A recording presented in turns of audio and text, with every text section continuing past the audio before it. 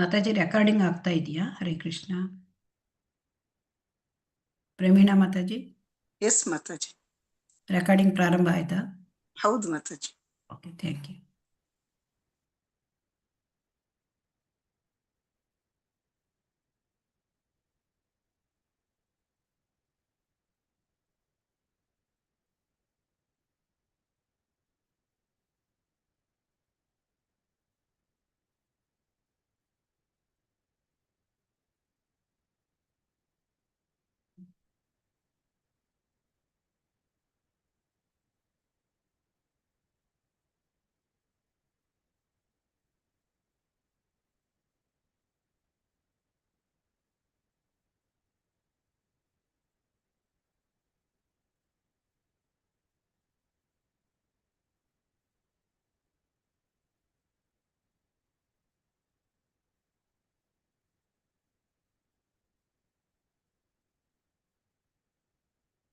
ಹರೇ ಕೃಷ್ಣ. ಹರೇ ಕೃಷ್ಣ ಎಲ್ಲರಿಗೂ. ಓಂ ಅಜ್ಞಾನತಿಮಿರಾಂಧಸ್ಯ ಜ್ಞಾನಾಂಜನಶಲಾಕಯ ಚಕ್ಷುರುನ್ಮೀಲಿತಂ ಯೇನ ತಸ್ಮೈ ಶ್ರೀಗುರವೇ ನಮಃ. ಶ್ರೀಚೈತನ್ಯಮನೋಭೀಷ್ಟಂ ಸ್ಥಾಪಿತಂ ಯೇನ ಭೂತಲೆ ಸ್ವಯಂ ರೂಪಃ ಕದಾ ಮಹ್ಯಂ ದದಾತಿ ಸ್ವಪದಾಂತಿಕಂ. ವಂದೇಹಂ ಶ್ರೀಗುರೋಃ ಶ್ರೀಯುತಪದಕಮಲಂ ಶ್ರೀಗುರೂನ್ ವೈಷ್ಣವಾಂಶ್ಚ ಶ್ರೀರೂಪಂ ಸಾಗ್ರಜಾತಂ ಸಗಣ ರಘುನಾಥಾನ್ವಿತಂ तं सजीवं साद्वैतं सावधूतं परिजनसहितं कृष्णचैतन्यदेवं श्रीराधाकृष्णपादान् सहगणललिता श्रीविशाखान्वितांश्च हे कृष्णा करुणा सिन्धो दीनबन्धो जगत्पते गोपेश गोपिका कान्ता राधाकान्ता नमोऽस्तु ते. तप्तकाञ्चन गौराङ्गी श्रीराधे वृन्दावनेश्वरी वृषभानुसुते देवी प्रणमामि हरिप्रिये. वाञ्छाकल्पतरुभ्यश्च कृपा सिन्धुभ्य एव च पतितानां पावनेभ्यो वैष्णवेभ्यो नमो नमः. जय श्री कृष्ण चैतन्य प्रभु नित्यानंद श्री अद्वैत गदाधर श्रीवासादि गौर भक्त वृंद. हरे कृष्ण कृष्ण कृष्ण हरे हरे, हरे राम राम राम हरे हरे. हरे कृष्ण कृष्ण कृष्ण हरे हरे, हरे राम राम राम हरे हरे. श्री श्री राधा गोविंद की जय. श्री श्री गौरनिताय की जय. ಶ್ರೀಲ ಪ್ರಭುಪಾದ ಕಿ ಜೈ. ಹರೇ ಕೃಷ್ಣ. ಎಲ್ಲರಿಗೂ ಸ್ವಾಗತ ಸುಸ್ವಾಗತ. ಶ್ರೀ ಶ್ರೀ ರಾಧಾ ಗೋವಿಂದ ದೇವಸ್ಥಾನ ಮಂಗಳೂರು ಇವರು ಆಯೋಜಿಸಿರುವ 3ನೇ ಹಂತದ ತರಗತಿ ತಮ್ಮೆಲ್ಲರಿಗೂ ಸುಸ್ವಾಗತ. ಶ್ರೀ ಈಶೋಪನಿಷತ್ ಮಂತ್ರ 9ರಿಂದ ಇವತ್ತು ನೋಡೋಣ. ಹರೇ ಕೃಷ್ಣ. ಹರೇ ಕೃಷ್ಣ ಮಾತಾಜಿ. ಹರೇ ಕೃಷ್ಣ ಮಾತಾಜಿ. ಹರೇ ಕೃಷ್ಣ. ಅಂಧಂ ತಮಃ ಪ್ರವಿಶಂತಿ ಯೇ ಅವಿದ್ಯಾಂ ಉಪಾಸತೆ ತತೋ ಭೂಯ ಇವಾತೆ ತಮೋ ಯಾವು ವಿದ್ಯಾಯಾಂ ರತಾಃ. ರಿಪೀಟ್ ಮಾಡೋಣ. ಅಂಧಂ ತಮಃ ಪ್ರವಿಶಂತಿ ಅಂಧಂ ತಮಃ ಪ್ರವಿಶಂತಿ ಯೇ ಅವಿದ್ಯಾಂ ಉಪಾಸತೆ ये अविद्या उपासते ततो भूय इव ते तमो ततो भूय इव ते तमो यावु विद्यायां रताः. यावु विद्यायां रताः. ಹರೇ ಕೃಷ್ಣ. ಶ್ರೀಲ ಪ್ರಭುಪಾದ ಕಿ ಜೈ.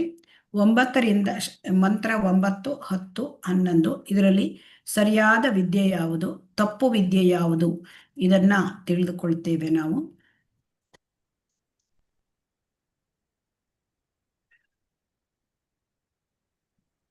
ಒಂಬತ್ತನೆಯ ಮಂತ್ರದಲ್ಲಿ ಏನ್ ಹೇಳ್ತಾರೆ? ಯಾರು ಅವಿದ್ಯೆಯ ಕಾರ್ಯಗಳಲ್ಲಿ ತೊಡಗಿದ್ದಾರೆ ಅವರು ಅಜ್ಞಾನದ ಅಂಧಕಾರ ಪ್ರದೇಶವನ್ನು ಪ್ರವೇಶ ಮಾಡ್ತಾರೆ. ಜ್ಞಾನವನ್ನು ಜ್ಞಾನ ಎಂದು ಎನಿಸಿಕೊಂಡಿರುವುದರಲ್ಲಿ ತೊಡಗಿದವರು ಇನ್ನೂ ಕೀಳು. ಅಂದರೆ ಇಲ್ಲಿ ಎರಡೂ ಕೂಡ ಒಳ್ಳೆಯದಲ್ಲ ಅಂತ. ಇಲ್ಲಿ ಉಪನಿಷತ್ತುಗಳಲ್ಲಿ ನಾವು ಹಿಂದೆ ನೋಡಿದ್ದೇವೆ. ಅಂದರೆ ಇಲ್ಲಿ ಶಬ್ದ, ವಿದ್ಯಾ, ಅವಿದ್ಯೆ ಈ ಮೂರು ಮಂತ್ರಗಳಲ್ಲೂ ಕೂಡ 9, 10, 11 ಅವರ ಕಂಟೆಕ್ಸ್ಟ್ ಯಾವ ಥರ ಬರುತ್ತೆ ಅದರ ಪ್ರಕಾರವಾಗಿ ಅರ್ಥ ಆಗುತ್ತೆ. ಇದು ಶಬ್ದಕೋಶದಲ್ಲಿ ಬರುವ ಶಬ್ದಗಳ ಅರ್ಥ ಆ ರೀತಿ ಅಲ್ಲ. ಇಲ್ಲಿ ಉಪನಿಷತ್ತುಗಳನ್ನು ಅರ್ಥ ಉಪನಿಷತ್ತಿನ ಮಂತ್ರಗಳನ್ನು ಅರ್ಥ ಮಾಡ್ಕೊಳ್ತಕ್ಕಂಥದ್ದು. ಸೊ ಹಾಗಾಗಿ ಅದನ್ನು ನಾವು ಉಪನಿಷತ್ತಿನ ಮಂತ್ರಗಳನ್ನು ಗುರು, ಸಾಧು, ಶಾಸ್ತ್ರ ಇವುಗಳ ಮುಖಾಂತರ ಅರ್ಥ ಮಾಡಿಕೊಳ್ಬೇಕು. ಇಲ್ಲಿ ವಿದ್ಯೆ ಅಂದರೆ ಯಾವುದು, ಅವಿದ್ಯೆ ಅಂದರೆ ಯಾವುದು? ಈ ಮಂತ್ರದಲ್ಲಿ ಅವಿದ್ಯೆ ಅಂದರೆ ಅಜ್ಞಾನದಿಂದ ಇಂದ್ರಿಯ ಭೋಗವನ್ನು ಮಾಡುವುದು. ಮತ್ತೆ ವಿದ್ಯೆ ಅಂದರೆ ಸೋಕಾಲ್ಡ್ ನಾಲೆಡ್ಜ್ ಅಂತ ಶ್ರೀಲ ಪ್ರಭುಪಾದರು ಹೇಳ್ತಾರೆ. ಜ್ಞಾನ ಎಂದು ಅನಿಸಿಕೊಂಡಿರುವುದು ಅಂದರೆ ಅದು ನಿಜವಾದ ಜ್ಞಾನ ಅಲ್ಲ. ಸೊ ಹಾಗಾಗಿ ಇದನ್ನ ನಾವು ನೋಡೋಣ. ಇಲ್ಲಿ ಈ ಮಂತ್ರ ಇಂದು ಎಂದಿಗಿಂತಲೂ ಹೆಚ್ಚು ಸಮಂಜಸ ಅಂತ ಶ್ರೀಲ ಪ್ರಭುಪಾದರು ಹೇಳ್ತಾರೆ. ಯಾಕೆಂದರೆ ಆಧುನಿಕ ನಾಗರಿಕತೆ ಅಲ್ಲಿ ಜಾಸ್ತಿ ಈಗ ಆಧುನಿಕ ಶಿಕ್ಷಣ ಪದ್ಧತಿ ಅದು ಹೆಚ್ಚು ಮುಂದುವರಿದಿದೆ. ಸೊ ಹಾಗಾಗಿ ಇಲ್ಲಿ ಏನಾಗಿದೆ ಅಂದರೆ ಆಧುನಿಕ ವಿದ್ಯಾಭ್ಯಾಸ ಅಥವಾ ಶಿಕ್ಷಣದಲ್ಲಿ ಆಧ್ಯಾತ್ಮಿಕತೆ ಇಲ್ಲ. ಸೊ ಹಾಗಾಗಿ ಜನ ಹೆಚ್ಚು ಐಹಿಕ ಪ್ರಗತಿ ಬಗ್ಗೆ ಗಮನ ಕೊಡ್ತಾ ಇದ್ದಾರೆ. ಸೊ ಈ ರೀತಿ ಆಗಿರೋದ್ರಿಂದ ಅನೇಕ ದುಷ್ಪರಿಣಾಮಗಳನ್ನು ನಾವು ಈಗ ಸಮಾಜದಲ್ಲಿ ನೋಡ್ತಾ ಇದ್ದೀವಿ. ಈಗ ವಿದ್ಯೆ ಅಂತ ಅಂದರೆ ಏನು ಅಂತಂದರೆ ಅಲ್ಲಿ ನಮಗೆ ಈಶೋಪನಿಷತ್ತಿನಲ್ಲಿ ನಾವು ನೋಡಿದ್ದೇವೆ. ಮಂತ್ರ 1ರಲ್ಲಿ ಈಶಾವಾಸ್ಯಂ ಇದಂ ಸರ್ವಂ ಅಂದರೆ ಈ ಜಗತ್ತಿನಲ್ಲಿ ನಮಗೆ ಏನು ಚರಾಚರ ವಸ್ತು ಕಾಣುತ್ತೆ, ಭೌತಿಕ ಪ್ರಪಂಚ ಇರಲಿ, ಆಧ್ಯಾತ್ಮಿಕ ಲೋಕಗಳಿರಲಿ, ಎಲ್ಲವಕ್ಕೂ ಒಡೆಯ ಭಗವಂತ. ಇದನ್ನು ನಾವು ಮರೆತಾಗ ಮನುಷ್ಯ ಅವನು ಅಂಧಕಾರದಲ್ಲಿರೋದು ಹೆಚ್ಚಾಗ್ತಾ ಹೋಗ್ಬಿಡುತ್ತೆ. ಸೊ ಹಾಗಾಗಿ ಇಲ್ಲಿ ಈಗ ಆಧುನಿಕ ನಾಗರಿಕತೆಯಲ್ಲಿ ಶೈಕ್ಷಣಿಕ ಪ್ರಗತಿ ನಡೀತಾ ಇದೆ ಅಲ್ವಾ? ಹರೇ ಕೃಷ್ಣ. ಹೌದು ಮಾತಾಜಿ. ಈ ಶೈಕ್ಷಣಿಕ ಪ್ರಗತಿ ಆಧುನಿಕದಲ್ಲಿ ಅದು ಭಗವಂತ ರಹಿತ ನಾಗರಿಕತೆ. ಅದು ಅಲ್ಲಿ ಭಗವಂತನನ್ನ ಬಗ್ಗೆ ಯಾರು ಕೂಡ ಆ ವಿಷಯಗಳೇ ಬರೋದೇ ಇಲ್ಲ. ಶಿಕ್ಷಣದ ವಿಷಯಗಳಲ್ಲಿ ಎಲ್ಲಾದರೂ ಭಗವಂತನ ಬಗ್ಗೆ ಬರುತ್ತಾ? ಇಲ್ಲ, ಸೆಕ್ಯುಲರ್ ಕಂಟ್ರಿ ಅಂತ ಹೇಳ್ತಾರೆ ಅಲ್ವಾ? ಸೊ ಆದ್ದರಿಂದ ಇದು ಭಗವಂತ ರಹಿತ ನಾಗರಿಕತೆ ಆಧುನಿಕ ಶಿಕ್ಷಣ ಪದ್ಧತಿ. ಸೊ ಅದು ಹೆಚ್ಚು ಅಪಾಯಕಾರಿ. ಅಂದರೆ ಈಗ ಅವಿದ್ಯಾ ಅಂದರೆ ಇಲ್ಲಿ ನಾವೇನು ತಿಳ್ಕೊಬೇಕು, ಇಂದ್ರಿಯ ಭೋಗ ಮಾಡೋದು ಅವಿದ್ಯಾ. ಸೊ ವಿದ್ಯಾ ಅಂದರೆ ಇಲ್ಲಿ ಈ ಮಂತ್ರದಲ್ಲಿ ಅಂದರೆ ಈ ಇಂದ್ರಿಯ ಭೋಗವನ್ನು ಮಾಡ್ಲಿಕ್ಕಾಗಿ ಪಡೆಯುವ ಜ್ಞಾನ. ಸೊ ಇದು ಇನ್ನೂ ಹೆಚ್ಚು ಅಪಾಯಕಾರಿ. ಸೊ ಭಗವಂತ ರಹಿತ ನಾಗರಿಕತೆ ಇಲ್ಲಿ ಈ ಶಿಕ್ಷಣ ಪದ್ಧತಿ ಕೊಡ್ತಾ ಇದೆ, ಅದು ಹೆಚ್ಚು ಅಪಾಯಕಾರಿ ಅಂತ ಹೇಳ್ತಾರೆ. ಇಲ್ಲಿ ಶ್ರೀಲ ಪ್ರಭುಪಾದರು ಈ ಥರ ಡಿಸ್ಕಸ್ ಮಾಡ್ತಾ ಇದ್ದಾರೆ. ಇಲ್ಲಿ ಆಧುನಿಕ ನಾಗರಿಕತೆಯಲ್ಲಿ 100ಕ್ಕೆ 99.9% ಜನ ಎಲ್ಲರೂ ಕೂಡ ಇಂದ್ರಿಯ ತೃಪ್ತಿಯಲ್ಲಿ ತೊಡಗಿದ್ದಾರೆ ಅಲ್ವಾ? ಎಲ್ಲರಿಗೂ ಕೂಡ ಇಂದ್ರಿಯ ಭೋಗ ಮಾಡಬೇಕು. ಸೊ ಹಾಗಾಗಿ ಎಲ್ಲರೂ ಪರೋಪಕಾರ ಮಾಡ್ತೇನೆ ಅಂತ ಹೇಳ್ತಾರೆ, ರಾಜಕೀಯ ಚಟುವಟಿಕೆ, ಆಮೇಲೆ ಜನರು ಇಂಡಸ್ಟ್ರೀಸ್ ಮಾಡ್ತೇನೆ ಅಂತ ಹೇಳ್ತಾರೆ. ಎಲ್ಲ ರೀತಿಯಿಂದ ಎಲ್ಲರ ಮೂಲ ಇಚ್ಛೆ ಅಥವಾ ಇಂಟ್ರೆಸ್ಟ್ ಇಂದ್ರಿಯ ಭೋಗ ಅಲ್ವಾ? ಸೊ ಅದರಲ್ಲಿ ಕೃಷ್ಣ ಇಲ್ಲ, ಅಲ್ಲಿ ಭಗವಂತ ಇಲ್ಲ. ಸೊ ಹಾಗಾಗಿ ಭಗವದ್ಗೀತೆ ಏನು ಹೇಳ್ತದೆ, ಇಂದ್ರಿಯ ತೃಪ್ತಿಯಲ್ಲಿ ತೊಡಗಿದವರು ಕತ್ತೆಗಳು ಅಂತ ಹೇಳುತ್ತೆ. ಸೊ ಮೂಢರು, ಕತ್ತೆಗಳು. ಸೊ ಕತ್ತೆ ಅಂತಂದ್ರೆ ಅದು ಮೂರ್ಖತನ, ಕತ್ತೆಗೆ ಜ್ಞಾನ ಇಲ್ಲ, ಅದು ಮೂರ್ಖ. ಸೊ ಅದೇ ತರಹ ಮನುಷ್ಯ ಆಗ್ತಾ ಇದ್ದಾನೆ ಈ ಒಂದು ಐಹಿಕ ಆಧುನಿಕ ಒಂದು ಶಿಕ್ಷಣ ಪದ್ಧತಿಯಿಂದ. ಸೊ ಹಾಗಾಗಿ ಅವರು ಇಲ್ಲಿ ಈಶೋಪನಿಷತ್ ಏನು ಹೇಳ್ತದೆ ಈ ಮಂತ್ರದಲ್ಲಿ ಅಂದರೆ, ಯಾರು ಈ ರೀತಿಯಾಗಿ ಕೇವಲ ಇಂದ್ರಿಯ ಭೋಗವನ್ನು ಮಾಡೋದ್ರಲ್ಲಿ ತೊಡಗಿರ್ತಾರೆ ಅವರು ಅವಿದ್ಯೆಯನ್ನು ಪೂಜೆ ಮಾಡ್ತಾರೆ, ಅವರು ಅವಿದ್ಯೆಯಲ್ಲಿ ಇರ್ತಾರೆ. ಸೊ ಹಾಗಾಗಿ ಇವರು ಏನು ಹೇಳ್ತಾರೆ ಅಂತಂದರೆ, ದೇವರಿಲ್ಲದ ಈ ಶಿಕ್ಷಣ ಪದ್ಧತಿ, ಆಧುನಿಕ ಶಿಕ್ಷಣ ಪದ್ಧತಿ, ಹಿಂದೆಲ್ಲ ಗುರುಕುಲ ಇದ್ದಿತ್ತು.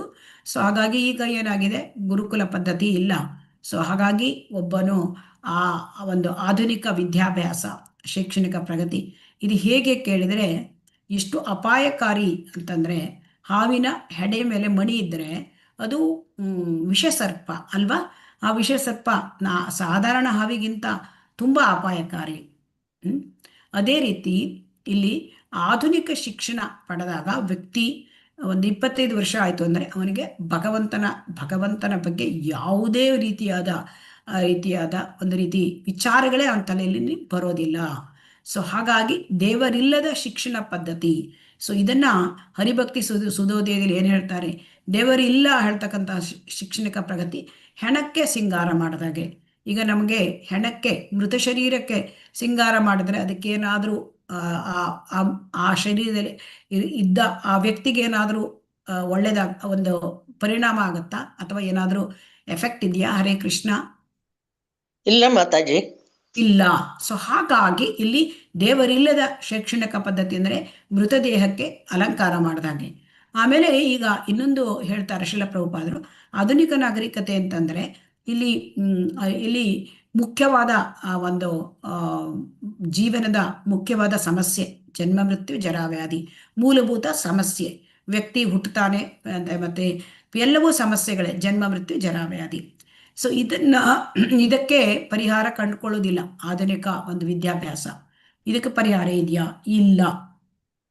ಹಾಗಾದ್ರೆ ಇದನ್ನ ಆಧುನಿಕ ಶಿಕ್ಷಣದಲ್ಲಿ ಯಾವ ರೀತಿ ನೋಡ್ಕೊಳ್ತಾರೆ? ಆಧುನಿಕ ನಾಗರಿಕತೆಯಲ್ಲಿ ಇದನ್ನ ಮುಚ್ಚುವ ಕೆಲಸ. ಈ ದುಃಖ ಬರ್ತದೆ, ಅದನ್ನ ಮುಚ್ಚಿಬಿಡ್ಬೇಕು, ಅದನ್ನ ಮೂಲ ಬೇರು ಸಹಿತ ತೆಗಿಬೇಕು. ಅದಿಲ್ಲ. ಇದನ್ನು ಮುಚ್ಚುವ ಕೆಲಸ ಹೇಗೆಂದ್ರೆ ಇದಕ್ಕೆ ತೇಪೆದಾರಿ ಕೆಲಸ. ಅದಕ್ಕೆ ಶ್ರೀಲ ಪ್ರಭುಪಾದರು ಏನು ಹೇಳ್ತಾರೆ, ಈಗ ನೋಡಿ, ಈಗ ಆಧುನಿಕ ಶಿಕ್ಷಣದಲ್ಲಿ ಯಾವತ್ತೂ ಆತ್ಮ ಸಾಕ್ಷಾತ್ಕಾರದ ಬಗ್ಗೆ ಇಲ್ಲ. ಇದೆಯಾ? ಆಧ್ಯಾತ್ಮಿಕ ಮೌಲ್ಯಗಳು ಇದೆಯಾ? ಇಲ್ಲ. ನೈತಿಕ ಶಿಕ್ಷಣಗಳು ಇರಬಹುದು, ಶಾಲೆಗಳಲ್ಲಿ ಇರಬಹುದು, ನೈತಿಕ ಮಾರಲ್ ಪೀರಿಯಡ್ ಇರಬಹುದು, ಮಾರಲ್ ಸೈನ್ಸ್ ಅಂತ. ಆದರೆ ಆಧ್ಯಾತ್ಮಿಕತೆ ಇಲ್ಲ. ಸೊ ಹಾಗಾಗಿ ಆಧ್ಯಾತ್ಮಿಕತೆ ಇಲ್ಲ ಅಂತಂದರೆ ಯಾವಾಗಲೂ ಆತ್ಮದ ಒಂದು ಉನ್ನತಿ ಅದು ಇಲ್ಲ. ಸೊ ಹಾಗಾಗಿ ಅವಿದ್ಯಾಪೂರ್ಣ ಸಂಸ್ಕೃತಿ ಇದೆಲ್ಲ ಸಿರಿಯಿಂದ ಮನುಷ್ಯ ಅಂಧತಮ ಲೋಕವನ್ನು ಪ್ರವೇಶ ಮಾಡ್ತಾನೆ ಅಂತ ಇಲ್ಲಿ ಶ್ರೀಲ ಪ್ರಭುಪಾದರು ಈ ಒಂದು ಮಂತ್ರದ ಒಂದು ಇದನ್ನ ನಮಗೆ ತಿಳಿಸಿದ್ದಾರೆ. ಈಗ ಇದಿಷ್ಟು ಅಜ್ಞಾನ ಅಂದರೆ ಅವಿದ್ಯ. ಈ ಮಂತ್ರದ ಪ್ರಕಾರ ಅವಿದ್ಯ ಆಧುನಿಕ ಶಿಕ್ಷಣ ಮತ್ತೆ ಇಂದ್ರಿಯ ಭೋಗದಲ್ಲಿ ತೊಡಗುವುದು. ಆಮೇಲೆ ಈಗ ಅವಿದ್ಯಾ ಅಂದರೆ ಇಂದ್ರಿಯ ಭೋಗದಲ್ಲಿ ತೊಡಗಿರೋರು ಅವಿದ್ಯ. ಈಗ ವಿದ್ಯೆಯಲ್ಲಿ ನಾವು ನೋಡಿದ್ವಿ. ಈಗ ಅಂದರೆ ಆಧುನಿಕ ಶಿಕ್ಷಣದ ಬಗ್ಗೆ ಶ್ರೀಲ ಪ್ರಭುಪಾದರು ಹೇಳಿದರು. ಈಗ ವೈದಿಕ ಶಿಕ್ಷಣದಲ್ಲಿ ತೊಡಗಿರೋರು ಕೂಡ ಇಲ್ಲಿ ಸೋಕಾಲ್ಡ್ ಜ್ಞಾನ ಅಂದರೆ ಅವರದ್ದು ಜ್ಞಾನವೆಂದು ಅನಿಸಿಕೊಳ್ಳತಕ್ಕಂಥ ಜ್ಞಾನ ಅದು ಅಜ್ಞಾನದಲ್ಲಿರೋದಕ್ಕಿಂತ ಕೀಳು ಅಂತ ಇಲ್ಲಿ ಈ ಮಂತ್ರ ಹೇಳ್ತದೆ. ಅದನ್ನು ಶ್ರೀಲ ಪ್ರಭುಪಾದರು ನಮಗೆ ಏನು ಹೇಳ್ತಾರೆ, ವೇದವಾದ ರಥ ಮಾಯಾ ಅಪಹೃತ ಜ್ಞಾನ ಆಸುರಂಭಾವ ಆಶ್ರಿತ. ಸೊ ಈ ವೇದವಾದ ರಥರು ಏನು ಹೇಳ್ತಾರೆ ಮತ್ತು ಯಾಕೆ ಈ ಥರ ಆಗತ್ತೆ, ಮತ್ತು ಇಲ್ಲಿ ಮಾಯಾ ಅಪಹೃತ ಜ್ಞಾನ ಇದನ್ನು ನಾವು ನೋಡೋಣ. ಇಲ್ಲಿ ಏನಾಗಿದೆ ಅಂತಂದರೆ ಈಶೋಪನಿಷತ್ತಿನ ಮಂತ್ರ ಈಶಾವಾಸ್ಯಂ ಇದಂ ಸರ್ವಂ ಅಂದರೆ ಎಲ್ಲವೂ ಕೂಡ ಭಗವಂತನಿಗೆ ಸೇರಿದ್ದು, ಭಗವಂತನೇ ಎಲ್ಲದರ ಚರಾಚರ ವಸ್ತುಗಳ ಒಡೆಯ. ಸೊ ಹಾಗಾಗಿ ನಮಗೇನು ಭಗವಂತ ಕೊಟ್ಟಿದ್ದಾನೆ, ತೇರ ತೆಕ್ತೇನ ಮುಂಜೀತ ಮಾಕೃದ ಕಸ್ಯ ಸ್ವಿಧನಂ, ನಮಗೇನು ಭಗವಂತ ಕೊಟ್ಟಿದ್ದಾನೆ ನಮ್ಮ ಕೋಟ, ಅದರಿಂದ ನಾವು ತೃಪ್ತರಾಗಬೇಕು. ಅಂದರೆ ಅದು ಎಲ್ಲ ವೈದಿಕ ಶಾಸ್ತ್ರದ ಉದ್ದೇಶ ಏನೋ ಇದನ್ನ ನಮಗೆ ತಿಳಿಸೋದು. ಅಂದರೆ ಭಗವಂತನನ್ನು ಮರೆತಿದ್ದೀವಿ, ಅದನ್ನು ನಮಗೆ ಭಗವತ್ ಪ್ರಜ್ಞೆಯನ್ನ ಜಾಗೃತಗೊಳಿಸೋದು. ಅಂದರೆ ಸ್ಮರ್ತವ್ಯಂ ಸತತಂ ವಿಷ್ಣು ವಿಸ್ಮರ್ತವ್ಯಂ ನ ಜಾತು ಚಿತ್. ಯಾವಾಗಲೂ ಭಗವಂತನ ನೆನಪು ಮಾಡಬೇಕು, ಮರಿಬಾರದು. ಇದು ಮುಖ್ಯ ಉದ್ದೇಶ ಎಲ್ಲ ಧರ್ಮ ಗ್ರಂಥಗಳದ್ದು. ಅಂದರೆ ಅರ್ಥ ಏನು, ನಾವು ಭಗವದ್ಧಾಮಕ್ಕೆ ಹಿಂದಿರುಗಬೇಕು ಮನುಷ್ಯ ಜನ್ಮಕ್ಕೆ ಬಂದ ಮೇಲೆ. ಇದು ಮುಖ್ಯ ಉದ್ದೇಶ. ಆದರೆ ಇಲ್ಲಿ ವಾದರತರು ಏನು ಮಾಡ್ತಾರೆ, ವೇದಗಳ ಬಗ್ಗೆ ಅವರು ಸಾರಾಂಶ ಅರಿಯುವುದಿಲ್ಲ. ವೇದಗಳ ಸಾರಾಂಶ ಭಗವಂತನನ್ನು ಪಡ್ಕೊಳ್ಳೋದು, ಭಗವಂತನ ಲೋಕಕ್ಕೆ ಹೋಗೋದು. ಸೊ ಇದನ್ನು ಅವರು ಸಾರಾಂಶ ಅರ್ಥ ಮಾಡ್ಕೊಳ್ಳೋದಿಲ್ಲ. ಅವರು ಕರ್ಮಕಾಂಡ ಇಷ್ಟೇ ಭಾಗವನ್ನು ಮಾತ್ರ ಅವರು ಅರ್ಥ ಮಾಡಿಕೊಂಡು ಅದಕ್ಕೆ ಸ್ವರ್ಗ ಪ್ರಾಪ್ತಿ ಆಗಬೇಕು ಈ ವಿಷಯವನ್ನ ಹೆಚ್ಚು ಒತ್ತು ಕೊಡ್ತಾರೆ. ಮತ್ತು ಭೌತಿಕದಲ್ಲಿ ಏನೇನಾದರೂ ನಮಗೆ ಬೇಕಾಗ್ತಕ್ಕಂತಹ ಇಲ್ಲಿ ಐಹಿಕ ಸುಖಗಳು ಅದರ ಬಗ್ಗೆನೇ ವಿಚಾರ ಮಾಡ್ತಾರೆ. ಸೊ ಹಾಗಾಗಿ ಈ ರೀತಿಯ ಒಂದು ಸ್ವರ್ಗ ಪ್ರಾಪ್ತಿಯ ಬಯಕೆಯಿಂದ ಮಾಡ್ತಕ್ಕಂಥ ಈ ವೇದವಾದರತರು ಅವರು ಏನು ಮಾಡ್ತಾರೆ, ಅವರು ಜನರನ್ನು ತಪ್ಪು ದಾರಿಗೆ ಎಳಿತಾರೆ. ಅಂದರೆ ಜನರಿಗೆ ಏನು ತಿಳಿಸ್ಬೇಕು, ವೇದಗಳು ಏನು ತಿಳಿಸುತ್ತೆ. ಸೊ ವೇದಗಳ ಮುಖ್ಯ ಉದ್ದೇಶ ವೇದೈಶ್ಚ ಸರ್ವೈರ್ ಅಹಮೇವ ವೇದ್ಯ 15.15 ಭಗವದ್ಗೀತೆಯಲ್ಲಿ ಹೇಳಿದ್ದಾನೆ. ವೇದಗಳ ಉದ್ದೇಶ ಭಗವಂತನನ್ನು ಅರಿತುಕೊಳ್ಳುವುದು. ಆದರೆ ಇಲ್ಲಿ ವೇದಗಳ ಉದ್ದೇಶ ಸ್ವರ್ಗ ಪ್ರಾಪ್ತಿ. ಇದನ್ನ ಇಷ್ಟಕ್ಕೆ ಅವರು ಮಾಡಿಕೊಂಡು ಜನರಿಗೆ ತಪ್ಪು ದಾರಿಗೆ ಎಳೆಯುತ್ತಾರೆ. ಈಗ ಜನರನ್ನು ತಪ್ಪು ದಾರಿಗೆ ಎಳೆಯುತ್ತಾರೆ. ಆಮೇಲೆ ಅವರಿಗೆ ಶ್ರೇಷ್ಠ ಆಚಾರ್ಯರ ಒಂದು ಪರಂಪರೆಯಲ್ಲಿ ಬಂದ ಆಚಾರ್ಯರದ್ದ ಒಂದು ವ್ಯಾಖ್ಯಾನವನ್ನು ಅವರು ಕೊಡೋದಿಲ್ಲ. ಸೊ ತಮ್ಮದೇ ವ್ಯಾಖ್ಯಾನ ಕೊಡ್ತಾರೆ. ಸೊ ಹಾಗಾಗಿ ಜನರನ್ನು ತಪ್ಪು ದಾರಿಗೆ ಎಳೆಯುವುದರಿಂದ ಅವರು ಇನ್ನೂ ಹೆಚ್ಚಿನ ಅಂಧತಮ ಪ್ರದೇಶಕ್ಕೆ ಪ್ರವೇಶ ಮಾಡ್ತಾರೆ. ಸೊ ಆ ಇಂದ್ರಿಯ ಭೋಗ ಮಾಡಿ ಅಜ್ಞಾನದಲ್ಲಿ ಇರುವವರು ಅವರಿಗಿಂತ ಇವರು ಹೆಚ್ಚಿನ ಅಂಧತಮ ಪ್ರದೇಶಕ್ಕೆ ಹೋಗ್ತಾರೆ ಅಂತ ಈ ಮಂತ್ರ ಹೇಳ್ತದೆ. ಹಾಗಾಗಿ ನಮಗೆ ಭಗವಂತನ ಬಗ್ಗೆ ತಿಳ್ಕೊಳ್ಬೇಕು, ವೇದಗಳ ಬಗ್ಗೆ ಸರಿಯಾದ ಅರ್ಥ ಮಾಡ್ಕೊಳ್ಬೇಕು ಅಂದ್ರೆ ಶ್ರೀಲ ಪ್ರಭುಪಾದರು ಹೇಳ್ತಾರೆ, ಸದ್ಗುರುವಿನ ಬಳಿಗೆ ಹೋಗಬೇಕು. ಸದ್ಗುರು ಅಂದ್ರೆ ಸಂಪ್ರದಾಯದಿಂದ ಬಂದ ಗುರು. ಸಂಪ್ರದಾಯ ಅಂದ್ರೆ ಏನು ಅಂದ್ರೆ ಅಲ್ಲಿ ಕೃಷ್ಣ ಮೂಲ ಆಕಾರ ಆಗಿರಬೇಕು. ಎಲ್ಲರಿಗೂ ಒಂದು ಸಂಪ್ರದಾಯ ಇರಬಹುದು, ಆದರೆ ಆ ಸಂಪ್ರದಾಯದ ಮೂಲ ಗುರು ಕೃಷ್ಣ ಆಗಿರಬೇಕು. ಅದು ಸದ್ಗುರು. ಅಂತಹ ಸದ್ಗುರುವಿನಿಂದ ನಾವು ಜ್ಞಾನವನ್ನು ಪಡ್ಕೊಳ್ಬೇಕು ಅಂತ ಹೇಳ್ತಾರೆ. ಸೊ ಆದರೆ ಇಲ್ಲಿ ವೇದವಾದರತರಿಗೆ ಏನಾಗಿದೆ, ತಮ್ಮದೇ ಆಚಾರ್ಯರು ಇರ್ತಾರೆ, ಆದರೆ ಆ ಆಚಾರ್ಯರು ಗುರು ಪರಂಪರೆಯಿಂದ ಬಂದವರಲ್ಲ. ಸೊ ಹಾಗಾಗಿ ಅವರು ವೇದಶಾಸ್ತ್ರಗಳನ್ನು ತಪ್ಪಾಗಿ ವ್ಯಾಖ್ಯಾನಿಸುತ್ತಾರೆ.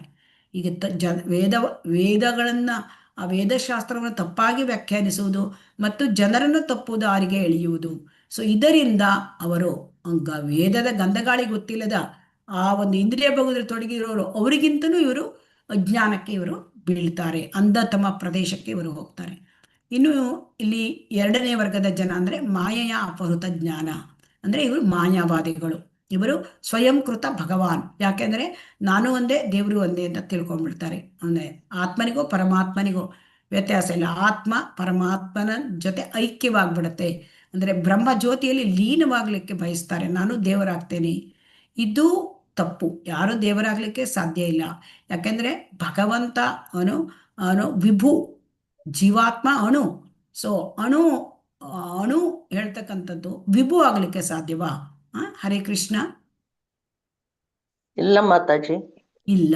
ಸೊ ಆದ್ದರಿಂದ ಇಲ್ಲಿ ಏನಾಗುತ್ತೆ, ಮಾಯಾ ಅಪಹೃತ ಜ್ಞಾನ, ಆ ಸ್ವಯಂಕೃತ ಭಗವಾನ್ ಅವರು ತಾವೇ ದೇವರು ಅಂತ ಭಾವಿಸೋದು. ಸೊ ಹಾಗಾಗಿ ಅವರ ಲೆಕ್ಕಾಚಾರ ತಪ್ಪಾಗತ್ತೆ. ಭಗವಂತ ಯಾವತ್ತೂ ಮಾಯೆಗೆ ವಶವಾಗೋದಿಲ್ಲ.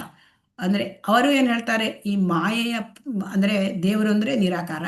ಅವರು ಈ ಭೌತಿಕ ಪ್ರಪಂಚಕ್ಕೆ ದೇವರು ಬಂದಾಗ ಅವರು ಮಾಯೆಯಿಂದ ಶರೀರ ಪಡ್ಕೊಂಡ್ಬಿಡ್ತಾರೆ. ಸೊ ಇದು ತಪ್ಪು. ಈ ಒಂದು ಎಕ್ಸ್ಪ್ಲನೇಷನ್ ತಪ್ಪು.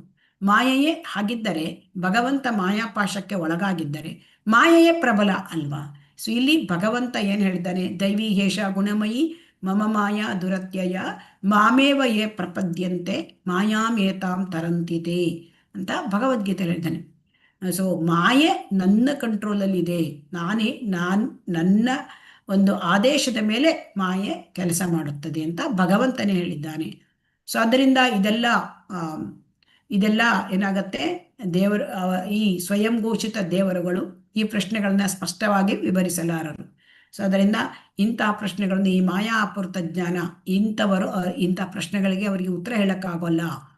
ಸೊ ಅದರಿಂದ ಅವರಿಗೆ ತಾವೇ ದೇವರಾದ್ರೆ ಸಾಕು, ತಾವೇ ದೇವರು ಅಂತ ಸ್ವಯಂ ಘೋಷಿತ ಮಾಡ್ಕೊಳ್ತಾರೆ.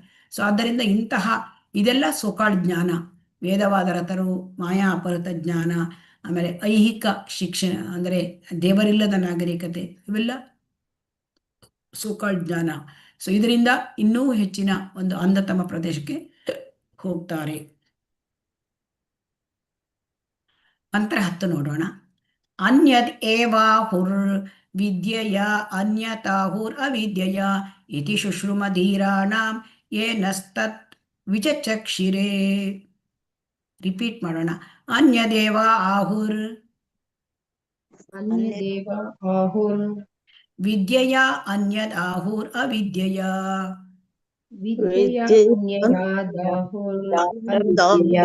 ಅವಿದ್ಯೆಯ ಇತಿ ಶುಶ್ರುಮಧೀರಾಣಾಂ ಇತಿ ಶುಶ್ರುಮಧೀರಾಣಾಂ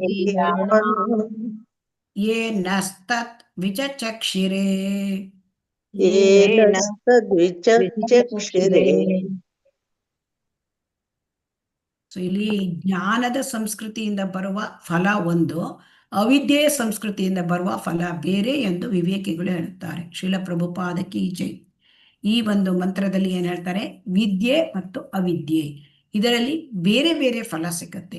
ಇಲ್ಲಿ ಈ ಒಂದು ಮಂತ್ರದಲ್ಲಿ ವಿದ್ಯೆ ಅಂತಂದ್ರೆ ಏನು ಅದನ್ನ ಇಲ್ಲಿ ಶ್ರೀಲ ಪ್ರಭುಪಾದರು ನಮಗೆ ಅಂದರೆ ಈಶೋಪನಿಷತ್ತಿನಲ್ಲಿ ಮಂತ್ರಕ್ಕೆ ಗೀತೋಪನಿಷತ್ತಿನ ಒಂದು ಅಧ್ಯಾಯ 13ನೇ ಅಧ್ಯಾಯದಲ್ಲಿ 8ನೇ ಶ್ಲೋಕದಿಂದ 12ನೇ ಶ್ಲೋಕದ ಒಂದು ಇದನ್ನ ಕೊಟ್ಟು ಇಲ್ಲಿ ಭಗವಂತ ವಿದ್ಯೆ ಅಂದ್ರೆ ಏನು, ಜ್ಞಾನ ಅಂದ್ರೆ ಏನು ಅಂತ ಹೇಳಿದ್ದಾನೆ.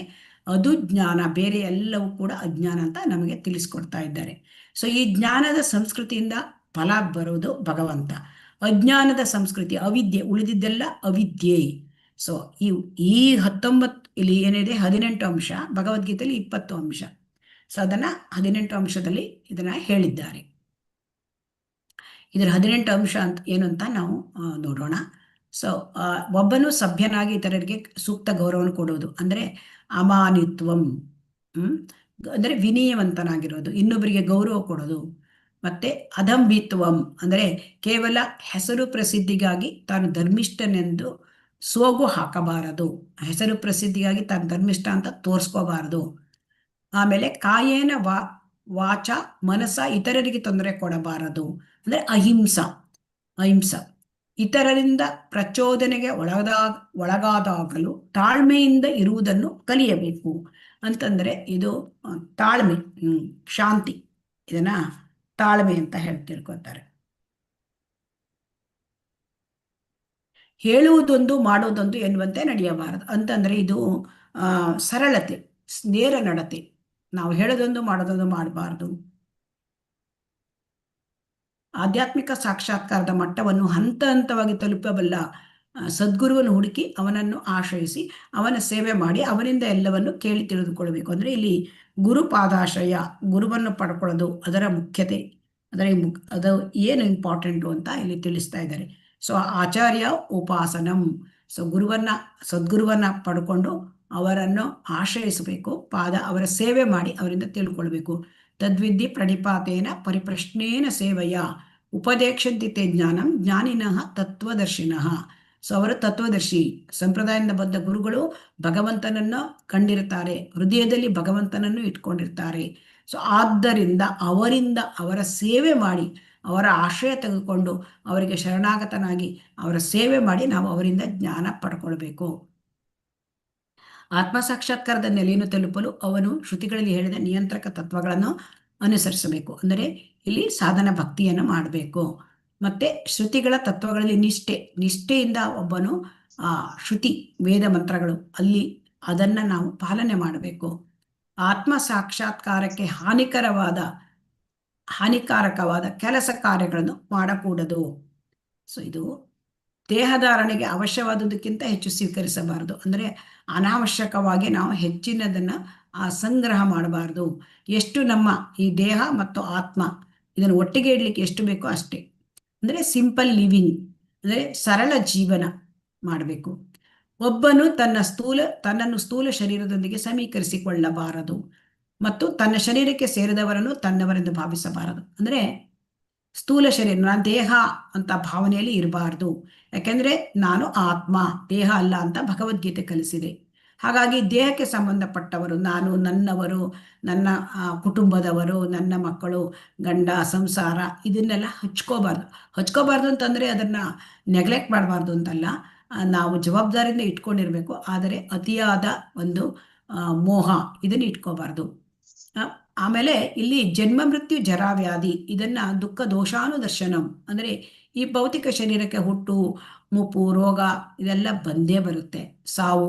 ಸೊ ಇದೆಲ್ಲ ಬಂದೇ ಬರುತ್ತೆ. ಯಾಕೆಂದ್ರೆ ಇದನ್ನ ಯಾವಾಗಲೂ ನೆನಪಿಡ್ಬೇಕು. ಪ್ರತಿ ಸುತ್ತು, ಪ್ರತಿ ದಿವಸ, ಪ್ರತಿ ನಿಮಿಷವೂ ಇದನ್ನ ನೆನಪಿಡಬೇಕು. ಇದು ನನಗೆ ಇರುವುದು ಭೌತಿಕ ಶರೀರ. ಈ ಭೌತಿಕ ಶರೀರಕ್ಕೆ ಹುಟ್ಟು, ಮುಪ್ಪು, ರೋಗ, ಆಮೇಲೆ ಸಾವು ಬಂದೇ ಬರುತ್ತೆ. ಸೊ ಅದರಿಂದ ಇದರಿಂದ ಏನು ಈ ಭೌತಿಕ ಒಂದು ಶರೀರ ಏನು ಪ್ರಯೋಜನ ಇಲ್ಲ.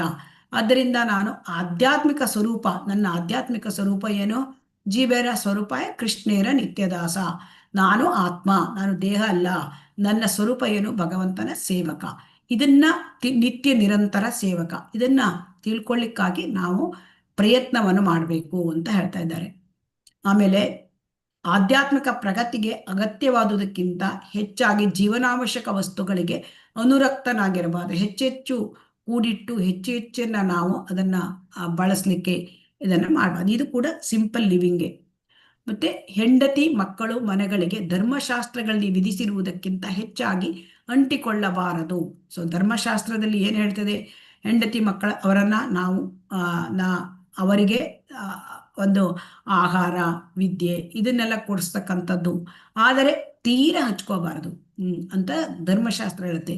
ಸೊ ಹಾಗಾಗಿ ನಾವು ಅಂದರೆ ಈ ಭೌತಿಕದ ದೇಹಕ್ಕೆ ಸಂಬಂಧಪಟ್ಟ ಈ ಕುಟುಂಬ ಮತ್ತು ಮನೆ ಇದಕ್ಕೆ ಹೆಚ್ಚಾಗಿ ಅಂಟ್ಕೊಂಡು ಇರಬಾರ್ದು. ಮನಸ್ಸಿನಿಂದ ಉಂಟಾದ ಆಸೆ ನಿರಾಸೆಗಳ ಬಗ್ಗೆ ಸುಖಿಸಲೂಬಾರದು, ದುಃಖಿಸಲೂಬಾರದು. ಯಾಕೆಂದರೆ ಆಸೆ ಆಗೋದು, ನಿರಾಸೆ ಆಗೋದು ಎಲ್ಲ ಮನಸ್ಸಿಗಿಂದ ಬರ್ತದೆ. ಸೊ ಅದರಿಂದ ಸಮಚಿತ್ತತೆಯಿಂದ ಇರಬೇಕು. ಮತ್ತೆ ದೇವೋತ್ತಮ ಪರಮಪುರುಷನ ಶ್ರೀಕೃಷ್ಣನ ಶುದ್ಧ ಭಕ್ತನಾಗಿ ಅವನನ್ನು ತನ್ಮಯತೆಯಿಂದ ಸೇವೆ ಮಾಡಬೇಕು. ಅಂದರೆ ಇದಕ್ಕೆ ಭಗವಂತನ ಭಕ್ತಿ ಸೇವೆ ಮಾಡಬೇಕು ಅಂತ ಇಲ್ಲಿ ಹೇಳ್ತಾರೆ. ಸೊ ಮೈಚ ಅನನ್ಯ ಯೋಗೇನ ಭಕ್ತಿರ್ ಅವ್ಯಭಿಚಾರಿಣಿ ಅದನ್ನೇ ಹೇಳ್ತಾರೆ. ಆಮೇಲೆ ಆಧ್ಯಾತ್ಮಿಕ ಸಂಸ್ಕೃತಿಗೆ ಅನುಕೂಲವಾದ ಆವಾಸವನ್ನು ಬಯಸಬೇಕು. ಆವಾಸ ಅಂದರೆ ಮನೆ. ಸೊ ಮನೆಯನ್ನ ಹೇಗೆ ಇರಬೇಕು ಅಂತಂದ್ರೆ ಅದು ಆಧ್ಯಾತ್ಮಿಕ ಸಂಸ್ಕೃತಿಗೆ ನಾವು ಬೆಳವಣಿಗೆ ಆಗ್ಲಿಕ್ಕೆ ಆಧ್ಯಾತ್ಮಿಕದಲ್ಲಿ ಆ ರೀತಿ ಅನುಕೂಲವಾಗಿರಬೇಕು. ಸೊ ಅದನ್ನ ಹೇಗೆ ಅಂತ ಕೇಳಿದ್ರೆ, ಕೆಲವರು ಅಂದ್ರೆ ತಮ್ಮ ಜೀವನದಲ್ಲಿ ಆ ಮನೆಯಲ್ಲಿ ಇದ್ದುಕೊಂಡು ಆ ಆಧ್ಯಾತ್ಮಿಕ ಸಂಸ್ಕೃತಿ ಬೆಳೆಸ್ಕೊಳ್ಳೋಕ್ಕಾಗಲ್ಲ ಅಂದ್ರೆ ಅವರು ಬೇರೆ ಹೊರಗೆ ದೇವಸ್ಥಾನಗಳಲ್ಲಿ ಅಲ್ಲಿ ಜೀವನ ಮಾಡೋದು, ಅಥವಾ ಒಂದು ಇದಕ್ಕೆ ಒಂದು ಸ್ಥಳ ಅಂದ್ರೆ ಭಗವಂತನ ಧಾಮಕ್ಕೆ ಹೋಗೋದು. ಸೊ ಅದೆಲ್ಲ. ಸೊ ಆದರೆ ಮನೆಯನ್ನೇ ಈಗ ಎಲ್ಲರಿಗೂ ಕೂಡ ಅಷ್ಟೆಲ್ಲ ಮಾಡ್ಲಿಕ್ಕೆ ಆಗೋದಿಲ್ಲ ಈ ಭೌತಿಕ ಈ ಒಂದು ಕಲಿಯುಗದಲ್ಲಿ. ಅದಕ್ಕೆ ಮನೆಯನ್ನೇ ಒಂದು ರೀತಿಯ ವಾತಾವರಣವನ್ನು ನಾವು ಆಧ್ಯಾತ್ಮಿಕ ಸಂಸ್ಕೃತಿ ಇದಕ್ಕೆ ಅನುಕೂಲವಾಗಿ ಮಾಡ್ಕೊಳ್ಬೇಕು. ಆಮೇಲೆ ಇಲ್ಲಿ ಕೊನೆಯದಾಗಿ ಹೇಳ್ತಾರೆ, ವಿಜ್ಞಾನಿಯಾಗಲಿ ದಾರ್ಶನಿಕನಾಗಲಿ ಆಧ್ಯಾತ್ಮಿಕ ಜ್ಞಾನದ ಬಗ್ಗೆ ಸಂಶೋಧನೆ ಮಾಡಬೇಕು. ಈ ಭೌತ ಜ್ಞಾನದ ಬಗ್ಗೆ ಸಂಶೋಧನೆ ಮಾಡಿಕೊಂಡು ಇದು ಮಾಡಿದರೆ ಭೌತಿಕ ಜ್ಞಾನ ಅದು ದೇಹ ಇರುವವರಿಗೆ ಮಾತ್ರ, ಆದರೆ ಆಧ್ಯಾತ್ಮಿಕ ಜ್ಞಾನ ಅದು ಶಾಶ್ವತವಾದದ್ದು. ಸೊ ಹಾಗಾಗಿ ಅದನ್ನ ತಿಳ್ಕೊಂಡು ಆಧ್ಯಾತ್ಮ ಜ್ಞಾನದ ಬಗ್ಗೆ ಸಂಶೋಧನೆ ಮಾಡಬೇಕು ಅಂತ ಹೇಳ್ತಾ ಇದ್ದಾರೆ. ಸೊ ಹಾಗಾಗಿ ಈ 18 ಅಂಶಗಳನ್ನ ಬೆಳೆಸ್ಕೊಂಡ್ರೆ ಅದು ನಿಜವಾದ ಜ್ಞಾನ. ಇದನ್ನು ಬಿಟ್ಟರೆ ಉಳಿದೆಲ್ಲ ಅಜ್ಞಾನ ಅಂತ ಭಗವಂತ ಹೇಳಿದ್ದಾನೆ. ಸೊ ಹಾಗಾಗಿ ಇವುಗಳನ್ನು ಬಿಟ್ಟು ಬೇರೆ ಏನನ್ನಾದ್ರೂ ಬಳಸ್ಕೊಳ್ತಾರೆ ಅಂದ್ರೆ ಅವರು ಅಂದ್ರೆ ಭೌತಿಕ ಮಾಯಾಶಕ್ತಿಯ ಕೆಳಗೆ ಇದ್ದಾರೆ ಅಂತ ಅರ್ಥ. ಅಂದ್ರೆ ಇಲ್ಲಿ ಭೌತಿಕ ಜ್ಞಾನ ಅದೆಲ್ಲ ಮಾಯಾಶಕ್ತಿಯ ಬಾಹ್ಯ ಸ್ವರೂಪ. ಸೊ ಹಾಗಾಗಿ ಈ ಭೌತಿಕ ಜ್ಞಾನ, ಐಹಿಕ ಜ್ಞಾನದ ಪ್ರಗತಿಯಿಂದ ಏನಾಗ್ತಾ ಇದ್ದಾನೆ, ಮನುಷ್ಯ ಕೇವಲ ಕತ್ತಿ ಆಗ್ತಾ ಇದ್ದಾನೆ ಅಂತ ಶ್ರೀಲ ಪ್ರಭುಪಾದರು ಹೇಳ್ತಾ ಇದ್ದಾರೆ. ಅಂದ್ರೆ ಮೂರ್ಖರಾಗ್ತಾ ಇದ್ದಾರೆ. ಕತ್ತಿ ಆಗ್ತಾ ಇದೆ ಅಂದ್ರೆ ಮೂರ್ಖರಾಗ್ತಾ ಇದ್ದಾರೆ. ಸೊ ಹಾಗಾಗಿ ಅವರಿಗೆ ಭಗವದ್ಗೀತೆಯಲ್ಲಿ ಹೇಳಿರ್ತಕ್ಕಂಥ ಈ ನೈಜ ಜ್ಞಾನದ ಸಂಸ್ಕೃತಿಯ ಬಗ್ಗೆ ಲಕ್ಷ್ಯ ಇರೋದಿಲ್ಲ. ಅದನ್ನ ಈಗ ನಮ್ಗೆ ಹೇಗೆ ತಿಳಿಸ್ಕೊಡ್ತಾ ಇದ್ದಾರೆ ನೋಡೋಣ. ಇಲ್ಲಿ ಈ ಒಂದು ನಮ್ಮ ಐಹಿಕ ಶಿಕ್ಷಣದಲ್ಲಿ ಏನೇನು ಸಮಸ್ಯೆಗಳು ಬರುತ್ತೆ, ಈ ಒಂದು ಐಹಿಕ ಸಂಸ್ಕೃತಿ ಜ್ಞಾನ, ಐಹಿಕ ಒಂದು ಮಾಯಾ ಜ್ಞಾನ ಅಥವಾ ಮಾಯಾಶಕ್ತಿಗೆ ಒಳಪಟ್ಟ ಜ್ಞಾನ, ಇದರಿಂದ ಏನಾಗತ್ತೆ ಅಂತಂದ್ರೆ ಅನೇಕ ಇಲ್ಲಿ ಯಾವುದು ಹೇಳಿದ 18 ಅದು ಅಂಶಗಳು ಹೇಳಿದ್ದಾರಲ್ಲ, ಅದು ಯಾವುದು ಕೂಡ ಇಲ್ಲಿ ಬರೋದೇ ಇಲ್ಲ. ಈಗ ನೋಡಿ, ಗೌರವ ಕೊಡಬೇಕು ಅಂದ್ರೆ ನಮ್ರತೆಯಿಂದ ಇರಬೇಕು. ಇಲ್ಲಿ ಹೇಳ್ತಾ ಇದ್ದಾರೆ, ಚಿಕ್ಕ ಹುಡುಗನು ಕೂಡ ತಾನು ಸ್ವಯಂ ಪರಿಪೂರ್ಣ ಅಂತ ಭಾವಿಸಿ ಹಿರಿಯರಿಗೆ ಗೌರವ ಕೊಡಲ್ಲ ಅಲ್ವಾ? ಈಗ ಇತ್ತೀಚಿನ ದಿನಗಳಲ್ಲಿ ಅಲ್ವಾ? ಈಗಿನ ಈಗ ನೋಡಿ, ಅಮಾನಿತ್ವ ಇಲ್ವೇ ಇಲ್ಲ. ಸೊ ಹಿರಿಯರಿಗೆ ಗೌರವ ಇಲ್ಲ, ಆಯಿತು. ಆಮೇಲೆ ವಿಶ್ವವಿದ್ಯಾನಿಲಯಗಳಲ್ಲಿ, ಕಾಲೇಜ್ಗಳಲ್ಲಿ ಮತ್ತೆ ಯೂನಿವರ್ಸಿಟಿಗಳಲ್ಲಿ ಏನಾಗುತ್ತೆ, ಅಲ್ಲಿ ದೋಷಪೂರ್ಣ ಶಿಕ್ಷಣ ಇದೆ. ದೋಷಪೂರ್ಣ ಶಿಕ್ಷಣ ಅಂದ್ರೆ ಇದು ಯಾವುದೂ ಇಲ್ಲ. ಸೊ ಹಾಗಾಗಿ ಇಲ್ಲಿ ಯಾವುದೂ ಇಲ್ಲ. ಅದೇನಾಗ್ತಾ ಇದೆ, ಅವಿದ್ಯಾ ಕೇಂದ್ರ ಅಂದ್ರೆ ಎಲ್ಲ ಅವಿದ್ಯೆ ಅಂದ್ರೆ ಈ ಜಡವಿದ್ಯೆ ಅದರ ಕೇಂದ್ರ ಆಗ್ತಾ ಇದೆ. ಸೊ ಹಾಗಾಗಿ ಆಧುನಿಕ ಶಿಕ್ಷಣದಲ್ಲಿ ವಿದ್ಯೆಯನ್ನು ಪಡ್ಕೊಂಡವರು ಎಷ್ಟೋ ರೀತಿಯ ಸಮಸ್ಯೆಗಳಿಗೆ ಒಳಗಾಗ್ತಾರೆ. ಮತ್ತೆ ಅವರು ಅಂದರೆ ಜಸ್ಟ್ ಎಲ್ಲರಿಗೂ ಕೂಡ ಅದರ ಸ್ಟ್ರೆಸ್ ಆಗೋದು, ಆಮೇಲೆ ಸೂಸೈಡ್ ಮಾಡ್ಕೊಳ್ಳೋದು, ಡ್ರಗ್ ಅಡಿಕ್ಷನ್ ಆಗೋದು, ಆಲ್ಕೋಹಾಲ್ ಎಲ್ಲ ಕುಡಿಲಿಕ್ಕೆ ಪ್ರಾರಂಭ ಆಗೋದು, ಇದೆಲ್ಲ ಒಂದು ರೀತಿ ಬಂದ್ಬಿಡುತ್ತೆ. ಸೊ ಹಾಗಾಗಿ ಅವಿದ್ಯೆಗಳ ಕೇಂದ್ರಗಳಾಗಿವೆ. ಯಾಕೆ? ಅಲ್ಲಿ ಈ ವಿದ್ಯಾ ಸಂಸ್ಕೃತಿ ಇಲ್ಲ. ಸೊ ಅದರ ಪರಿಣಾಮವಾಗಿ ಈ ಥರ ಆಗ್ತಾ ಇದೆ. ಆಮೇಲೆ ನೋಡಿ, ಅಹಿಂಸೆ ಒನ್ ಆಫ್ ದ ಒಂದು 18 ಅಂಶಗಳಲ್ಲಿ ಅಹಿಂಸೆ ಒಂದು. ಅದರಲ್ಲಿ ವಿಜ್ಞಾನಿಗಳು ರಾಷ್ಟ್ರಗಳನ್ನೇ ಅಳಿಸಿ ಹಾಕುವಂಥ ಮಾರಕಾಸ್ತ್ರಗಳನ್ನು ಕಂಡುಹಿಡಿತಾ ಇದ್ದಾರೆ. ಅಂದರೆ ಇದು ಅಹಿಂಸೆಯ ಒಂದು ಹಿಂಸೆಯ ತುಂಬ ಪರಾಕಾಷ್ಠೆ. ಅಂದರೆ ನೋಡಿ, ಇದು ವಿಜ್ಞಾನಿಗಳು ಕಂಡುಹಿಡಿದ ಆ ಒಂದು ಅಟಮ್ ಬಾಂಬು, ಹಿರೋಶಿಮಾ ನಾಗಸಾಕಿ ಅಂತ ದೇಶಗಳನ್ನು ಎಷ್ಟೋ ತುಂಬ ಹೆಚ್ಚಾಗಿ ನಾಶ ಮಾಡತಕ್ಕಂಥದ್ದು ಅಂಥದ್ದೆಲ್ಲ ಕಂಡುಹಿಡಿತಾರೆ. ಸೊ ಹಾಗಾಗಿ ಜನರಿಗೆ ಬ್ರಹ್ಮಚರ್ಯದ ಬಗ್ಗೆ ಒಂದು ಪಾಲನೆಯೇ ಇಲ್ಲ, ಅಥವಾ ಬ್ರಹ್ಮಚರ್ಯದ ಬಗ್ಗೆ ಶಿಕ್ಷಣವೇ ಇಲ್ಲ. ಹಿಂದಿನ ಕಾಲದಲ್ಲಿ ಗುರುಕುಲದಲ್ಲಿ ಶಿಕ್ಷಣ ಕೊಡ್ತಾ ಇದ್ರು, ಆದರೆ ಈಗ ಬ್ರಹ್ಮಚರ್ಯದ ಬಗ್ಗೆ ಶಿಕ್ಷಣವೇ ಇಲ್ಲ. ಸೊ ಹಾಗಾಗಿ ಅಲ್ಲಿ ಶುಚಿತ್ವ ಅನ್ನೋದು ಇಲ್ಲ. ಆಮೇಲೆ ಅವಿದ್ಯೆಯನ್ನ ಬೆಳೆಸ್ಕೊಂಡಿರೋದ್ರಿಂದ ಜನಸಾಮಾನ್ಯರೇನಾಗಿದೆ, ರಾಷ್ಟ್ರಾಭಿಮಾನ, ಅಂದರೆ ದೇಶದ ಬಗ್ಗೆ ಅಭಿಮಾನ, ಇವೆಲ್ಲ ಅಂಧ ಅಭಿಮಾನ ಅಂತ ಹೇಳ್ತಾರೆ. ಯಾಕೆಂದ್ರೆ ಎಲ್ಲವೂ ಕೂಡ ಭಗವಂತನಿಗೆ ಸೇರಿದ್ದು. ಸೊ ಹಾಗಾಗಿ ಇದು ನನ್ನ ದೇಶ, ಅದು ಮತ್ತೊಬ್ಬರ ದೇಶ, ಇಲ್ಲಿ ಇದು ಗಡಿ ಇಲ್ಲ ಅಲ್ವಾ? ಭಗವಂತನ ಈಶಾವಾಸ್ಯ ತತ್ವದ ಪ್ರಕಾರ, ಈ ಈಶೋಪನಿಷತ್ತಿನ ಪ್ರಕಾರ ಅಲ್ವಾ? ಹೌದು ಮಾತಾಜಿ. ಹೌದು ಮಾತಾಜಿ. ಹಾಗಾಗಿ ಏನಾಗ್ತದೆ ಅಂತಂದ್ರೆ, ಈ ಎಲ್ಲ ಭೌತಕಾಯಗಳು ಎಲ್ಲ ಎಷ್ಟೋ ಗ್ರಹಗಳಿವೆ, ಅವೆಲ್ಲ ಗಾಳಿಯಲ್ಲಿನ ಧೂಳಿನ ಕಣಗಳಂತೆ ತೇಲಾಡ್ತಾ ಇರ್ತದೆಯಂತೆ. ಆ ಭಗವಂತ ಅಂತ ತೇಲಾಡ್ತಾ ಇರುತ್ತೆ. ಕೆಲವರು ಜಂಬ ಪಡ್ಬೋದು, ನಾನು ಅಂದರೆ ಗಗನ ನೌಕೆ ಅಂದರೆ ಈ ಸ್ಪೇಸ್ ಕ್ರಾಫ್ಟ್ಸ್ ಅದನ್ನೆಲ್ಲ ಚಾಲನೆ ಮಾಡ್ತಾನೆ ಅಂತ, ಅಥವಾ ಕೆಲವು ವಿಮಾನ ಚಾಲನೆ ಮಾಡ್ತಾನೆ ಅಂತ. ಆದರೆ ಆ ಭಗವಂತ ಎಷ್ಟು ದೊಡ್ಡವನು, ಅವನು ಎಷ್ಟೊಂದು ಗ್ರಹಗಳನ್ನ ಗಾಳಿಯಲ್ಲಿ ತೇಲಿ ಬಿಡ್ತಾನೆ. ಸೊ ಹಾಗಾಗಿ ಎಲ್ಲ ಕೂಡ ಇಲ್ಲಿ ಜಂಬ, ಇಲ್ಲಿ ಅಮಾನಿತ್ವಂ ಅದಂಭಿತ್ವಂ, ಆ ಜಂಬ ಇರಬಾರ್ದು. ಆದರೆ ಜನರಿಗೆ ಇದೆಲ್ಲ ಇರ್ತದೆ. ಸೊ ಒಂದು ಅಂತಾರಾಷ್ಟ್ರಾಭಿಮಾನ, ಮತ್ತೆ ತಮ್ಮ ಬಗ್ಗೆಯೇ ಒಂದು ರೀತಿಯ ಗ್ರೇಟ್ ಅಂತ ತಿಳ್ಕೊಳ್ಳೋದು, ಜಂಬ, ಇದೆಲ್ಲ ಇರುತ್ತೆ. ಸೊ ಹಾಗಾಗಿ ಇಲ್ಲಿ ಏನಾಗ್ತಾ ಇದೆ ಅಂತಂದ್ರೆ, ಆಧುನಿಕ ಈ ಶಿಕ್ಷಣದಿಂದ ಏನು ಇಂದ್ರಿಯ ಭೋಗ ಮತ್ತೆ ಒಂದು ಒಡೆತನದ ಭಾವನೆ ಹೆಚ್ಚು ಆಗ್ತಾ ಇದೆ. ನೋಡಿ, ಸೀಮಾರಹಿತ ಗ್ರಹಗಳ ಮೇಲೆ ಪ್ರಭುತ್ವ ಸ್ಥಾಪಿಸಲು ಪ್ರಯತ್ನಿಸುತ್ತಿದ್ದೇವೆ. ಸೊ ನಮ್ಮ ಈ ಗ್ರಹಗಳು ಯಾವುದಕ್ಕೂ ಸೀಮೆ ಇಲ್ಲ. ಯಾಕೆಂದ್ರೆ ಅದು ಎಲ್ಲವೂ ಭಗವಂತನಿಗೆ ಸೇರಿದ್ದು, ಗಡಿಯೇ ಇಲ್ಲ. ಯಾಕೆ ಗಡಿ ಇಲ್ಲ? ಎಲ್ಲವೂ ಭಗವಂತನಿಗೆ ಸೇರಿದ್ದು. ಆದರೆ ನಾವು ಪ್ರಭುತ್ವ ಸ್ಥಾಪನೆ ಮಾಡಲಿಕ್ಕೆ ಪ್ರಯತ್ನ ಮಾಡ್ತಾ ಇದ್ದೇವೆ. ಹಾಗಾಗಿ ಇದನ್ನು ಹೇಳ್ತಾ ಇದ್ದಾರೆ. ಮನುಷ್ಯ ಜೀವನ 100 ವರ್ಷ, ಆದರೆ ಅದೀಗ ಕ್ರಮೇಣ ಕಡಿಮೆ ಆಗ್ತಾ ಬರ್ತಾ ಇದೆ. ಕಲಿಯುಗದಲ್ಲಿ ಕೊನೆಯ ಅಂತ್ಯದಲ್ಲಿ 30 ವರ್ಷ ಅಷ್ಟೇ ಇರ್ಬೋದು ಅಂತ ಹೇಳ್ತಾ ಇದ್ದಾರೆ. ಸೊ ಅದರಿಂದ ಜನ ಎಲ್ಲ ಈ ರೀತಿ ಅವಿದ್ಯೆಯ ಸಂಸ್ಕಾರ, ವಿದ್ಯೆ ಅಂದ್ರೆ ಸೊಕಾಳು ವಿದ್ಯೆ ಕಲೀಲಿಕ್ಕೆ ಹೋಗ್ತಾರೆ, ಆದರೆ ಅವೆಲ್ಲವೂ ಅವಿದ್ಯೆ.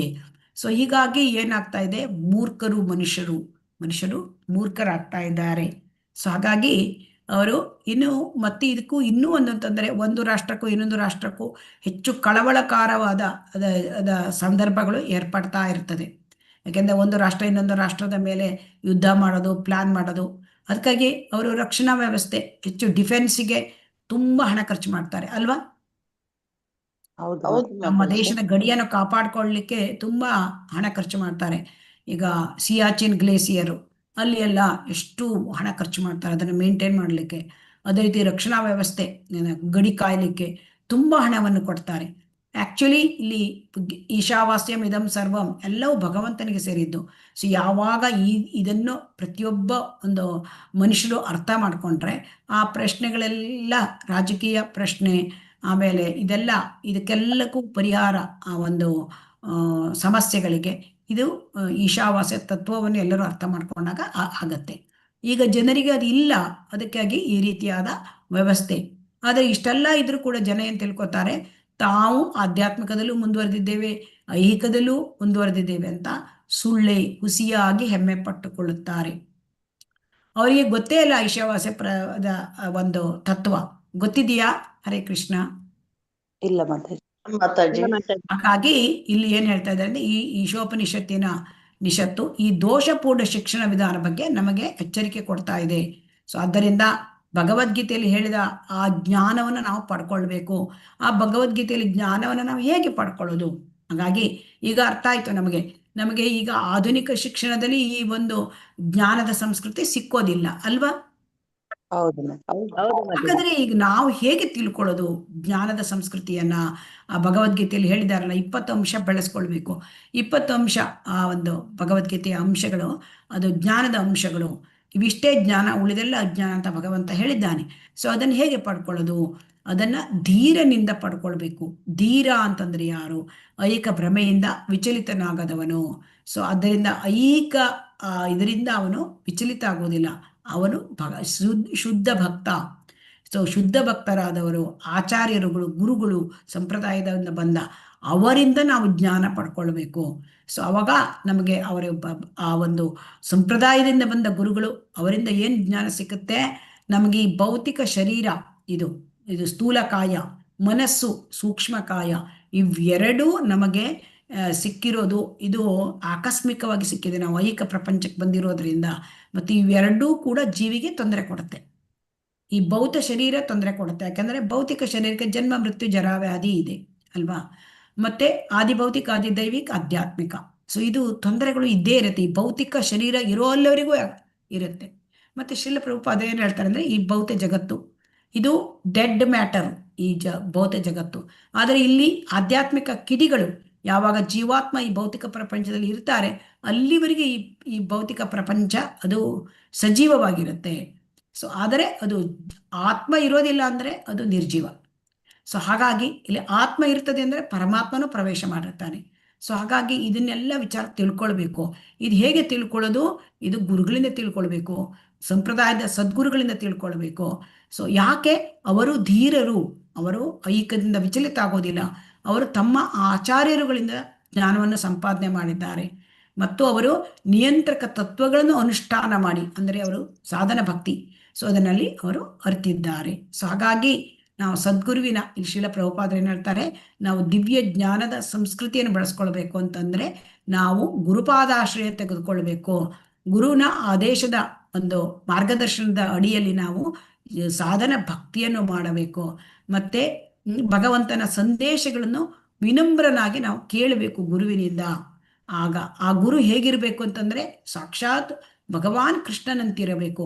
ಯಾಕೆಂದ್ರೆ ಎಲ್ಲ ಸದ್ಗುರುಗಳು ಪರಂಪರೆಯಿಂದ ಬಂದವರು ಎಲ್ಲರೂ ಕೂಡ ಕೃಷ್ಣನಿಂದ ಆ ಮೂಲ ಆಕಾರ ಆಗಿರ್ತಕ್ಕಂಥ, ಭಗವಾನ್ ಕೃಷ್ಣನ ಆಕಾರ ಆಗಿರ್ತಕ್ಕಂತಹ ಆ ಸಂಪ್ರದಾಯದಿಂದ ಬಂದಿರ್ತಾರೆ. ಅವರು ತಮ್ಮ ಹಿರಿಯರು, ಆಚಾರ್ಯರುಗಳು, ಅವರ ಹಿರಿಯರು ಎಲ್ಲರೂ ಕೂಡ ಸಂಪ್ರದಾಯದಿಂದ ಬಂದಿರೋದ್ರಿಂದ ಅವರು ಆ ರೀತಿಯಾದ ಗುರುವಿನಲ್ಲಿ ನಾವು ಈ ಒಂದು ಜ್ಞಾನವನ್ನ, ಸಂಸ್ಕೃತಿ, ಈ ವಿದ್ಯಾ ಸಂಸ್ಕೃತಿಯನ್ನ ಬೆಳೆಸ್ಕೊಳ್ಬೇಕು. ಮತ್ತೆ ಆದರ್ಶ ಶಿಷ್ಯ ಹೇಗಿರಬೇಕು ಅಂದ್ರೆ ಅರ್ಜುನನಂತಿರಬೇಕು. ಶಿಷ್ಯನಾದವನು ಹೇಗಿರಬೇಕು ಅಂದ್ರೆ ಭಗವಂತ ಹೇಳಿದ್ದನ್ನೆಲ್ಲವನ್ನೂ ಕೂಡ ಸತ್ಯ, ಇದನ್ನ ಸಂಪೂರ್ಣವಾಗಿ ನಾವು ಅದನ್ನ ಅಕ್ಸೆಪ್ಟ್ ಮಾಡ್ಕೋಬೇಕು. ಸ್ವಲ್ಪನೇ ನಾವು ಒಪ್ಕೋತೇನೆ, ಇನ್ನು ಸ್ವಲ್ಪ ಒಪ್ಕೊಳ್ಳೋದಿಲ್ಲ, ಹಾಗಲ್ಲ. ಎಲ್ಲವನ್ನೂ ಸಂಪೂರ್ಣವಾಗಿ ಒಪ್ಕೊಳ್ಬೇಕು. ಹಾಗಾಗಿ ಇಲ್ಲಿ ರಾಜಕಾರಣಿಗಳ ಬಗ್ಗೆ ಶ್ರೀಲ ಪ್ರಭುಪಾದರು ಹೇಳ್ತಾರೆ, ಅವರು ಧೀರರಂತೆ ವೇಷ ಹಾಕ್ತಾರೆ, ಧೀರರಲ್ಲ. ಹೇಗೆ ಧೀರ ಆಗ್ಲಿಕ್ಕೆ ಸಾಧ್ಯ? ಅವರಿಗೆ ಆತ್ಮ ಸಾಕ್ಷಾತ್ಕಾರ ಆಗಿಲ್ಲ. ಇದೆಯಾ? ಹರೇ ಕೃಷ್ಣ. ಇಲ್ಲ ಮಾತಾಜಿ. ಇಲ್ಲ. ಅವರ ಇಚ್ಛೆ ಏನು? ಭೌತಿಕದ ಹಣದ ಒಂದು ತಮ್ಮ ಒಂದು ಹಣ ಸಂಪಾದನೆ, ಅದರ ಅದೇ ಐಹಿಕ ಬಗ್ಗೆನೇ ಅವರು ಇರ್ತಾರೆ. ಸೊ ಅಂತಹ ಅವರು ಜನಸಮುದಾಯವನ್ನು ಆಧ್ಯಾತ್ಮಿಕ ಶಿಕ್ಷಣದ ಹೇಗೆ ತಗೊಂಡು ಹೋಗ್ಲಿಕ್ಕೆ ಸಾಧ್ಯ? ಸೊ ಹಾಗಾಗಿ ಯಾರು ಅಂದರೆ ನಿಜವಾದ ಶಿಕ್ಷಣ ಸಂಸ್ಕೃತಿ ಪಡ್ಕೋಬೇಕು, ವಿದ್ಯಾ ಸಂಸ್ಕೃತಿ ಅಂದರೆ ಧೀರನಿಂದ ವಿನಮ್ರನಾಗಿ ಕೇಳಬೇಕು. ಧೀರ ಅಂದ್ರೆ ಸಂಪ್ರದಾಯದಿಂದ ಬಂದ ಸದ್ಗುರುವಿನಿಂದ, ಅವರಿಂದ ವಿನಮ್ರನಾಗಿ ನಮ್ರತೆಯಿಂದ ಕೇಳಬೇಕು ಹೊರತು ನಾವು ಅವರಿಗೆ ಸವಾಲೊಡ್ಡುವ ಒಂದು ಪ್ರಶ್ನೆಗಳನ್ನ ಕೇಳೋದಲ್ಲ. ವಿನಮ್ರನಾಗಿ ನಮಗೆ ಆಧ್ಯಾತ್ಮಿಕ ವಿಚಾರಗಳನ್ನ ನಾವು ತಿಳ್ಕೊಳ್ಬೇಕು.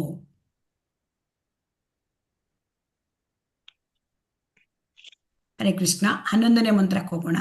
ವಿದ್ಯಾಂಚ ಅವಿದ್ಯಾಂಚ ಯಸ್ತದ್ವೇದೋ ಭಯಂ ಸಹ ಅವಿದ್ಯೆಯ ಮೃತ್ಯುಂ ತೀರ್ತ್ವಾ ವಿದ್ಯೆಯಾಂ ಅಮೃತಂ ಅಶ್ನುತೆ.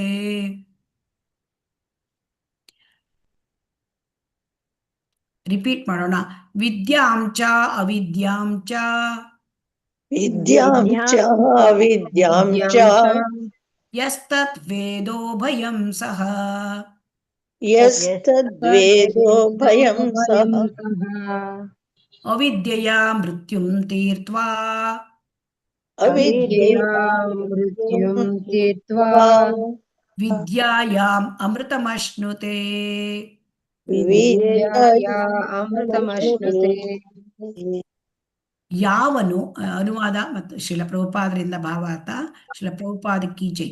ಯಾವನು ಅವಿದ್ಯೆ ಹಾಗೂ ದಿವ್ಯ ಜ್ಞಾನಗಳನ್ನು ಒಟ್ಟಿಗೆ ಅರಿಯುತ್ತಾನೋ ಅವನು ಮತ್ತೆ ಮತ್ತೆ ಜನನ ಮರಣಗಳಾಗುವುದನ್ನು ಮೀರಿ ಪೂರ್ಣ ಅಮೃತತ್ವವನ್ನು ಅನುಭವಿಸುತ್ತಾನೆ.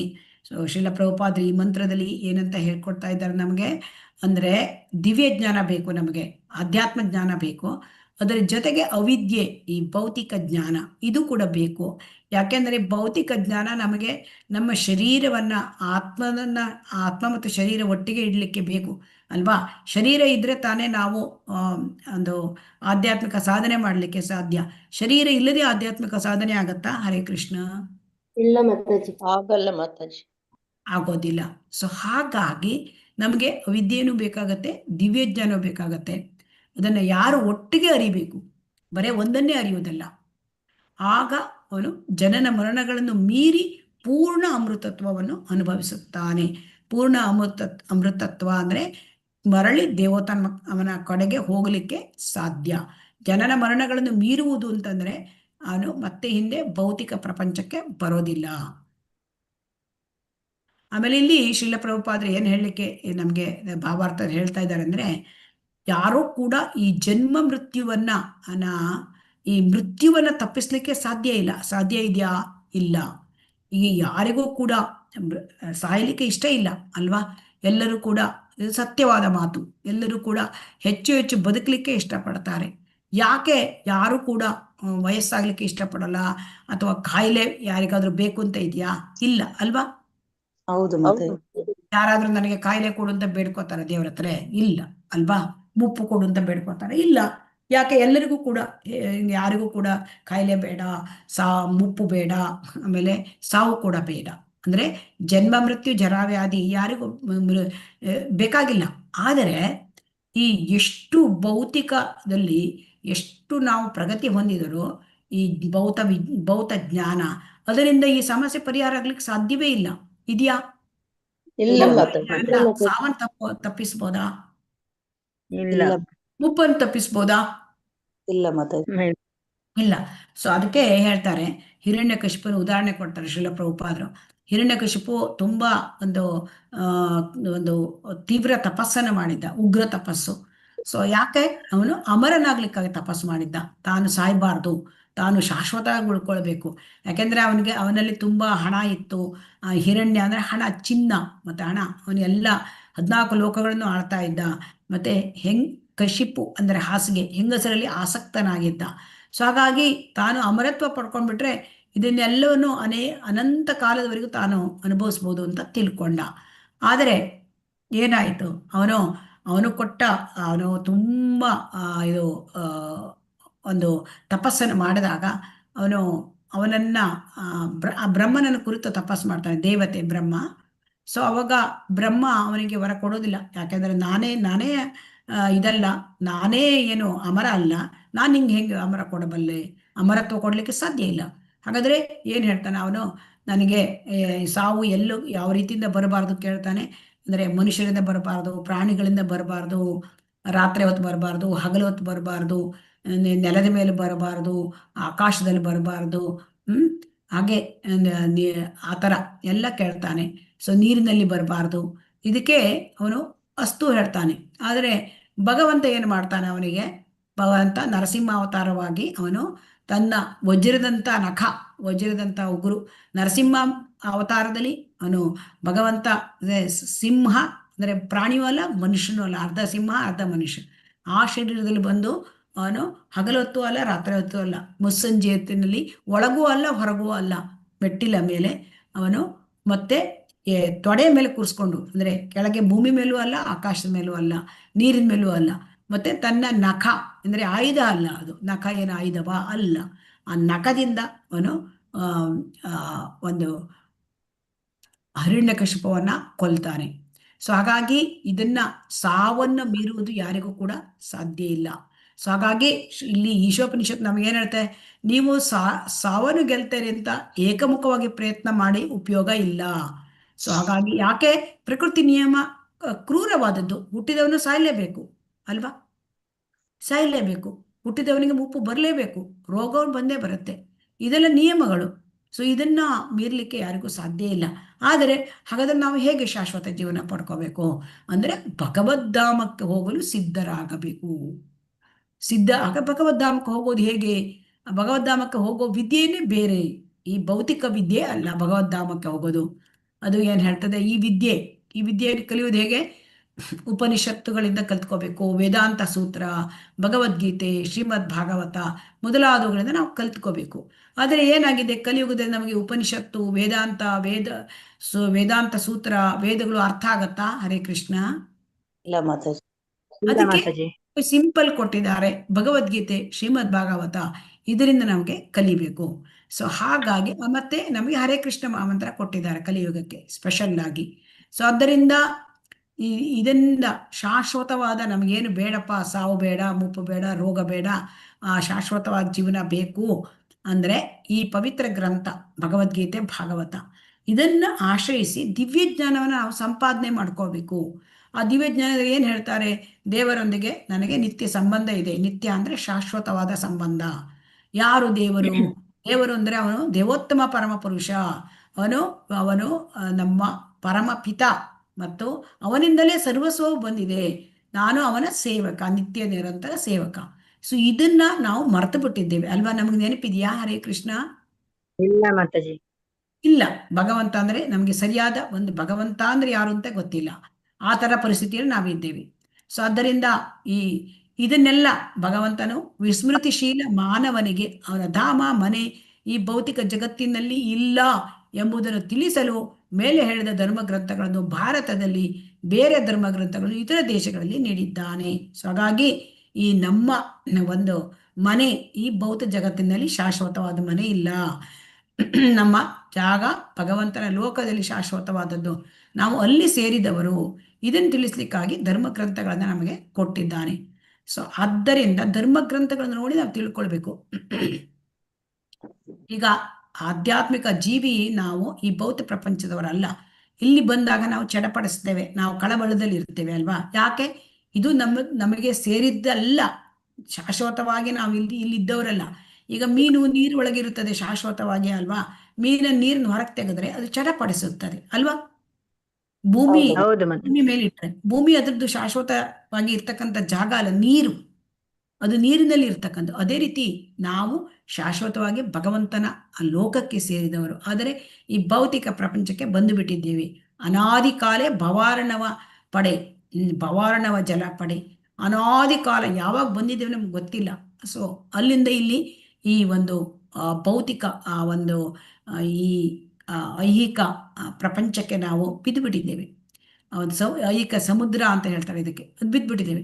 ಹೊರಗೆ ಹೋಗ್ಲಿಕ್ಕೆ ನಮಗೆ ಗೊತ್ತಾಗ್ತಾ ಇಲ್ಲ. ಅದಕ್ಕೆ ಭಗವಂತ ಏನು ಮಾಡ್ತಾನೆ, ತನ್ನ ಈ ರೀತಿಯಾದ ಧರ್ಮ ಗ್ರಂಥಗಳನ್ನು ಕೊಡ್ತಾನೆ.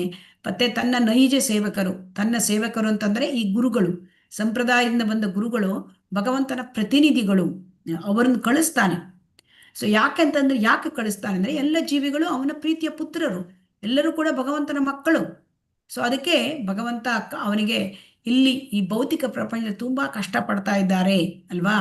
ಆದಿ ಭೌತಿಕ, ಆದಿ ದೈವಿಕ, ಆಧ್ಯಾತ್ಮಿಕ, ಜನ್ಮ ಮೃತ್ಯು ಜರ ವ್ಯಾಧಿ ಇದನ್ನೆಲ್ಲ ನೋಡಿ ಭಗವಂತ ಹೆಚ್ಚು ಮರುಗುತ್ತಾನೆ. ಇದನ್ನ ನಾವು ತುಂಬಾ ಚೆನ್ನಾಗಿ ಅರ್ಥ ಮಾಡ್ಬೇಕು.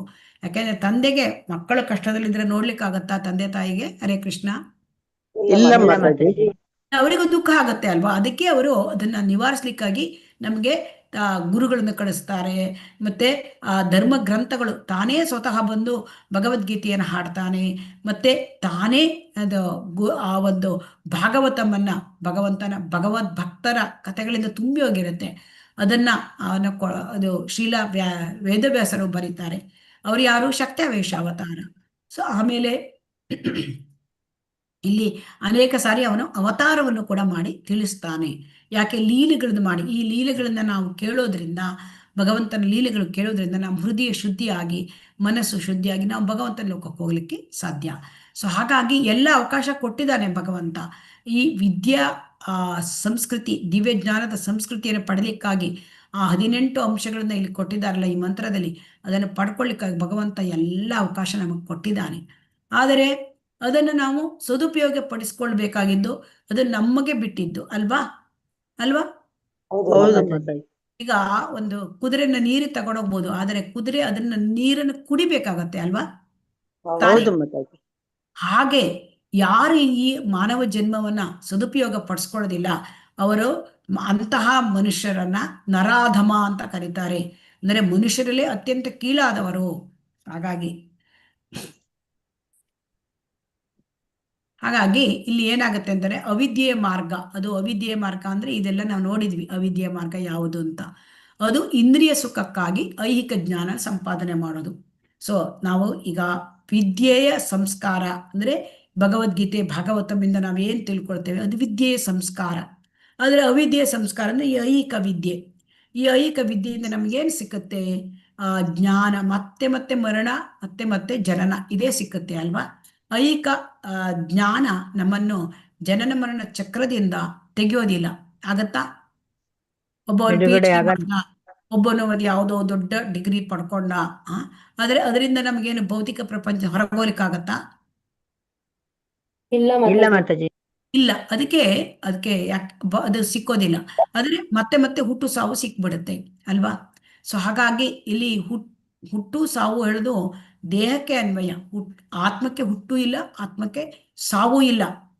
ಆದ್ರೆ ಹುಟ್ಟುವುದು ಅಥವಾ ಸಾಯುವುದು ಅಂದ್ರೆ ಈ ಬಟ್ಟೆಯನ್ನು ಕಳಚಿ ಬಿಟ್ಟ ಹಾಗೆ.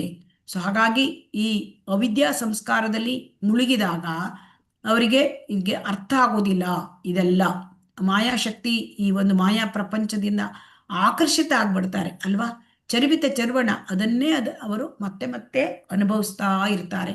ಆದರೆ ಈ ಪ್ರಕೃತಿ ಅನೇಕ ನಿಯಮಗಳನ್ನು ಮಾಡಿದೆ. ಆ ನಿಯಮಗಳನ್ನು ಅರಿತುಕೊಳ್ಬೇಕು.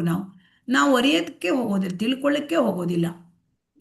ಆಮೇಲೆ ಈ ಪ್ರಕೃತಿ ನಮಗೆ ಅನೇಕ ಒಂದು ಕಷ್ಟಗಳನ್ನ ಕೊಡುತ್ತೆ. ಯಾಕೆ? ನಮ್ಮನ್ನು ಸರಿದಾರಿ ತರಲಿಕ್ಕೆ ಅಲ್ವಾ. ಕಷ್ಟ ಕೊಡ್ತದೆ. ಜನ್ಮ ಮೃತ್ಯು ಜರ ವ್ಯಾಧಿ, ಆದಿ ಭೌತಿಕ, ಆದಿ ದೈವಿಕ, ಆಧ್ಯಾತ್ಮಿಕ ತ್ರಿವಿಧ ತಾಪತ್ರಯ ಕೊಡ್ತದೆ. ಆದ್ರೆ ಅದರಿಂದ ನಾವು ಪಾಠ ಕಲ್ತ್ಕೋತೇವ? ಹರೇ ಕೃಷ್ಣ. ಇಲ್ಲ ಮಾತಾಜಿ. ಇಲ್ಲ. ಕಲಿತ್ಕೊಳ್ಳೋದಿಲ್ಲ. ಸೊ ಅದಕ್ಕೆ ಪ್ರಾಬ್ಲಮ್ ಇರೋದಿಲ್ಲಿ. ಸೊ ಹಾಗಾಗಿ ಜೀವಿಗೆ ಇದು ಭೌತಿಕ ಶರೀರ ಅಕಸ್ಮಾತ್ ಆಗಿ ಬಂದಿರೋದು. ಆದರೆ ನಿಜವಾದ ಒಂದು ಜೀವಿಯ ಸ್ವರೂಪ ಏನು ಅಂತಂದ್ರೆ ಆಧ್ಯಾತ್ಮಿಕ ರೂಪ ಇದೆ ಜೀವಿಗೆ. ಸೊ ಅದು ಆಧ್ಯಾತ್ಮಿಕ ರೂಪ ಈ ಭೌತಿಕ ಪ್ರಪಂಚಕ್ಕೆ ಬಂದಿರೋದ್ರಿಂದ ಅದಕ್ಕೆ ಈ ಭೌತಿಕ ದೇಹ ಬಂದಿದೆ. ಅಂದ್ರೆ ಭೌತಿಕವಾದ ಒಂದು ಚಿಕ್ಕ ಒಂದು ಸೂಕ್ಷ್ಮಕಾಯ, ಮತ್ತೆ ಅದು ಮನಸ್ಸು ಬುದ್ಧಿ ಅಹಂಕಾರದ ಸೂಕ್ಷ್ಮಕಾಯ, ಆಮೇಲೆ ಸ್ಥೂಲಕಾಯ ಇದು ಬಂದಿದೆ. ಇದು ಬಂದಿದೆ. ಮತ್ತೆ ಇಲ್ಲಿ ಐಹಿಕ ಭವರೋಗ ಉಂಟಾಗ್ಬಿಟ್ಟಿದೆ. ಭವರೋಗ ಅಂತಂದ್ರೆ ಏನು ಅಂದ್ರೆ, ಭವರೋಗ ಅಂತಂದ್ರೆ ಇಲ್ಲಿ ಇಂದ್ರಿಯ ಭೋಗ ಮಾಡೋದು, ಮತ್ತೆ ಇಲ್ಲಿ ಐಹಿಕ ಲೋಕದ ಒಡೆತನ, ನಾವು ಒಡೆಯರಾಗಬೇಕು, ನಮ್ಗೆ ಆ ಸಂಪಾದನೆ ಮಾಡಬೇಕು.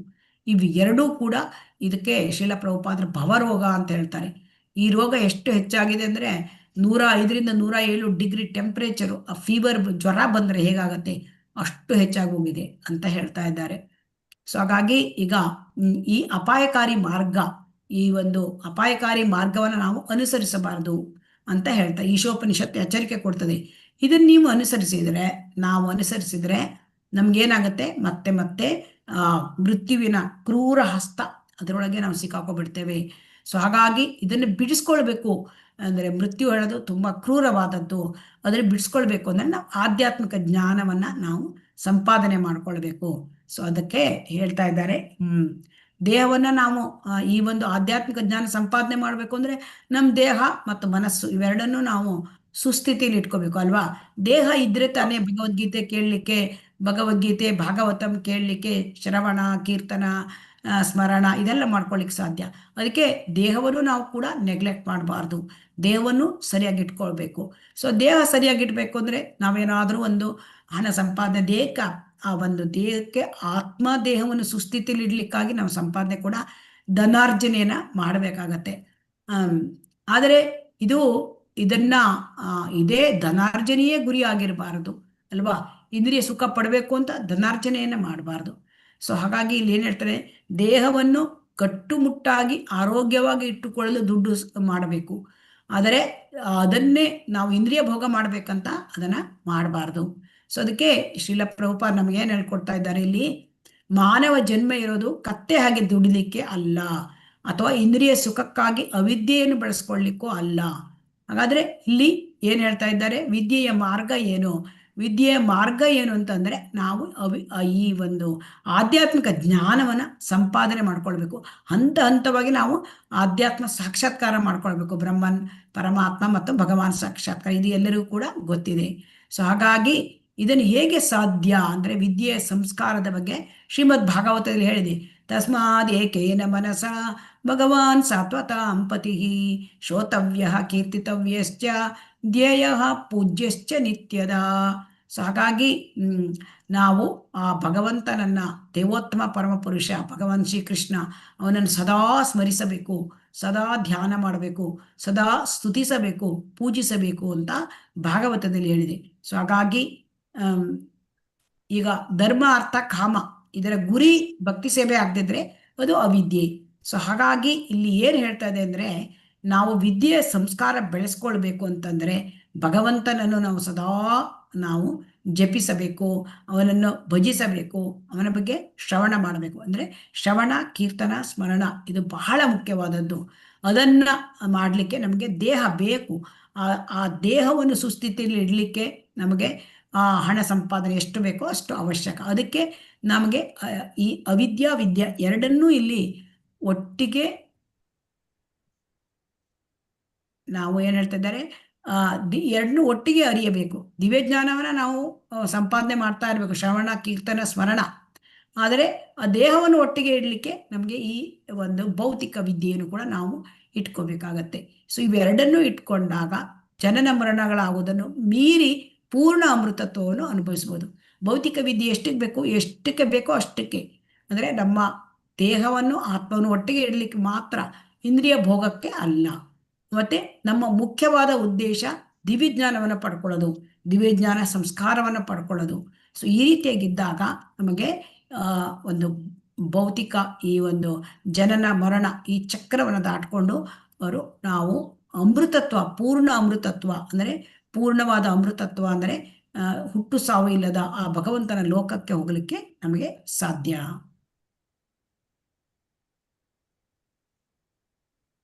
ಈಗ ಮಂತ್ರ 12 ನೋಡೋಣ. ಅಂಧಂ ತಮಃ ಪ್ರವಿಶಂತಿ ಯೇ ಅಸಂಭೂತಿಂ ಉಪಾಸತೆ ತತೋ ಭೂಯ ಇವತೆ ತಮೋ ಯಾವು ಸಂಭೂತ್ಯಾಂ ರತಃ. ರಿಪೀಟ್ ಮಾಡೋಣ. ಅಂಧಂ ತಮಃ ಪ್ರವಿಶಂತಿ ಅಂಧಂ ಪ್ರವಿಶಂತಿ ಯೇ ಅಸಂಭೂತಿಂ ಉಪಾಸತೆ ಯೇ ಅಸಂಭೂತಿಮುಪಾಸತೆ ತತೋ ಭೂಯ ಇವತೆ ತಮೋ ತತೋ ಭೂಯ ಇವತೆ ತಮೋ ಯಾವು ಸಂಭೂತ್ಯಾಂ ರತಃ. ಯಾವು ಸಂಭೂತ್ಯಾಂ ರತಃ.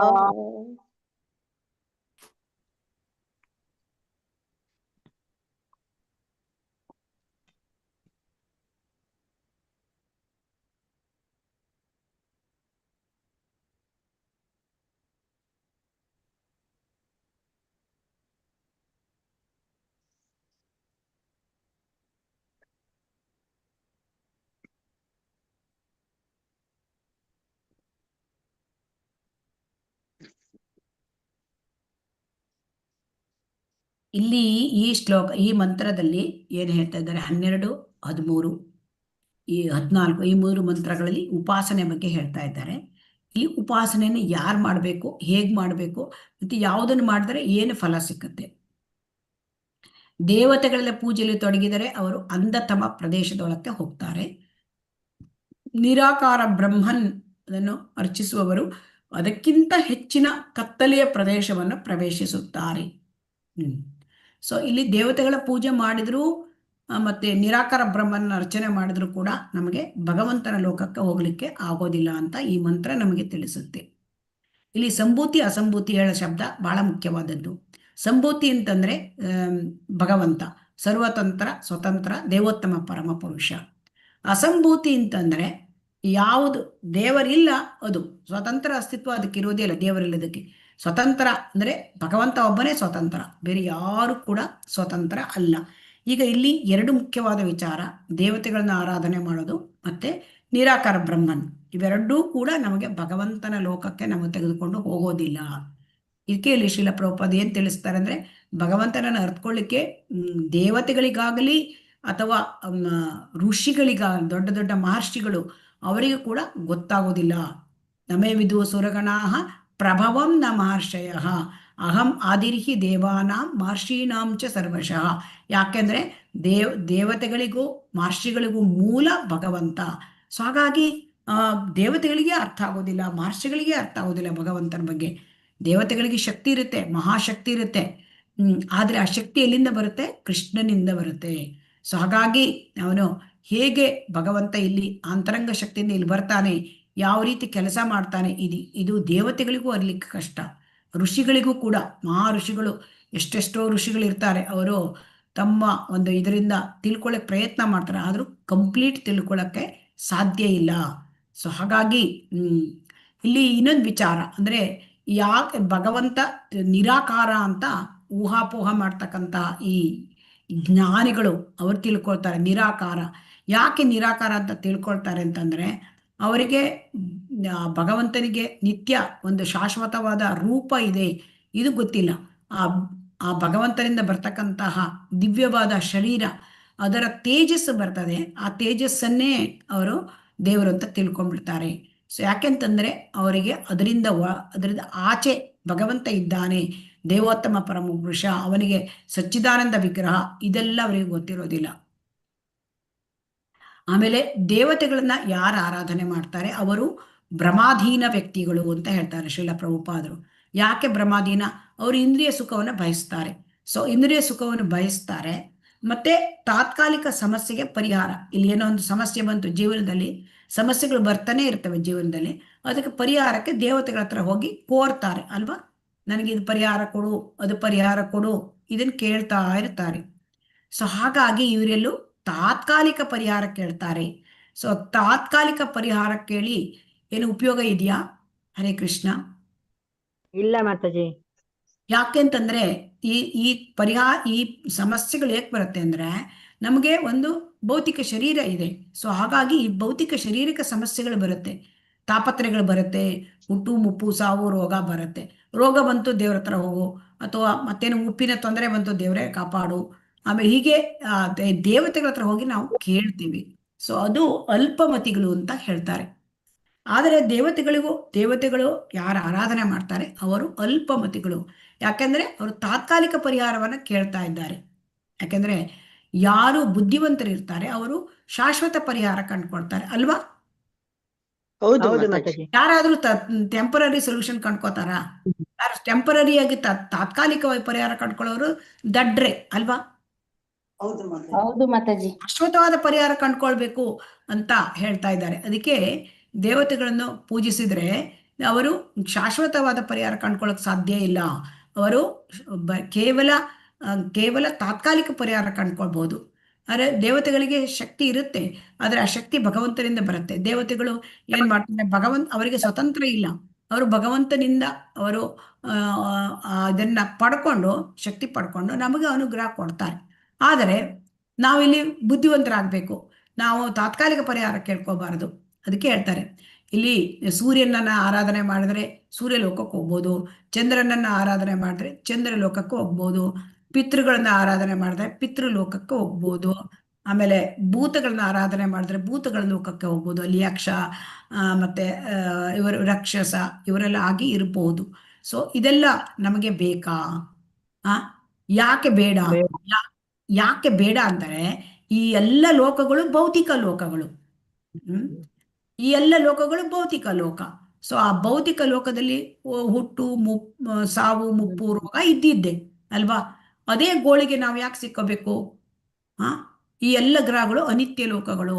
ಆದ್ರಿಂದ ಶಾಶ್ವತವಾದ ಲೋಕ ಬೇಕು ನಮಗೆ, ಶಾಶ್ವತವಾದ ಸ್ಥಾನ ಬೇಕು ಅಂದ್ರೆ ವೈಕುಂಠ ಲೋಕಗಳು. ಅಲ್ಲಿ ಅದು ಆಧ್ಯಾತ್ಮಿಕ ಲೋಕದಲ್ಲಿದೆ. ಸೊ ಹಾಗಾಗಿ ಎಂಥ ಲೋಕಕ್ಕೆ ಹೋದರೂ ದೇವತೆಗಳ ಲೋಕಕ್ಕೆ ಹೋದರೂ ಕೂಡ ನಮಗೆ ಮತ್ತೆ ಮತ್ತೆ ಜನ್ಮ ಇದ್ದೇ ಇರುತ್ತೆ. ಅದಕ್ಕೆ ಹೇಳ್ತಾರೆ ಬ್ರಹ್ಮ ಲೋಕ ಅತಿ ಉನ್ನತವಾದ ಲೋಕ ಈ ಭೌತಿಕ ಲೋಕದಲ್ಲಿ. ಅಲ್ಲಿ ಹೋದರೂ ಕೂಡ ದುಃಖ ಇದ್ದಿದ್ದೇ, ಅಲ್ಲಿ ಹೋದರೂ ಕೂಡ ಹುಟ್ಟು ಸಾವು ಇದ್ದಿದ್ದೇ. ಸೊ ಆದರೆ ಇಲ್ಲಿ ಏನ್ ಹೇಳ್ತಾರೆ, ಆ ಬ್ರಹ್ಮ ಭುವನ ಲೋಕಾಹ ಪುನರಾವರ್ತಿನೋ ಅರ್ಜುನ ಮಾಂ ಉಪೇತ್ಯತು ಕೌಂತೆಯ ಪುನರ್ಜನ್ಮನ ವಿದ್ಯತೆ. ನನ್ನನ್ನು ಪಡ್ಕೊಂಡ್ರೆ ಪುನರ್ಜನ್ಮ ಇಲ್ಲ, ಬೇರೆ ಎಲ್ಲ ಕಡೆಗೂ ಜನ್ಮ ಮತ್ತೆ ಇದ್ದೇ ಇದೆ, ಹುಟ್ಟು ಸಾವು ಇದ್ದೇ ಇದೆ. ಸೊ ಪದೇ ಪದೇ ಹುಟ್ಟು ಸಾವು ಯಾಕೆ ಪಡ್ಕೊಳ್ಬೇಕು ನಾವು? ಸೊ ಇದು ದುಃಖ, ಪ್ರೈಮರಿ ಮಿಸರೀಸ್ ಅಂದ್ರೆ ಮೂಲಭೂತ ದುಃಖಗಳು. ಸೊ ಆ ಮೂಲಭೂತ ದುಃಖಗಳಿಂದ ನಾವು ಇರ್ಲಿಕ್ಕೆ ಇಷ್ಟಪಡ್ತೇವಾ? ಹರೇ ಕೃಷ್ಣ. ಇಲ್ಲ ಮಾತಾಜಿ. ಇಲ್ಲ, ಈ ದುಃಖಾಲಯದಲ್ಲಿ ಇರ್ಲಿಕ್ಕೆ ಯಾರು ಇಷ್ಟಪಡ್ತಾರೆ? ಇಲ್ಲ. ಯಾರು ಬುದ್ಧಿವಂತರಾದವರು, ಜೆಂಟಲ್ಮೆನ್ ಅಂದ್ರೆ ಯಾರು ಬುದ್ಧಿವಂತರಾಗಿದ್ದಾರೆ ಯಾರು, ಅವರು ದುಃಖಾಲಯದಲ್ಲಿ ಇರ್ಲಿಕ್ಕೆ ಇಷ್ಟಪಡುತ್ತಿಲ್ಲ. ಯಾರು ಸುಖವನ್ನು ಹುಡುಕ್ತಾರೆ. ಆದರೆ ಸುಖ ಎಲ್ಲಿದೆ? ಭಗವಂತನ ಪಾದಾರವಿಂದಗಳಲ್ಲಿದೆ. ಭೌತಿಕ ಪ್ರಪಂಚದಲ್ಲಿ ಸುಖ ಇಲ್ಲ. ಸುಖಂ ಸ್ವಪ್ನೇತಿ ದುರ್ಲಭಂ ಅಂತ ಹೇಳಿದ್ದಾರೆ. ಭೌತಿಕ ಪ್ರಪಂಚದಲ್ಲಿ ಇಲ್ಲ. ಇಲ್ಲಿರೋದು ಚಪಲ ಸುಖ, ಸೋಕಾಳ್ ಸುಖ. ನಮಗೆ ಸುಖ ಅಂತ ಅನಿಸುತ್ತೆ, ಆದರೆ ಸುಖವಲ್ಲ. ಅದು ದುಃಖದಲ್ಲಿ ದುಃಖ ಇಲ್ಲದೆ ಇರುವುದೇ ಸುಖ ಅಂತ ಅದು ಅಂತ ನಾವು ತಿಳ್ಕೊಂಡ್ಬಿಟ್ಟಿದ್ದೇವೆ, ಭ್ರಮೆ. ಸೊ ಹಾಗಾಗಿ ಇಲ್ಲಿ ಏನಾಗ್ತದೆ ಅಂತಂದ್ರೆ, ಈ ದೇವತೆಗಳ ಆರಾಧನೆ ಮಾಡಿದ್ರೆ ಕೂಡ ಹೇಗೆ ನಾವು ಅಂಧತಮದಲ್ಲಿ ಇರ್ತೇವೆ ಅಂತಂದ್ರೆ, ಈ ಭೌತಿಕ ಪ್ರಪಂಚದಲ್ಲೇ ಇರ್ತೇವೆ ನಾವು. ದೇವತೆಗಳ ಲೋಕಕ್ಕೆ ಹೋಗ್ಬೋದು, ಆದರೆ ಅದು ಭೌತಿಕ ಪ್ರಪಂಚ. ಹೇಗೆ ಅಂತಂದ್ರೆ, ಈ ದೇವತೆಗಳ ಲೋಕಗಳು, ಎಲ್ಲ ಲೋಕಗಳು ಭೌತಿಕ ಲೋಕಗಳು. ಅದು ಹೇಗೆ ಗಾಢಾಂಧಕಾರ ಅಂದ್ರೆ, ಈ ಭೌತಿಕ ಒಂದು ಲೋಕ, ಅದಕ್ಕೆ ಈ ಒಂದು ಬ್ರಹ್ಮಾಂಡಕ್ಕೆ ಪದರ ಇರ್ತದೆ, 7 ಪದರಗಳು. ಸೊ ಆ ಪದರಗಳು ಅಂದ್ರೆ ಈ ಒಂದು ಇಡೀ ಜಗತ್ತು ಭೌತ ದ್ರವ್ಯಗಳಿಂದ ಆವೃತವಾಗಿರುತ್ತೆ. ಅಂದ್ರೆ ಈ ತೆಂಗಿನಕಾಯಿ ಹೇಗೆ ಮೊಟ್ಟೆಯಿಂದ ಆವೃತವಾಗಿರುತ್ತೆ ಅಲ್ವಾ, ಸಿಪ್ಪೆ ಇರುತ್ತೆ ಕಾಯಿಗೆ, ಅದು ಆವೃತ ಆಗಿರುತ್ತೆ. ಅದೇ ತರಹ ಈ ಬ್ರಹ್ಮಾಂಡಕ್ಕೂ ಆವೃತ ಇದೆ. ಅಂದ್ರೆ 7 ಹೊದಿಕೆಗಳಿದೆ. ಆ ಹೊದಿಕೆಗಳು ಭದ್ರವಾಗಿರುತ್ತೆ. ಅದರೊಳಗೆ ಗಾಳಿ ಹೋಗದಂತೆ ಭದ್ರವಾಗಿರುವುದರಿಂದ ಅಲ್ಲಿ ಗಾಢಾಂಧಕಾರ ಇರುತ್ತೆ. ಸೊ ಬೆಳಕಿಗಾಗಿ ನಮ್ಗೆ ಸೂರ್ಯಚಂದ್ರರನ್ನ ಕೊಟ್ಟಿದ್ದಾನೆ. ಈ ಸೂರ್ಯಚಂದ್ರರಿಲ್ಲ ಅಂದ್ರೆ ಈ ಭೌತಿಕ ಪ್ರಪಂಚ, ಈಗ ನಾವೇನು ಬ್ರಹ್ಮಾಂಡದಲ್ಲಿ ಇದ್ದೇವೆ, ಅದೆಲ್ಲವೂ ಅಂಧಕಾರದಲ್ಲಿ ಇರುತ್ತೆ. ಆದರೆ ಭಗವಂತನ ಲೋಕ ಅದು ಯಾವಾಗಲೂ ತುಂಬಾ ಅಂದ್ರೆ ಅಲ್ಲಿ ಅಂಧಕಾರ ಇಲ್ಲ. ಭಗವಂತನ ಲೋಕದಲ್ಲಿ ಅಲ್ಲಿ ಯಾವಾಗಲೂ ಬೆಳಕು, ಬೆಳಕೆ ಇರುತ್ತೆ. ಯಾಕೆಂದ್ರೆ ಭಗವಂತನ ಶರೀರದಿಂದ ಅಲ್ಲಿ ಅಲ್ಲಿ ಇದು ಬ್ರಹ್ಮ ಜ್ಯೋತಿ ಕಿರಣಗಳ ಹೊರಹೊಮ್ಮುತ್ತಾ ಇರುತ್ತೆ. ಅದಕ್ಕಾಗಿ ಅಲ್ಲಿ ಯಾವಾಗಲೂ ಬೆಳಕಿರುತ್ತೆ. ಸೊ ಹಾಗಾಗಿ ಈ ಕತ್ತಲೆಯ ಕೂಪದಲ್ಲಿ ಇರ್ಲಿಕ್ಕೆ ಯಾರಿಗೆ ಇಷ್ಟ? ಯಾರಿಗೂ ಇಲ್ಲ. ಇದು ಕತ್ತಲೆ ಅಂದ್ರೆ ಇಲ್ಲಿ ಭಗವಂತ ನಮ್ಮ ಬೆಳಕಿಗಾಗಿ ಸೂರ್ಯಚಂದ್ರನ ಕೊಟ್ಟಿದ್ದಾನೆ. ಸೊ ಹಾಗಾಗಿ ಇಲ್ಲಿ ಏನ್ ಹೇಳ್ತಾರೆ, ನಾವು ಚಂದ್ರನ ಲೋಕಕ್ಕೆ ಹೋದೆ ಅಥವಾ ಊರ್ಧ್ವ ಲೋಕಕ್ಕೆ ಹೋದೆ, ಸ್ವರ್ಗ ಲೋಕಕ್ಕೆ ಹೋದೆ ಅಂದ್ರೆ ನಮ್ಮ ಸಮಸ್ಯೆ ಪರಿಹಾರ ಆಗೋದಿಲ್ಲ. ನಮ್ಮ ಸಮಸ್ಯೆ ಏನು? ಹುಟ್ಟು ಸಾವು ಮುಪ್ಪು ರೋಗ. ಸೊ ಇದು ನಮಗೆ ಸ್ವರ್ಗ ಲೋಕಕ್ಕೆ ಹೋದರೆ ಏನು ಸಮಸ್ಯೆ ಪರಿಹಾರ ಆಗೋದಿಲ್ಲ. ದೇವತೆಗಳ ಲೋಕಕ್ಕೆ ಹೋದರೆ ನಮಗೆ ಸಮಸ್ಯೆ ಪರಿಹಾರ ಆಗೋದಿಲ್ಲ. ಮತ್ತಿಂದ ನಮಗೆ ಕ್ಷೀಣೆ ಪುಣ್ಯ ಪರ್ತ್ಯಲೋಕಂ ವಿಶಂತಿ. ಸೊ ಹಾಗಾಗಿ ಇಲ್ಲಿ ಏನ್ ಹೇಳ್ತಾ ಇದ್ದಾರೆ ಅಂದ್ರೆ, ನಾವೇನು ಒಂದು ಭಗವಂತ ಅವನು ದೇವತೆಗಳನ್ನು ಕೂಡ ನಾವು ಆರಾಧನೆ ಮಾಡ್ತೇವೆ, ಅದರಿಂದ ನಮಗೆ ಸಮಸ್ಯೆಗೆ ತಾತ್ಕಾಲಿಕ ಪರಿಹಾರ ಸಿಕ್ಬೋದು ಹೊರತು ಅದಕ್ಕೆ ಅಂತಿಮವಾದ ಒಂದು ಪರಿಹಾರ ಸಿಕ್ಕೋದಿಲ್ಲ. ಇನ್ನು ಇಲ್ಲಿ ಮಾಯಾವಾದಿಗಳ ಬಗ್ಗೆ ಶ್ರೀಲ ಪ್ರಭುಪಾದರು ಹೇಳ್ತಾರೆ, ನಾಸ್ತಿಕರು ಏನ್ ಹೇಳ್ತಾರೆ, ದೇವರೇ ಇಲ್ಲ ಅಂತ ಹೇಳ್ಬಿಡ್ತಾರೆ. ಸೊ ಹಾಗಾಗಿ ನಾಸ್ತಿಕರು ದೇವರೇ ಇಲ್ಲ ಹೇಳ್ತಾರೆ.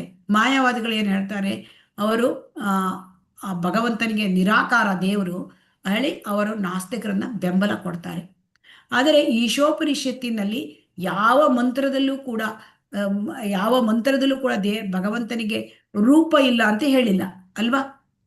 ಅದು ಬಿಟ್ಟು ಈಶೋಪನಿಷತ್ತಿನ ಮಂತ್ರಗಳಲ್ಲಿ ಹೇಳಿದೆ, ಭಗವಂತ ಓಡ್ತಾನೆ, ಅವನಿಗೆ ಒಂದು ರೀತಿ ಅವನು ಎಲ್ಲರಿಗಿಂತ ವೇಗವಾಗಿ ಓಡ್ತಾನೆ, ಎಲ್ಲರ ಪ್ರಭು ಅವನು, ಎಲ್ಲವೂ ಅವನಿಗೆ ಸೇರಿದ್ದು ಅಲ್ವಾ. ಈ ತರ ಒಂದು ವೇಗವಾಗಿ ಓಡ್ತಾನೆ. ಮತ್ತೆ ಎಲ್ಲರಿಗಿಂತ ವೇಗವಾಗಿ ಓಡಿದರೆ ಅವನು ನಿರಾಕಾರ ಆಗ್ಲಿಕ್ಕೆ ಹೇಗೆ ಸಾಧ್ಯ? ಓಡ್ಬೇಕಾದ್ರೆ ಶರೀರ ಇರ್ಲೇಬೇಕಲ್ವಾ? ಹರೇ ಕೃಷ್ಣ. ಹೌದು ಮಾತಾಜಿ. ಸೊ ಹಾಗಾಗಿ ಈಶೋಪನಿಷತ್ತು ನಿರಾಕಾರ ಅಂತ ಹೇಳುವುದಿಲ್ಲ. ಆದರೆ ಅದನ್ನ ಜನ ಏನ್ ಮಾಡ್ತಾರೆ, ಅದನ್ನ ಅವರು ತಪ್ಪ ಅರ್ಥ ಮಾಡ್ಕೊಳ್ತಾರೆ. ಹಾಗಾಗಿ ಇಲ್ಲಿ ಶ್ರೀಲ ಪ್ರಭುಪಾದರು ಏನ್ ಹೇಳ್ತಾರೆ, ಮೂರ್ಖರಿಗೆ ಕೊಂಚವಾದರೂ ಜ್ಞಾನ ಇದ್ದ ಪಕ್ಷದಲ್ಲಿ ಅದು ಅಜ್ಞಾನಕ್ಕಿಂತಲೂ ಅಪಾಯಕಾರಿ. ಅಜ್ಞಾನಿಗಳಾದವರಾದರೂ ಬೇಕು, ಯಾಕೆಂದ್ರೆ ಅವರಿಗೆ ಅಜ್ಞಾನ ಇದೆ. ಭಕ್ತರು ಅವರಿಗೆ ಒಂದು ಕರುಣೆ ತೋರಿ ಅವರಿಗೆ ಅನುಕಂಪದಿಂದ ಜ್ಞಾನ ಕೊಡ್ಬೋದು. ಆದರೆ ಅಲ್ಪ ಜ್ಞಾನ ಇದ್ದವರಿಗೆ ಅವರಲ್ಲಿ ತುಂಬಿಕೊಂಡಿರೋದು ತಪ್ಪು ಜ್ಞಾನ. ಆ ತಪ್ಪು ಜ್ಞಾನ ತೆಗೆಯೋದು ಬಹಳ ಕಷ್ಟ ಅಲ್ವಾ? ಹರೇ ಹೌದು ಕೃಷ್ಣ. ಮಾತಾಜಿ. ಹಾ, ಸೊ ಹಾಗಾಗಿ ಈ ರೀತಿ ಹೇಳಿದ್ದಾರೆ. ಸೊ ಈ ಜಗತ್ತು, ಭೌತಿಕ ಜಗತ್ತು ಶಾಶ್ವತ ಅಲ್ಲ. ಈ ಭೌತಿಕ ಜಗತ್ತಲ್ಲಿ ನಾವು ಏನು ಪಡ್ಕೊಂಡ್ರು, ಏನ್ ನಾವು ಸಾಧನೆ ಮಾಡಿದ್ರು ಕೂಡ ಅದು ಅಶಾಶ್ವತ. ಸೊ ಹಾಗಾಗಿ ಶ್ರೀಲ ಪ್ರಭುಪಾದರು ಏನ್ ಹೇಳ್ತಾರೆ, ಯಾಕೆ ಇದಕ್ಕೆಲ್ಲ ಇಷ್ಟು ಕಷ್ಟಪಡಬೇಕು, ನಿಜವಾದ ಶಾಶ್ವತವಾದ ಜೀವನವನ್ನು ಪಡಿಬೇಕು, ಈ ಪ್ರಶ್ನೆ. ಸೊ ಈ ಪ್ರಶ್ನೆಯನ್ನ ಏನ್ ಹೇಳ್ತಾ ಇದ್ದಾರೆ, ಭಕ್ತಿ ಸೇವೆಯ ಮೂಲಕ ಮಾತ್ರ ಆ ಭಗವಂತನ ಸಾನ್ನಿಧ್ಯವನ್ನ ನಾವು ಪಡ್ಕೊಳ್ಬಹುದು. ನಾವು ಭಕ್ತಿ ಸೇವೆಯ ಕೇವಲ ಭಕ್ತ್ಯಾಮಾಂ ಅಭಿಜಾನಾತಿ ಯಾವಾನ್ ಯಶ್ಚಾಸ್ಮಿ ತತ್ವತಃ ತಥೋ ಮಾಂ ತತ್ವತೋ ಜ್ಞಾತ್ವ ವಿಶತೆ ತದ್ ಅನಂತರಂ. ಭಗವದ್ಗೀತೆಯಲ್ಲಿ ಹೇಳ್ತಾನೆ, ಭಕ್ತಿ ಸೇವೆ ಮಾಡೋದ್ರಿಂದ ಮಾತ್ರ ಭಗವಂತನನ್ನು ಅರಿಯಬಲ್ಲ. ಭಕ್ತಿ ಸೇವೆಯಿಂದ ಮಾತ್ರ ಭಗವಂತನನ್ನು ಪಡ್ಕೊಳ್ಬಹುದು. ಸೊ ಭಗವಂತನ ಪಡ್ಕೊಳ್ಳೋದು ಅಂದ್ರೆ ನಮಗೆ ಜನನ ಮರಣ ಚಕ್ರದಿಂದ ಪೂರ್ತಿಯಾಗಿ ಬಿಡುಗಡೆ. ಇದು ಶಾಶ್ವತವಾದ ಪರಿಹಾರ. ಸೊ ಹಾಗಾಗಿ ಬುದ್ಧಿವಂತರಾದವರು ಶಾಶ್ವತ ಪರಿಹಾರ ಮಾಡ್ಕೊಳ್ಳಿಕ್ಕೆ ಇಷ್ಟಪಡ್ತಾರೆ. ಹಾಗಾಗಿ ಇದು ಜನರಿಗೆ ಹೆಚ್ಚು ಬಹುತೇಕ ಜನ ಏನ್ ಮಾಡ್ತಾರೆ, ಅವರು ಪರೋಪಕಾರ ಮಾಡ್ತೇನೆ, ಲೋಕೋಪಕಾರ ಮಾಡ್ತೇನೆ ಅಂತ ಹೇಳಿ ಅವರು ಇಲ್ಲಿ ಮಾಡ್ತಾರೆ. ಆದರೆ ಅದೆಲ್ಲ ಪುಣ್ಯ, ಐಹಿಕ ಪುಣ್ಯ ಬಂದ್ರೆ ಕೂಡ ಈ ಭೌತಿಕ ಪ್ರಪಂಚದಲ್ಲಿ ಉಳ್ಕೋಬೇಕಾಗತ್ತೆ ಅಲ್ವಾ? ಆ ಪುಣ್ಯ, ಐಹಿಕ ಪುಣ್ಯ ಗಳಿಸಿದ್ರೆ ಅದನ್ನ ನಾವು ಖರ್ಚು ಮಾಡ್ಲಿಕ್ಕೆ ಮತ್ತಿಂದ ಭೌತಿಕ ಪ್ರಪಂಚಕ್ಕೆ ಬರಬೇಕು. ಸೊ ಹಾಗಾಗಿ ಈ ರೀತಿಯಾದ ತಪ್ಪು ದಾರಿಗೆ ಎಳಿಬಾರ್ದು. ಅಂದ್ರೆ ಇಲ್ಲಿ ಆಧ್ಯಾತ್ಮಿಕ ಗುರುಗಳು ಕೆಲವರು ಸಂಪ್ರದಾಯದಿಂದ ಬಂದ ಗುರುಗಳಲ್ಲ. ಅವ್ರು ಏನ್ ಮಾಡ್ತಾರೆ, ಅವರು ಜನರನ್ನು ತಪ್ಪು ದಾರಿಗೆ ಎಳೆಯಲು ತಾವೇ ಸ್ವತಃ ಆಚಾರ್ಯರು ಅಂತ ಕರೆದುಕೊಂಡು ಬಿಡ್ತಾರೆ. ಸೊ ಹಾಗಾಗಿ ಇಲ್ಲಿ ಇಂತಹ ಕದೀಮರು ಮಾನವ ಸಮಾಜಕ್ಕೆ ತುಂಬಾ ಅಪಾಯಕಾರಿ ಅಂತ ಶ್ರೀಲ ಪ್ರಭುಪಾದರು ಹೇಳ್ತಾರೆ. ಧಾರ್ಮಿಕ ಪ್ರಚಾರಕರ ವೇಷದಲ್ಲಿ ಇರುವ ರಾಕ್ಷಸರನ್ನು ನರಕದ ಅಂಧತಮ ಪ್ರದೇಶಗಳಿಗೆ ಎಸೆಯಲಾಗುವುದು ಎಂದು ಭಗವಂತನು ಸ್ಪಷ್ಟವಾಗಿ ಹೇಳಿದ್ದಾನೆ.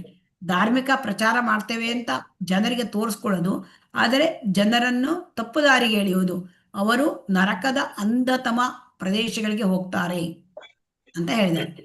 ಸೊ ಹಾಗಾಗಿ ಇಲ್ಲಿ ನಾವೇನ್ ತಿಳ್ಕೊಳ್ಬೇಕು, ಈ ಹುಸಿ ಧಾರ್ಮಿಕವಾದಿಗಳು ಕೇವಲ ಇಂದ್ರಿಯ ಸುಖಕ್ಕಾಗಿ ಮಾಡುವ ಆಧ್ಯಾತ್ಮಿಕ ಗುರುವಿನ ಕೆಲಸವನ್ನು ಮುಗಿಸಿದ ಮೇಲೆ ಈ ಜಗತ್ತಿನ ಅತ್ಯಂತ ಹೊಲಸಾದ ಸ್ಥಳಕ್ಕೆ ಹೋಗ್ತಾ ಇದ್ದಾರೆ. ಹಾಗಾಗಿ ಈ ಹುಸಿ ಅಂದ್ರೆ ತಾವೇ ಗುರುಗಳು ಅಂತ ಹೇಳ್ಕೊಂಡು ಜನರಿಗೆ ಅಂದ್ರೆ ತಪ್ಪು ದಾರಿಗೆ ಎಳೆಯೋರು ತುಂಬಾ ನರಕದಂತಹ ಅಂಧತಮ ಪ್ರದೇಶಗಳಿಗೆ ಹೋಗ್ತಾರೆ ಅಂತ ಈಶೋಪನಿಷತ್ತು ಖಚಿತವಾಗಿ ಹೇಳುತ್ತದೆ. ಅಂದ್ರೆ ತುಂಬಾ ಖಚಿತವಾಗಿ, ಅಂದ್ರೆ ನಿಖರವಾಗಿ ಅದು ಹೇಳ್ತದೆ.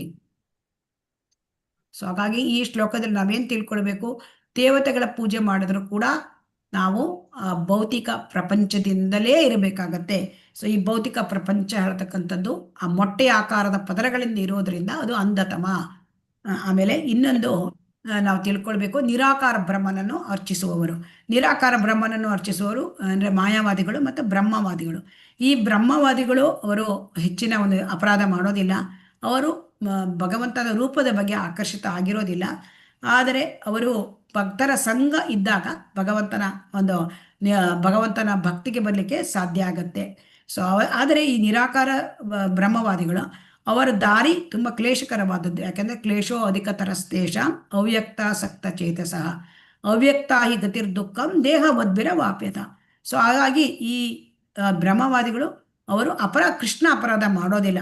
ಹಿಂಗ ಅವರು ಭಕ್ತಿಗೆ ಬರಲಿಕ್ಕೆ ಸಾಧ್ಯ. ಅಂದ್ರೆ ಇಲ್ಲಿ ಉದಾಹರಣೆಗೆ ಶುಕಮುನಿಗಳು, ಅವರು ಕೂಡ ತಂದೆಯಿಂದ ಭಾಗವತವನ್ನು ಕೇಳಿ ಅವರು ಕೂಡ ಭಕ್ತಿಗೆ ಬಂದರು. ಆಮೇಲೆ 4 ಜನ ಕುಮಾರರು, ಅವರು ಕೂಡ ಭಕ್ತಿಗೆ ಬಂದರು. ಭಗವಂತನ ಆ ಪಾದಾರವಿಂದಗಳಲ್ಲಿ, ಆ ವೈಕುಂಠ ಲೋಕದ ನಾರಾಯಣನ ಪಾದಾರವಿಂದದಲ್ಲಿ ತುಳಸಿ ದಳವನ್ನ ಅಗ್ರಾಣಿಸಿ ಭಕ್ತಿಗೆ ಬಂದರು. ಆದರೆ ಇಲ್ಲಿ ಇನ್ನೊಂದು ಆ ಮಾಯಾವಾದಿಗಳು, ಅವರು ನಿರಾಕಾರ ಬ್ರಹ್ಮನನ್ನು ಅವರು ಅರ್ಚಿಸುವರು. ಆದರೆ ಅವರು ಭಗವಂತನ ಆ ಕೃಷ್ಣನಲ್ಲಿ ಅಪರಾಧ ಮಾಡ್ತಾರೆ. ಯಾಕೆ ಕೇಳಿದರೆ ಭಗವಂತನಿಗೆ ರೂಪ ಇಲ್ಲ ಅಂತ ಹೇಳ್ತಾರೆ, ನಿರಾಕಾರ ಅಂತ ಹೇಳ್ತಾರೆ. ಮತ್ತು ತಾವು ಕೂಡ ಅವರು ಯಾಕೆ ಹಾಗೆ ಹೇಳ್ತಾರೆ ಅಂದರೆ ಅವರಿಗೆ ಸರಿಯಾಗಿ ಅರ್ಥ ಆಗಿರೋದಿಲ್ಲ. ದೇವರಿಗೆ ರೂಪ ಇದೆ ಇದನ್ನು ಅವರು ಅರ್ಥ ಮಾಡ್ಕೊಳ್ಳೋದಿಲ್ಲ. ಅವ್ರು ಏನು ಹೇಳ್ತಾರೆ ಅಂತಂದರೆ ಭಕ್ತರಲ್ಲದೆ ನಿರಾಕಾರವಾದಿಗಳು ಕೃಷ್ಣನಿಗೆ ಈ ಭೌತಿಕ ಪ್ರಕೃತಿಯಿಂದ ಶರೀರ ಇದೆ, ಅವರೆಲ್ಲ ಚಟುವಟಿಕೆಗಳು ಅವನ ರೂಪ ಎಲ್ಲವೂ ಕೂಡ ಮಾಯೆ ಅಂತ ಭಾವಿಸ್ತಾರೆ. ಸೊ ಹಾಗಾಗಿ ಅವರಿಗೆ ಅಂತಿಮ ಸತ್ಯ ಅಂದರೆ ದೇವರು ಸಾಕಾರ ರೂಪ ಇದು ಅವರಿಗೆ ಗೊತ್ತಿರುವುದಿಲ್ಲ. ಸೊ ಅದಕ್ಕೆ ಹೇಳ್ತಾರೆ ಅವಜಾನಂತಿ ಮಾಮೂಢ ಮಾನುಷಿಂ ತನು ಮಾಶ್ರಿತಂ ಪರಂ ಭಾವಮಜಾನಂತೋ ಮಮ ಭೂತ ಮಹೇಶ್ವರ. ಸೊ ಅದಕ್ಕೆ ಅವರಿಗೆ ಅರ್ಥ ಆಗಿರೋದಿಲ್ಲ, ಬುದ್ಧಿಹೀನರು. ಆದರೆ ಕೃಷ್ಣನ ಪಾದದಲ್ಲಿ ಅವರು ಇದನ್ನು ಮಾಡ್ತಾರೆ, ಅಪರಾಧವನ್ನು ಮಾಡ್ತಾರೆ. ಸೊ ಅದಕ್ಕೆ ಹೇಳ್ತಾರೆ ಮಾಯಾವಾದಿ ಕೃಷ್ಣ ಅಪರಾಧಿ ಅಂತ ಹೇಳ್ತಾರೆ. ಸೊ ಅದರಿಂದ ಅಂಥವರ ಸಂಘದಲ್ಲಿ ನಾವು ಇರಬಾರ್ದು. ಅದಕ್ಕೆ ಹೇಳ್ತಾರೆ ಅವ್ಯಕ್ತಂ ವ್ಯಕ್ತಿಮಾಪನ್ನಂ ಮನ್ಯಂತೆ ಮಾಂ ಅಬುದ್ಧಯ ಪರಂ ಭಾವಮಜಾನಂತೋ ಮಮ ಅವ್ಯಯಂ ಅನುತ್ತಮಂ. ಅಂದರೆ ಭಗವಂತನನ್ನು ಯಾರು ಪರಿಪೂರ್ಣವಾಗಿ ಅರ್ಥ ಮಾಡ್ಕೊಳ್ಳೋದಿಲ್ಲ ಅಂತಹ ಬುದ್ಧಿಹೀನರು ಏನು ಹೇಳ್ತಾರೆ ಈ ಮಾಯಾವಾದಿಗಳು, ಅವರು ಕೃಷ್ಣ ಮೊದಲು ನಿರಾಕಾರ, ಮತ್ತೆ ಅವನು ಈ ಭೌತಿಕ ಪ್ರಪಂಚಕ್ಕೆ ಬಂದಾಗ ಆಕಾರ ಪಡ್ಕೊಂಡ, ಈಗ ನಮ್ಮ ಹಾಗೆ ಅಂತ ತಿಳ್ಕೊಂಡ್ಬಿಡ್ತಾರೆ. ಸೊ ಆದ್ದರಿಂದ ಅವರು ಕೃಷ್ಣನಲ್ಲಿ ಭಗವಂತನ ಪಾದಾರವಿಂದದಲ್ಲಿ ಅಪರಾಧವನ್ನು ಮಾಡ್ತಾರೆ. ಸೊ ಹಾಗಾಗಿ ನಿರಾಕಾರ ಬ್ರಹ್ಮವನ್ನು ರಚಿಸುವವರು ಅದಕ್ಕಿಂತ ಹೆಚ್ಚಿನ ಕತ್ತಲೆಯ ಪ್ರದೇಶವನ್ನು ಪ್ರವೇಶ ಮಾಡ್ತಾರೆ ಅಂತ ಹೇಳ್ತಾ ಇದ್ದಾರೆ. ಹಾಗಾಗಿ ಈ ದೇವತಾರಾಧನೆ ಆಗಲಿ ಅಥವಾ ಬ್ರಹ್ಮನ್ ಆರಾಧನೆ ಆಗಲಿ ಅದರಿಂದ ನಮಗೆ ಭಗವಂತನ ಲೋಕಕ್ಕೆ ಹೋಗ್ಲಿಕ್ಕೆ ಆಗೋದಿಲ್ಲ ಅಂತ ಈ ಮಂತ್ರ ನಮಗೆ ಸ್ಪಷ್ಟವಾಗಿ ತಿಳಿಸುತ್ತದೆ. ಈಗ ಮಂತ್ರ 13ಕ್ಕೆ ಹೋಗೋಣ. ಅನ್ಯದ್ ಏವಾಹು ಸಂಭವಾತ್ ಅನ್ಯದಾಹು ಅಸಂಭವಾತ್ ಇತಿ ಶುಶ್ರುಮ ಧೀರಾಣಾಂ ಯೇ ನಸ್ತ ತತ್ ವಿಚಕ್ಷಿರೇ. ಹರೇ ಕೃಷ್ಣ. ರಿಪೀಟ್ ಮಾಡೋಣ. ಅನ್ಯದ್ ಏವಾಹು ಸಂಭವಾತ್ ಅನ್ಯದಾಹು ಅಸಂಭವಾತ್ ಇತಿ ಶುಶ್ರುಮ ಧೀರಾಣಾಂ ಯೇ ನಸ್ತ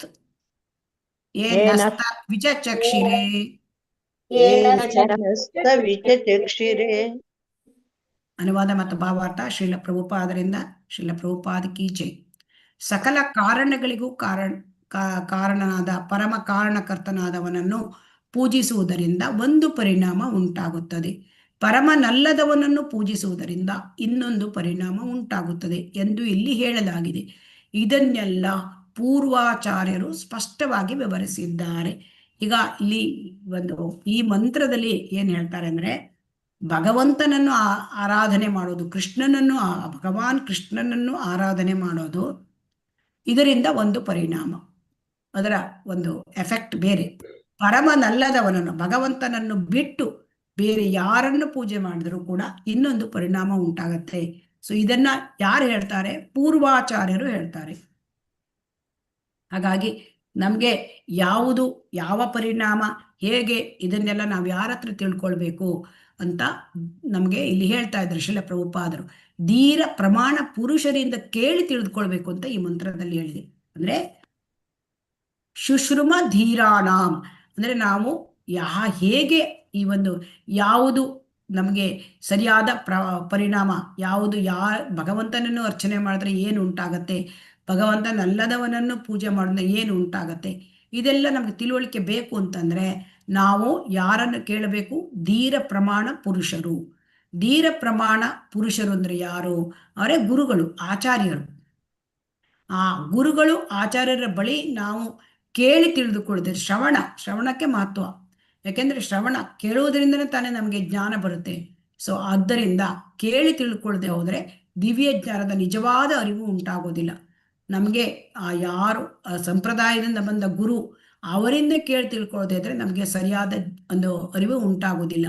ಸೊ ಹಾಗಾಗಿ ಯಾಕೆ ಈ ಥರ ಆಚಾರ್ಯರ ಹತ್ರ ಸಂಪ್ರದಾಯದಿಂದ ಬಂದವ್ರ ಹತ್ರ ನಾವು ಕೇಳಬೇಕು ಅಂದರೆ, ಸಂಪ್ರದಾಯದಿಂದ ಬಂದ ಆ ಗುರುಗಳು ಆಚಾರ್ಯರು ತಮ್ಮದೇ ಯಾವುದನ್ನು ಅವರು ಆಡಿಷನ್ ಮಾಡೋದಿಲ್ಲ, ತಮ್ಮದೇ ಯಾವುದನ್ನು ಕೂಡ ಹೇಳೋದಿಲ್ಲ. ಅವರು ಏನು ಆ ಹಿಂದಿನ ಆಚಾರ್ಯರು ಏನು ಹೇಳಿದ್ದಾರೆ ಅದನ್ನೇ ಹೇಳ್ತಾರೆ. ಅವರು ಹಿಂದಿನ ಆಚಾರ್ಯರು ಅವರ ಹಿಂದಿನ ಆಚಾರ್ಯರು ಏನು ಹೇಳಿದ್ದಾರೆ ಅದನ್ನೇ ಹೇಳ್ತಾರೆ. ಮತ್ತೆ ಎಲ್ಲರೂ ಕೂಡ ಕೊನೆಯದಾಗಿ ಭಗವಂತ ಏನು ಹೇಳಿದ್ದಾನೆ ಅದನ್ನೇ ಹೇಳ್ತಾರೆ. ಗುರು ಸಾಧು ಶಾಸ್ತ್ರ ತೀನೋಂಕಿ ಏಕಿ ಬಾತ್ ಅಂತ ಹೇಳ್ತಾರೆ. ಅಂದರೆ ಗುರು ಸಾಧು ಶಾಸ್ತ್ರದಲ್ಲಿ ಏನು ಹೇಳ್ತಾರೆ ಅದನ್ನೇ ಗುರು ಹೇಳ್ತಾನೆ, ಅದನ್ನೇ ತೀರನಾದ ಸಾಧು ಕೂಡ ಹೇಳ್ತಾನೆ. ಸೊ ಆದ್ದರಿಂದ ಶುದ್ಧ ಭಕ್ತರು ಅದನ್ನೇ ಹೇಳ್ತಾರೆ. ಅದಕ್ಕೆ ಎಲ್ಲ ಕಾರಣಗಳಿಗೂ ಕಾರಣನಾದ ಕೃಷ್ಣನಲ್ಲದೆ ಬೇರೆ ಯಾರನ್ನೂ ಪೂಜಿಸದ ಭಗವದ್ ಭಕ್ತರು ಅವನ ಆಧ್ಯಾತ್ಮಿಕ ಆಕಾಶದ ಧಾಮದಲ್ಲಿ ಸೇರ್ತಾರೆ. ಅಂದರೆ ಯಾರು ಭಗವಂತನನ್ನು ಕೃಷ್ಣನನ್ನು ಪೂಜೆ ಮಾಡ್ತಾರೆ ಅವರು ಆ ಒಂದು ಆಧ್ಯಾತ್ಮಿಕ ಲೋಕ ಅಲ್ಲಿ, ಭಗವಂತನ ಲೋಕ ಕೃಷ್ಣ ಲೋಕ ಅಲ್ಲಿ ಹೋಗ್ಲಿಕ್ಕೆ ಸಾಧ್ಯ. ಅದನ್ನು ಬಿಟ್ಟು ಬೇರೆ ಯಾರನ್ನ ಪೂಜೆ ಮಾಡಿದ್ರು ಅವರು ಆ ಭಗವಂತನ ಲೋಕ ಪಡ್ಕೊಳ್ಳಿಕ್ಕೆ ಸಾಧ್ಯ ಇಲ್ಲ. ಇದೇ ಈ ಒಂದು ಮಂತ್ರದಲ್ಲಿ ಅದನ್ನೇ ಹೇಳ್ತಾ ಇದ್ದಾರೆ. ಅದನ್ನೇ ಹೇಳ್ತಾರೆ ಶ್ರೀ ಈಶೋಪನಿಷತ್ತಿನಲ್ಲಿ, ನಾನಾ ಬಗೆಯ ಅರ್ಚನೆಗಳಿಂದ ನಾನಾ ಬಗೆಯ ಫಲಗಳು ದೊರೆಯುತ್ತವೆ. ಅಂದರೆ ನಮಗೆ ಏನಾದರೂ ಮಾಡಿದರೆ, ಯಾರನ್ನಾದ್ರೂ ಪೂಜೆ ಮಾಡಿದ್ರು ಒಂದೇ ಫಲ, ಇದು ತಪ್ಪು. ಇದು ಎಲ್ಲೂ ಕೂಡ ಯಾವ ಧರ್ಮ ಗ್ರಂಥದಲ್ಲೂ ಹೇಳಿಲ್ಲ. ಅಂದರೆ ಯಾವ ಪೂಜೆ ಮಾಡಿದ್ರು ಎಲ್ಲವೂ ಒಂದೇ ಅಲ್ಲ. ಇದು ಈ ರೀತಿ ಕೆಲವರು ತಿಳ್ಕೊಂಡ್ಬಿಟ್ಟಿರ್ತಾರೆ ಅಲ್ವಾ. ಹರೇ ಕೃಷ್ಣ. ಎಲ್ಲರೂ ಪೂಜೆ ಮಾಡಿದ್ರು ಎಲ್ಲವೂ ಒಂದೇ ಅಂತ ತಿಳ್ಕೊಂಡ್ಬಿಡ್ತಾರೆ. ಆದರೆ ಇಲ್ಲಿ ನೋಡಿ, ಏನನ್ನಾದರೂ ಮಾಡುವುದರಿಂದ ಇಲ್ಲವೇ ಯಾರನ್ನಾದರೂ ಪೂಜಿಸುವುದರಿಂದ ಎಲ್ಲರೂ ಅದನ್ನೇ ಪಡೆಯುತ್ತಾರೆ ಎಂದು ಧರ್ಮಗ್ರಂಥಗಳಲ್ಲಿ ಎಲ್ಲೂ ಹೇಳಿಲ್ಲ. ಸೊ ಹಾಗಾದ್ರೆ ಇಂಥ ಸಿದ್ಧಾಂತ ಹೇಗೆ ಬಂತು ಅಂದರೆ, ತಾವೇ ಗುರುಗಳೆಂದು ಕರೆದುಕೊಳ್ಳುವ ಅಂತ ಮೂರ್ಖ ಸಿದ್ಧಾಂತಗಳು ಹುಟ್ಟಿವೆ. ಯಾರು ತಾವೇ ಗುರುಗಳು ಅಂತ ಕರ್ಕೊಂಡ್ಬಿಡ್ತಾರೆ ಅವರು ಇಂಥ ಮೂರ್ಖ ಸಿದ್ಧಾಂತ ಹಾಕ್ತಾರೆ. ಆದರೆ ಧರ್ಮಗ್ರಂಥಗಳಲ್ಲಿ ಎಲ್ಲೂ ಕೂಡ ಹೇಳಿಲ್ಲ, ಯಾರು ಪೂಜೆ ಮಾಡಿದ್ರು ಕೂಡ ನೀವು ಭಗವಂತನ ಪಡ್ಕೋಬಹುದು ಅಂತ ಎಲ್ಲೂ ಹೇಳಿಲ್ಲ. ಸದ್ಗುರು ಹೇಳೋದಿಲ್ಲ ನೀವು ದೇವತೆಗಳಿಂದ ಪೂಜೆ ಮಾಡ್ಕೊಂಡ್ರೆ ಭಗವಂತನನ್ನು ಪೂಜೆ ಮಾಡಿದರೆ ಎರಡರಲ್ಲೂ ಕೂಡ ಭಗವಂತನ ಪಡ್ಕೋಬಹುದು, ಇದನ್ನು ಹೇಳಿಲ್ಲ. ಇದನ್ನ ಸದ್ಗುರು ಹೇಳೋದಿಲ್ಲ, ಶಾಸ್ತ್ರವೂ ಹೇಳೋದಿಲ್ಲ, ಧರ್ಮಗ್ರಂಥಗಳು ಹೇಳೋದಿಲ್ಲ, ಸದ್ಗುರುವೂ ಹೇಳೋದಿಲ್ಲ. ಹಾಗಾದ್ರೆ ಯಾರು ಹೇಳ್ತಾರೆ? ಸೋಕಾಲ್ಡ್ ಗುರು, ಬೋಗಸ್ ಗುರು, ಅವರು ಹೇಳ್ತಾರೆ ಇದನ್ನ ಅಂತ ಹೇಳ್ತಾ ಇದ್ದಾರೆ. ಸೊ ಹಾಗಾಗಿ ನಾವು ತಿಳ್ಕೊಳ್ಬೇಕು, ಧರ್ಮಗ್ರಂಥಗಳಲ್ಲೂ ಹೇಳಿಲ್ಲ ಎಲ್ಲರನ್ನು ಪೂಜೆ ಮಾಡಿದ್ರೆ ಭಗವಂತನನ್ನ ಪಡ್ಕೋಬಹುದು, ಅದು ಒಂದೇ. ಸದ್ಗುರುವೂ ಹೇಳೋದಿಲ್ಲ. ಇದಕ್ಕೆ ಶ್ರೀಲ ಪ್ರಭುಪಾದರು ಉದಾಹರಣೆ ಕೊಟ್ಟಿದ್ದಾರೆ. ಅಂದರೆ ನಮಗೆ ಒಂದು ಸ್ಥಳಕ್ಕೆ ಹೋಗ್ಬೇಕು ಅಂದ್ರೆ ಆ ಸ್ಥಳದ ಟಿಕೆಟೇ ಪಡ್ಕೊಳ್ಬೇಕು ಅಲ್ವಾ. ಕಲ್ಕತ್ತಾಕ್ಕೆ ಹೋಗ್ಬೇಕು ಅಂತ ಮುಂಬೈ ಟಿಕೆಟ್ ತಗೊಂಡ್ರೆ ಆಗತ್ತಾ? ಇಲ್ಲ ಅಲ್ವಾ, ಇಲ್ಲ. ಸೊ ಹಾಗಾಗಿ ಗುರುಗಳು ಎಂದು ಕರೆದುಕೊಳ್ಳುವವರು ಯಾವುದೇ ಅಥವಾ ಎಲ್ಲ ಟಿಕೆಟುಗಳಿಂದ ತಾವು ಒಬ್ಬರನ್ನು ಪರಮಪುರುಷನ ಬಳಿ ಬಲ್ಲೆವೆಂದು ಹೇಳುತ್ತಾರೆ. ಇದು ಸೋಕಾಲ್ಡ್ ಗುರುಗಳು, ಅವರು ಹಾಗೆ ಹೇಳ್ತಾರೆ. ಸೊ ಹಾಗಾಗಿ ಜನ ಅದರಿಂದ ಆಕರ್ಷಣೆ ಹೊಂದಿಬಿಡ್ತಾರೆ. ಸೊ ಹಾಗಾಗಿ ನಾವು ಇದನ್ನ ತಿಳ್ಕೊಳ್ಬೇಕು. ಭಗವದ್ಗೀತೆಯಲ್ಲಿ ಇದನ್ನ ಹೇಳಿದ್ದಾರೆ. ಏನಂತ ಹೇಳಿದ್ದಾರೆ ಅಂದರೆ, ಯಾಂತಿ ದೇವವ್ರತ ದೇವಾನ್ ಪಿತೃನ್ ಯಾಂತಿ ಪಿತೃವ್ರತ ಯಾಂತಿ ಮಧ್ಯಾಜಿನೋಪಿ ಮಾಂ. ಅಂದರೆ ಪಿತೃಗಳನ್ನ ಪೂಜೆ ಮಾಡಿದ್ರೆ ಪಿತೃಲೋಕಕ್ಕೆ ಹೋಗ್ತೇವೆ, ದೇವತೆಗಳನ್ನ ಪೂಜೆ ಮಾಡಿದ್ರೆ ದೇವತೆಗಳ ಲೋಕಕ್ಕೆ ಹೋಗ್ತೇವೆ, ಭಗವಂತನನ್ನು ಪೂಜೆ ಮಾಡಿದ್ರೆ ಭಗವಂತನ ಲೋಕಕ್ಕೆ ಹೋಗ್ತೇವೆ ಅಲ್ವಾ. ಇದನ್ನ ಸ್ಪಷ್ಟವಾಗಿ ಭಗವಂತ ಹೇಳಿದ್ದಾನೆ, ಧರ್ಮಗ್ರಂಥಗಳಲ್ಲಿ ಈ ರೀತಿ ಹೇಳಿದೆ. ಆದರೆ ಅದನ್ನೇ ನಮ್ಮ ಸದ್ಗುರುಗಳು, ಸಂಪ್ರದಾಯದ ಗುರುಗಳು ಹೇಳ್ತಾರೆ. ಆದರೆ ಜನರಿಗೆ ಇದು ಅರ್ಥ ಆಗೋದಿಲ್ಲ. ಯಾಕೆಂದ್ರೆ ಅವರು ಸರಿಯಾದ ಮೂಲದಿಂದ ತಿಳ್ಕೊಳ್ಳೋದಿಲ್ಲ. ಅವ್ರು ಯಾವುದೋ ಒಂದು ತಾವೇ ತಮ್ಮನ್ನು ಗುರು ಅಂತ ಕರೆದುಕೊಂಡಿರ್ತಕ್ಕಂಥ ಮೂರ್ಖರಿಂದ ಇಂಥ ಮಾತು ಕೇಳಿದ್ರೆ ಈ ಸಿದ್ಧಾಂತಗಳು ಬರುತ್ತೆ. ಸೊ ಅದಕ್ಕೆ ನಮಗೆ ಶ್ರೀಲ ಪ್ರಭುಪಾದರು ನಮಗೆ ಹೇಳ್ತಾರೆ, ಸಂಪ್ರದಾಯದಿಂದ ಬಂದ ಗುರುವಿನಿಂದ ನಾವು ತಿಳ್ಕೊಳ್ಬೇಕು. ಅದಕ್ಕೆ ಭಗವದ್ಗೀತೆಯಲ್ಲಿ ಕೃಷ್ಣನೇ ಹೇಳಿದ್ದಾನೆ, ಏವಂ ಪರಂಪರಾ ಪ್ರಾಪ್ತಂ ಇಮಂ ರಾಜರ್ಷಯೋ ವಿದುಹು ಸಕಾಲೇ ನೇಹ ಮಹತ ಯೋಗೋ ನಷ್ಟ ಪರಂತಪ. ಈ ಪರಮ ವಿದ್ಯೆ, ಆಧ್ಯಾತ್ಮ ವಿದ್ಯೆ, ಅದು ಪರಂಪರೆಯಿಂದ ತಿಳ್ಕೊಳ್ಬೇಕು. ಆದರೆ ಕೆಲವು ಮೊದಲು ಕೃಷ್ಣ ಭಗವಂತ ಅವನು ಈ ಭಗವದ್ಗೀತೆಯನ್ನ ವಿವಸ್ವಾನಿಗೆ ತಿಳಿಸಿದ. ಯಾಕಂದ್ರೆ ವಿವಸ್ವಾನ್ ಅಂದ್ರೆ ಎಲ್ಲ ಗ್ರಹಗಳಿಗೂ ಅವನು ಅತ್ಯಂತ ಅಂದ್ರೆ ಗ್ರಹಗಳಲ್ಲಿ ಎಲ್ಲ ರಾಜ ಮುಖ್ಯ. ರಾಜನಿಗೆ ಏನಿರುತ್ತೆ ಅಂದ್ರೆ ತಮ್ಮ ಪ್ರಜೆಗಳಿಗೆ ಅವರಿಗೆ ಆಧ್ಯಾತ್ಮ ವಿದ್ಯೆಯನ್ನು ಕೊಡಬೇಕು, ಭೌತಿಕ ಒಂದು ಇದನ್ನು ಸುಖವನ್ನು ಕೊಡಬೇಕು ಅವರು. ಆದರೆ ಅವರಿಗೆ ಅಧ್ಯಾತ್ಮ ವಿದ್ಯೆ ಕೊಡೋದು ಮುಖ್ಯವಾಗಿರುತ್ತೆ. ಯಾಕಂದ್ರೆ ಅವರಿಗೆ ಅದೊಂದು ಜವಾಬ್ದಾರಿ ಇರುತ್ತೆ. ತನ್ನ ಕೈ ಕೆಳಗೆ ಇರ್ತಕ್ಕಂತಹ ಎಲ್ಲರಿಗೂ ಎಲ್ಲ ಸಿಟಿಸನ್ಸ್ ಎಲ್ಲ ನಾಗರಿಕರಿಗೂ ಅವರು ಭಗವಂತನ ಲೋಕಕ್ಕೆ ತಲುಪುವಂತಹದ್ದು. ಅದಕ್ಕಾಗಿ ಹಿಂದೆ ಆ ಒಂದು ವಿವಸ್ವಾನಿಗೆ ಭಗವಂತ ಕೊಟ್ಟಿದ್ದ. ಅಲ್ಲಿಂದ ಅದು ಪರಂಪರಾನುತವಾಗಿ ಮನುಷ್ಯ ಲೋಕಕ್ಕೂ ಬಂತು. ಆದರೆ ಅದು ಆ ವಿದ್ಯೆ ನಷ್ಟವಾಗಿ ಹೋಗಿತ್ತು. ಅದಕ್ಕೆ ಮತ್ತೆ ಹಿಂದೆ ಅರ್ಜುನನಿಗೆ ಮೂಲಕ ನಮಗೆ ಭಗವದ್ಗೀತೆಯನ್ನು ಕೃಷ್ಣ ಕೊಟ್ಟಿದ್ದಾನೆ. ಯಾಕೆ ಭಗವದ್ಗೀತೆ ಕೃಷ್ಣ ಕೊಟ್ಟಿದ್ದಾನೆ ಅರ್ಜುನನ ಮುಖಾಂತರ? ಅರ್ಜುನ ಅವನು ಶುದ್ಧ ಭಕ್ತ ಅಥವಾ ಆಪ್ತ ಮಿತ್ರನಾಗಿದ್ದ. ಸೊ ಹಾಗಾಗಿ ಭಕ್ತನಾಗದೆ ಭಗವದ್ಗೀತೆಯನ್ನು ಅರ್ಥ ಮಾಡ್ಕೊಳ್ಳಿಕ್ ಸಾಧ್ಯ ಇಲ್ಲ.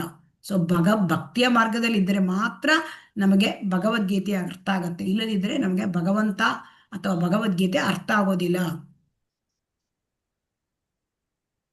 ಸೊ ಹಾಗಾಗಿ ಇಲ್ಲಿ ಮತ್ತೆ ಹಿಂದೆ ದೇವತೆಗಳ ಆರಾಧನೆ ಬಗ್ಗೆ ಶ್ರೀಲ ಪ್ರಭುಪಾದರು ಹೇಳ್ತಾರೆ. ಬುದ್ಧಿ ಇಲ್ಲದವರು ಮಾತ್ರ ದೇವತೆಗಳನ್ನು ಪೂಜಿಸುತ್ತಾರೆ. ಆದರೆ ಭಗವಂತ ಏನ್ ಹೇಳಿದ್ದಾನೆ? ಎಲ್ಲದನ್ನೂ ನೀನು ತೊರೆದು ನನಗೆ ಶರಣಾಗು ಅಂತ 18.66 ಹೇಳಿದ್ದಾರೆ. ಸರ್ವಧರ್ಮಾನ್ ಪರಿತ್ಯಜ್ಯ ಮಾಮೇಕಂ ಶರಣಂ ವ್ರಜ ಅಹಂ ತ್ವಾಂ ಸರ್ವ ಪಾಪೇಭ್ಯೋ ಮೋಕ್ಷಯಿಷ್ಯಾಮಿ ಮಾ ಶುಚಃ. ಸೊ ಹಾಗಾಗಿ ಯಾರಿಗೂ ಕೂಡ ಮೋಕ್ಷ ಪಡ್ಕೊಳ್ಳಿಕ್ಕೆ ಅಧಿಕಾರ ಇಲ್ಲ. ಓನ್ಲಿ ಭಗವಾನ್ ಕೃಷ್ಣನಿಗೆ ಮಾತ್ರ. ಸೊ ಅವನಿಗೆ ಮಾತ್ರ ನಮಗೆ ಜನ್ಮ ಮೃತ್ಯು ಇದರಿಂದ ಪಾರು ಮಾಡಲಿಕ್ಕೆ ಸಾಧ್ಯ, ಬೇರೆ ಯಾರಿಗೂ ಸಾಧ್ಯ ಇಲ್ಲ. ಸೊ ಅದಕ್ಕೆ ಇವನ್ನು ಶಿವನು ಕೂಡ ಹೇಳ್ತಾನೆ ಪಾರ್ವತಿಗೆ, ಮೋಕ್ಷ ಪ್ರದಾತ ವಿಷ್ಣು, ಮೋಕ್ಷವನ್ನು ಕೊಡ್ಲಿಕ್ಕೆ ಅರ್ಹತೆ ಇರುವನು ವಿಷ್ಣುವಿಗೆ ಮಾತ್ರ ಇದೆ. ಯಾಕೆ? ಕೃಷ್ಣನ ಸ್ವಾಂಶ ವಿಸ್ತರಣೆ ವಿಷ್ಣು. ಸೊ ಹಾಗಾಗಿ ಇದನ್ನು ನಾವು ಅರ್ಥ ಮಾಡ್ಕೊಳ್ಬೇಕು. ನಮಗೆ ಈ ಭೌತಿಕ ಪ್ರಪಂಚದಿಂದ ಜನ್ಮ ಮೃತ್ಯು ಜರಾವ್ಯಾಧಿ ಇದರಿಂದ ಶಾಶ್ವತ ಪರಿಹಾರ ಬೇಕು ಅಂದ್ರೆ ನಾವು ಕೃಷ್ಣನಲ್ಲಿ ಶರಣಾಗಬೇಕು. ಸೊ ಏನಾಗತ್ತೆ ಅಂತಂದ್ರೆ ಇತರರು ತಮ್ಮ ಕೀಳು ಪೂಜಾ ವಿಧಾನಗಳನ್ನು ಅನುಸರಿಸುತ್ತಾ ಐಹಿಕ ನೆಲೆಯಲ್ಲಿ ತೂರಾಡುತ್ತಾರೆ. ಎಲ್ಲ ಮಾರ್ಗಗಳು ಒಂದೇ ಗುರಿಯುತ್ತ ಒಯ್ಯುತ್ತವೆಂಬ ತಪ್ಪು ಕಲ್ಪನೆಯಿಂದ ನಿಜವಾದ ಮಾರ್ಗದಿಂದ ವಂಚಿತರಾಗುತ್ತಾರೆ. ಸೊ ಹಾಗಾಗಿ ಅವರು ಏನು ಬೇರೆಯವರು ಅಂದ್ರೆ ಯಾರು ಭಗವಾನ್ ಕೃಷ್ಣನನ್ನು ಆರಾಧನೆ ಮಾಡೋದಿಲ್ಲ, ಬೇರೆ ಅಂದ್ರೆ ಕೃಷ್ಣನನ್ನು ಬಿಟ್ಟು ಬೇರೆ ದೇವತೆಗಳನ್ನು ಅಥವಾ ಬೇರೆ ಯಾರಾದನ್ನು ಆರಾಧನೆ ಮಾಡಿದ್ರೆ ಅದು ತಪ್ಪು. ಯಾಕೆ ಅಂತಂದ್ರೆ ಅವರಿಗೆ ಸರಿಯಾದ ಒಂದು ಸಂಪ್ರದಾಯದಿಂದ ಜ್ಞಾನ ಸಿಕ್ಕಿರೋದಿಲ್ಲ. ಸೊ ಹಾಗಾಗಿ ಅವರು ತಪ್ಪು ಕಲ್ಪನೆಯಲ್ಲಿದ್ದು ಅವರಿಗೆ ಭಗವಂತನನ್ನು ಪಡ್ಕೊಳ್ಳಿಕ್ಕೆ ಅವರು ವಂಚಿತರಾಗ್ತಾರೆ. ಸೊ ಇದನ್ನ ಭಗವದ್ಗೀತೆಯಲ್ಲಿ ಕೂಡ ಭಗವಂತ ಹೇಳಿದ್ದಾನೆ. 10.8 ಏನ್ ಹೇಳಿದ್ದಾನೆ? ಅಹಂ ಸರ್ವಸ್ಯ ಪ್ರಭವೋ ಮತ್ತಃ ಸರ್ವಂ ಪ್ರವರ್ತತೆ. ಇಲ್ಲಿ ಶ್ರೀಲ ಪ್ರಭುಪಾದರು ಕೃಷ್ಣ ಯಾಕೆ ದೇವೋತ್ತಮ ಪರಮ ಪುರುಷ ಅದನ್ನ ಮೂಲ ಹೇಗೆ ಅಂತ ಇದನ್ನ ಕೊಟ್ಟಿದ್ದಾರೆ. ಅಂದ್ರೆ ಇಲ್ಲಿ ಒಂದು ಎಲ್ಲ ಸ್ಪಷ್ಟತೆಯನ್ನ ಕೊಟ್ಟಿದ್ದಾರೆ. ಅಂದ್ರೆ ಇಲ್ಲಿ ಹಿಂದೆ ಯಾವ ರೀತಿ ವೈದಿಕ ಸಾಹಿತ್ಯದಲ್ಲಿ ಭಗವಂತನೇ ಕೃಷ್ಣನೇ ಯಾಕೆ ಭಗವಂತ, ಅವನೇ ಯಾಕೆ ಮೂಲ, ಇದನ್ನ ಅವರು ಆ ಒಂದು ಅನೇಕ ಒಂದು ಉಪನಿಷತ್ತುಗಳಿಂದ ಆಧಾರ ಕೊಟ್ಟಿದ್ದಾರೆ. ಅಂದ್ರೆ ಯಾವುದೇ ಆಗಲಿ ಒಂದು ಭಕ್ತರಾದವರು, ಶುದ್ಧ ಭಕ್ತರಾದವರು ಯಾವುದೇ ವಿಚಾರವನ್ನು ಮಾತನಾಡುವಾಗ ಅವರು ಆ ಒಂದು ಧರ್ಮಗ್ರಂಥಗಳ ಆಧಾರ ಕೊಡ್ತಾರೆ. ಹಾಗೆ ಇಲ್ಲಿ ನಾರಾಯಣ ಅವನು ಪರಮ ಪುರುಷ ಜೀವಿಗಳಿಂದ ಸೃಷ್ಟಿ ಬಯಸಿದಾಗ ನಾರಾಯಣ ಮೊದಲಿದ್ದ. ಎಲ್ಲ ಸೃಷ್ಟಿಗಿಂತ ಎಲ್ಲರೂ ಇರೋಕ್ಕಿಂತ ಮುಂಚೆ ನಾರಾಯಣ ಇದ್ದ. ಆ ಪ್ರಕೃತಿ ಸೃಷ್ಟಿಯಾಗೋದಕ್ಕಿಂತ ಮುಂಚೆ ಇದ್ದವ ನಾರಾಯಣ ಒಬ್ಬ. ಆದರೆ ಅವನಿಂದ ನಾರಾಯಣ ಅಂದ್ರೆ ಕೃಷ್ಣನೇ. ನಾರಾಯಣ ಅಂದ್ರೆ ಕೃಷ್ಣ ಆದಿನಾರಾಯಣ. ಸೊ ನಾರಾಯಣನಿಂದನೇ ಎಲ್ಲವೂ ಬರ್ತಕ್ಕಂಥದ್ದು, ಅಂದ್ರೆ ಕೃಷ್ಣನಿಂದ ಬರ್ತಕ್ಕಂಥದ್ದು. ಕೃಷ್ಣನಿಂದ ಬಲರಾಮನಿಂದ ಸಂಕರ್ಷಣನಿಂದ ನಾರಾಯಣನಿಂದ ಎರಡನೇ ಸಂಕರ್ಷಣದಿಂದ 3 ಪುರುಷರು ಬರ್ತಾರೆ. ಕಾರಣೋದಕಶಾಹಿ, ಗರ್ಭೋದಕಶಾಹಿ ಮತ್ತು ಕ್ಷೀರೋದಕಶಾಹಿ ವಿಷ್ಣು. ಸೊ ಹೀಗೆ ಅದು ಪ್ರಪಂಚ ಸೃಷ್ಟಿಯಾಗತ್ತೆ. ಅದಕ್ಕೆ ಹೇಳ್ತಾರೆ ನಾರಾಯಣನು ಒಂದೇ. ಸೊ ಹಾಗಾಗಿ ಶ್ರೀಕೃಷ್ಣ ಅವನು ನಾರಾಯಣನು ಒಂದೇ ಎಂದು ವೈಷ್ಣವಕ್ಕೆ ಪಂಥಕ್ಕೆ ಸೇರಿದ ಅಥವಾ ಸಾಕಾರ ಪಂಥಕ್ಕೆ ಸೇರಿದ ಶ್ರೀಪಾದ ಶಂಕರಾಚಾರ್ಯರು ಕೂಡ ಒಪ್ಕೊಂಡಿದ್ದಾರೆ. ಅಥರ್ವ ವೇದವೂ ಇದನ್ನು ಹೇಳುತ್ತೆ. ಸೊ ಬ್ರಹ್ಮನಾಗಲಿ, ಶಿವನಾಗಲಿ, ಬೆಂಕಿಯಾಗಲಿ, ನೀರಾಗಲಿ, ನಕ್ಷತ್ರಗಳಾಗಲಿ, ಸೂರ್ಯಚಂದ್ರರಾಗಲಿ ಇಲ್ಲದಿದ್ದಾಗ ನಾರಾಯಣ ಮಾತ್ರ ಇದ್ದನು. ಸೊ ಆದ್ದರಿಂದ ಭಗವಂತ ಸುಮ್ಮನೆ ಇರುವುದಿಲ್ಲ, ಅವನು ತನ್ನ ಇಷ್ಟ ಬಂದಂತೆ ಸೃಷ್ಟಿಸುತ್ತಾನೆ. ಸೊ ಹಾಗಾಗಿ ಸೃಷ್ಟಿ ಮಾಡುವನು ಭಗವಂತ ತನ್ನ ಇಚ್ಛೆ ಪ್ರಕಾರ ಸೃಷ್ಟಿ ಮಾಡುತ್ತಾನೆ. ಸೊ ಹಾಗಾಗಿ ವೇದ ಸಾಹಿತ್ಯ ಎಲ್ಲ ಹೇಳುತ್ತೆ ಕೃಷ್ಣನೇ ದೇವೋತ್ತಮ ಪರಮ ಪುರುಷ, ಅವನೇ ಸಕಲ ಕಾರಣಗಳಿಗೂ ಕಾರಣ. ಇದನ್ನು ಕೂಡ ಬ್ರಹ್ಮ ಸಂಹಿತೆಯಲ್ಲಿ ಕೂಡ ಹೇಳಿದೆ. ಈಶ್ವರ ಪರಮಃ ಕೃಷ್ಣ ಸಚ್ಚಿದಾನಂದ ವಿಗ್ರಹ ಅನಾದಿರಾದಿರ್ ಗೋವಿಂದ ಸರ್ವ ಕಾರಣ ಕಾರಣ. ಸೊ ಹಾಗಾಗಿ ಯಾರು ಬುದ್ಧಿವಂತರು, ಯಾರು ಕೃಷ್ಣನನ್ನು ತಮ್ಮ ಉಪಾಸನೆ, ಕೃಷ್ಣನೊಬ್ಬನೇ ಆ ಉಪಾಸನೆಗೆ ಅರ್ಹನಾದವನು, ಆ ಪೂಜೆಗೆ ಅರ್ಹನಾದವನು, ಇದನ್ನು ಯಾರು ತಿಳ್ಕೊಂಡಿರ್ತಾರೆ, ಅದನ್ನು ಯಾರು ಮಾಡ್ತಾರೆ ಅವರು ವಿದ್ವಾಂಸರು, ಬುಧರು. ಅದು ಬುಧರು. ಕೃಷ್ಣ ವರ್ಣಾತ್ವಿಷಾಂ ಕೃಷ್ಣ ಸಾಂಗೋಪಾಂಗಾದ ಪಾರ್ಷದೈಹಿ ಯಜ್ಞೈ ಸಂಕೀರ್ತನ ಪ್ರಾಯೈರ್ ಯಜಂತೀಹಿ ಸುಮೇಧಸಃ. ಯಜಂತೀಹಿ ಸುಮೇಧಸಃ. ಸುಮೇಧಸ ಅಂದ್ರೆ ಬುದ್ಧಿವಂತರು. ಅವ್ರೇನ್ ಮಾಡ್ತಾರೆ, ಯಜಂತೀಹಿ ಅಂದ್ರೆ ಭಗವಾನ್ ಕೃಷ್ಣನನ್ನ ಆರಾಧಿಸ್ತಾರೆ.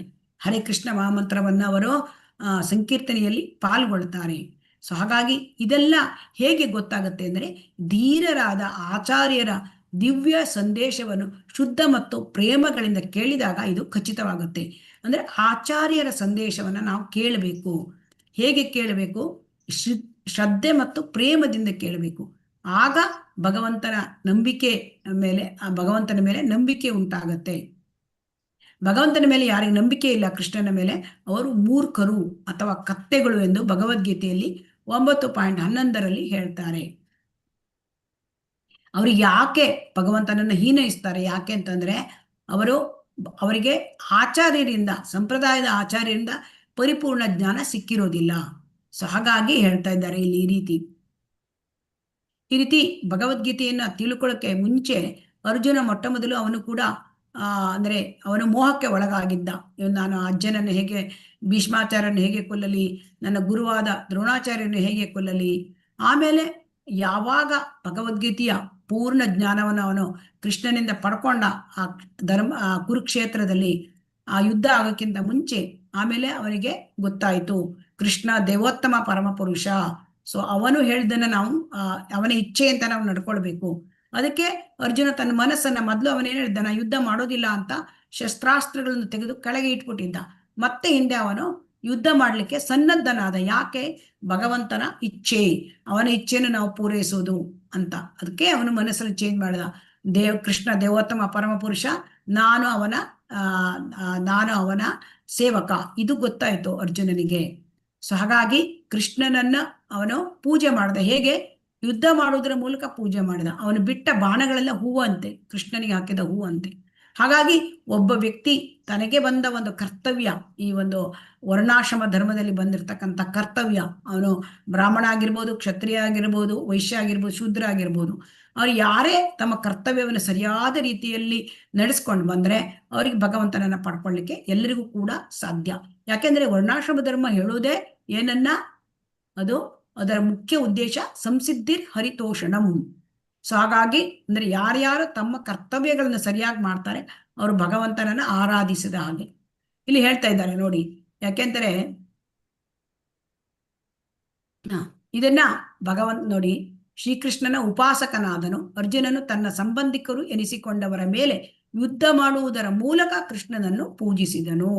ಯುದ್ಧ ಮಾಡುವುದು ಅರ್ಜುನನ ಕರ್ತವ್ಯವಾಗಿತ್ತು. ಯಾಕೆಂದ್ರೆ ಅವನು ಕ್ಷತ್ರಿಯ ಧರ್ಮಕ್ಕೆ ಸೇರಿದವನು, ಕ್ಷತ್ರಿಯ ಒಂದು ಇದಕ್ಕೆ ಸೇರಿದವನು. ಭಗವದ್ಗೀತೆ ಮತ್ತು ಶ್ರೀಮದ್ ಭಾಗವತಗಳಲ್ಲಿ ಕೇಳಿದ ಕೃಷ್ಣ ವಿದ್ಯೆಯ ಸೂಕ್ಷ್ಮ ವಿವರಗಳನ್ನು ಅರಿಯದ ಮೂರ್ಖರು ಸೃಷ್ಟಿಸಿದ ಕೃಷ್ಣನನ್ನು ಪೂಜಿಸುವುದರಿಂದ ಸಾಧ್ಯವಿಲ್ಲ. ಸೊ ಹಾಗಾಗಿ ನಿಜವಾದ ಕೃಷ್ಣನನ್ನು ಪೂಜಿಸಿದರೆ ಮಾತ್ರ ಇಂಥ ಕೆಲಸಗಳು ಸಾಧ್ಯ. ಅಂದ್ರೆ ಈ ರೀತಿ ನಿಜವಾಗಿ ಕೃಷ್ಣನನ್ನು ಪೂಜಿಸಬೇಕು. ಅದು ಬಿಟ್ಟು ಬೇರೆ ಯಾರೋ ಅವರು ಪೂಜೆ ಮಾಡ್ತಾರೆ, ಕೃಷ್ಣನಲ್ಲದೆ ಬೇರೆಯವರನ್ನು ಪೂಜೆ ಮಾಡಿದ್ರೆ ಈ ರೀತಿ ಸಾಧ್ಯ ಇಲ್ಲ. ಹಾಗಾಗಿ ಇಲ್ಲಿ ಮತ್ತೊಂದು ವಿಚಾರ ಶ್ರೀಲ ಪ್ರಭುಪಾದರು ಹೇಳ್ತಾರೆ, ಸಂಭೂತ ಅಂದ್ರೆ ಏನು ಅಂತ. ಸಂಭೂತ ಅಂದ್ರೆ ಪ್ರಳಯ ಎಲ್ಲ ಆದಾಗ ಉಳಿಯೋ ಒಬ್ಬವನೇ ಅವನು ದೇವೋತ್ತಮ ಪರಮಪುರುಷ ಕೃಷ್ಣ. ಸೊ ಹಾಗಾಗಿ ಅವನೇ ಸೃಷ್ಟಿ ಸ್ಥಿತಿ ಇದಕ್ಕೆ ಮೂಲ ಅಂತ ಹೇಳ್ತಾನೆ. ಸೊ ಅದವನು ಭಗವಂತ ಕಲ್ಲಿನಂತ ಅಲ್ಲ, ಅವನು ಭಗವಂತ ಅಂದ್ರೆ ಅವನು ಪೂರ್ಣ ಪ್ರಜ್ಞೆ ಇರ್ತಕ್ಕಂಥವನು. ಅಂದ್ರೆ ಸತ್ ಚಿತ್ ಆನಂದ. ಸತ್ ಅಂದ್ರೆ ಭಗವಂತ ಶಾಶ್ವತನಾದವನು, ಚಿತ್ ಅಂದ್ರೆ ಪೂರ್ಣ ಜ್ಞಾನನು, ಪೂರ್ಣ ಪ್ರಜ್ಞಾ ಅಂದ್ರೆ ಪೂರ್ಣವಾಗಿ ಜ್ಞಾನ ಇರ್ತಕ್ಕಂಥವನು, ಸಂಪೂರ್ಣ ಜ್ಞಾನ. ಆಮೇಲೆ ಅವನು ಆನಂದ ಮೂರ್ತಿ. ಸೊ ಹಾಗಾಗಿ ಕೃಷ್ಣನಿಗೆ ಸಂಪೂರ್ಣ ಜ್ಞಾನ ಅಂದ್ರೆ ಏನು, ವರ್ತಮಾನ ಭೂತ ಭವಿಷ್ಯತ್ ಎಲ್ಲ ಚೆನ್ನಾಗಿ ಗೊತ್ತಿರುತ್ತೆ. ಅಂದ್ರೆ ಈ ಕೋಟ್ಯಾಂತರ ವರ್ಷಗಳ ಹಿಂದೆ ಏನಾಗಿತ್ತು, ಮುಂದೆ ಏನಾಗ್ತದೆ, ಇವತ್ತು ಏನ್ ನಡೀತದೆ, ಎಲ್ಲರಲ್ಲೂ ಏನ್ ನಡೀತಾ ಇದೆ, ಎಲ್ಲ ಮೂಲಗಳಲ್ಲಿ ಏನ್ ನಡೀತಾ ಇದೆ, ಎಲ್ಲವೂ ಭಗವಂತನೇ ಗೊತ್ತು. ಯಾಕೆಂದ್ರೆ ಅವನು ಪರಮ ಕ್ಷೇತ್ರಜ್ಞ. ಆದ್ರೆ ನಮಗೇನು, ನಮ್ಮ ದೇಹದ ಒಳಗೆ ಏನ್ ನಡೀತಾ ಇದೆ ಸ್ವಲ್ಪ ಗೊತ್ತಾಗುತ್ತೆ, ನಮಗೆ ಬೇರೆಯವರ ದೇಹದಲ್ಲಾಗ್ಲಿ ಬೇರೆ ಕಡೆ ಏನ್ ನಡೀತಾ ಇದೆ ಗೊತ್ತಾಗೋದಿಲ್ಲ.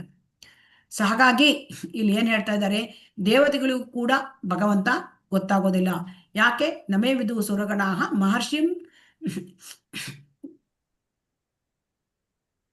ಇಲ್ಲಿ ಹೇಳಿದ್ದಾನೆ, ಮೊದಲೇ ಹೇಳಿದ್ದಾನೆ, ನನಗೆ ದೇವತೆಗಳಿಗೂ ಕೂಡ ನನ್ನನ್ನು ತಿಳ್ಕೊಳ್ಳಕ್ಕೆ ಸಾಧ್ಯ ಇಲ್ಲ. ಯಾಕೆಂದ್ರೆ ದೇವತೆಗಳಿಗೂ ಮೂಲ ಕೃಷ್ಣ.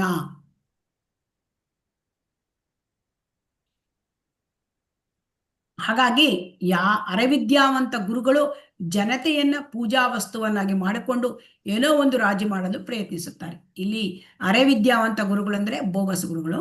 ಅವರು ಏನನ್ನಾದ್ರೂ ಒಂದು ಪೂಜೆ ಮಾಡಿದ್ರು ಓಕೆ ಅಂತ ಹೇಳ್ಬಿಡ್ತಾರೆ. ಸೊ ಹಾಗಾಗಿ ಅಂತ ಪೂಜೆ ಮಾಡಲು ಸಾಧ್ಯವಿಲ್ಲವೆಂದಾಗಲಿ, ಜನತೆಯು ಪರಿಪೂರ್ಣ ಎಂದಾಗಲಿ ಅವರಿಗೆ ಗೊತ್ತಿಲ್ಲ. ಸೊ ಬೇರೆ ಯಾರೋ ಜನರನ್ನು ಕೂಡ ಆರಾಧನೆ ಮಾಡ್ಬಿಡ್ತಾರೆ. ಸೊ ಪೊಲಿಟಿಷಿಯನ್ಸ್ನೆಲ್ಲ ಅವ್ರ ಆರಾಧನೆ ಮಾಡೋದು, ಯಾರೇನಾದ್ರು ಮಾಡ್ತಾರೆ. ಸೊ ಹಾಗಾಗಿ ಅವರ ಪ್ರಯತ್ನವು ಮರದ ಬೇರಿಗೆ ನೀರು ಹಾಕುವ ಬದಲು ಎಲೆಗಳಿಗೆ ನೀರೇರದಂತೆ. ಹಾಗಾಗಿ ಕೃಷ್ಣನನ್ನು ಬಿಟ್ಟು ಬೇರೆ ಯಾರನ್ನು ಆರಾಧನೆ ಮಾಡಿದ್ರು ಕೂಡ ಎಲೆಗಳಿಗೆ ನೀರು ಹಾಕಿದಂಗೆ. ಎಲೆಗಳಿಗೆ ನೀರು ಹಾಕಿದ್ರೆ ಎಲ್ಲ ಕಡೆಗೂ ತಲುಪುತ್ತಾ, ಆ ಬೇರಿಗೆ ನೀರು ಹಾಕಿದ್ರೆ ಮಾತ್ರ ತಲುಪುತ್ತೆ. ಸೊ ಹಾಗಾಗಿ ಇಲ್ಲಿ ಭಗವಂತನ ಆರಾಧನೆ ಅಂದ್ರೆ ಮೂಲ ಆ ಬೇರಿಗೆ ನೀರು ಹಾಕಿದ ಹಾಗೆ. ಸೊ ಯಾರು ಕೃಷ್ಣ ಅಂದ್ರೆ ಏನು, ಕೃಷ್ಣ ಅಂದ್ರೆ ಕೃಷ್ಣ, ಅವನ ಎಲ್ಲ ಜೀವಿಗಳು ಕೂಡ ಕೃಷ್ಣ. ಕೃಷ್ಣ ಅಂದ್ರೆ ಕೃಷ್ಣನ ಶಕ್ತಿ, ಕೃಷ್ಣ ಅಂದ್ರೆ ಎಲ್ಲ ದೇವತೆಗಳು, ಮನುಷ್ಯರು, ಎಲ್ಲ ಜೀವಿಗಳು ಕೃಷ್ಣನಿಂದನೇ ಬಂದವರು. ಸೊ ಆದ್ದರಿಂದ ನಾವು ಕೃಷ್ಣನಿಗೆ ಆರಾಧನೆ ಮಾಡಿದರೆ ಎಲ್ಲರಿಗೂ ಕೂಡ ಅದು ತಲುಪುತ್ತೆ. ಇಲ್ಲಿ ಇನ್ನೊಂದು ಶ್ರೀಲ ಪ್ರಭುಪಾದರು ಹೇಳ್ತಾರೆ, ಇಲ್ಲಿ ಮುಖ್ಯವಾಗಿ ಅಂದ್ರೆ ಇಲ್ಲಿ ರಾಜಕೀಯ ವ್ಯಕ್ತಿಗಳು ಅಂದ್ರೆ ಏನ್ ಹೇಳ್ತಾರೆ, ವೈದ್ಯಕೀಯ ನೆರವು ಕೊಡ್ತೇವೆ, ಆಮೇಲೆ ಅಂದ್ರೆ ಶೈಕ್ಷಣಿಕ ಸೌಲಭ್ಯಗಳನ್ನ ಕೊಡ್ತೇವೆ ಅಲ್ವಾ, ಇದೆಲ್ಲ ಮಾನವ ಸೇವೆ ಅಲ್ವಾ. ಮಾನವ ಸೇವೆ ಮಾಡ್ತಾರೆ, ಆದ್ರೆ ಅದು ನಿಜವಾದ ಸೇವೆ ಅಲ್ಲ. ಯಾಕೆ ಅಂತಂದ್ರೆ ಅಲ್ಲಿ ನೋಡಿ, ಕಸಾಯಿ ಖಾನೆಗಳಲ್ಲಿ ಬಡಪಾಯಿ ಪ್ರಾಣಿಗಳ ಕತ್ತುಗಳನ್ನು ಕತ್ತರಿಸ್ತಾರೆ. ಅಂದ್ರೆ ಅವರು ಈ ಎಲ್ಲ ಕಸಾಯಿ ಖಾನೆಗಳಿಗೆಲ್ಲ ಲೈಸೆನ್ಸ್ ಕೊಡ್ತಾರೆ ಅಲ್ವಾ. ಕಸಾಯಿ ಖಾನೆಯಲ್ಲಿ ಲೈಸೆನ್ಸ್ ಕೊಟ್ಟಾಗ ಅಲ್ಲಿ ಏನಾಗುತ್ತೆ, ಬಡ ಜೀವಿಗಳ ಪ್ರಾಣಕ್ಕೆ ಸಂಚಕಾರ ಅಲ್ವಾ. ಎಲ್ಲ ಜೀವಿಗಳು ಭಗವಂತನ ಮಕ್ಕಳೇ, ಎಲ್ಲ ಜೀವಿಗಳು ಭಗವಂತನ ಮಕ್ಕಳಾದ್ರೆ ಅವರು ಎಲ್ಲ ಜೀವಿಗಳನ್ನು ಅವರು ನೋಡ್ಕೋಬೇಕಲ್ವಾ. ಹರೇ ಕೃಷ್ಣ.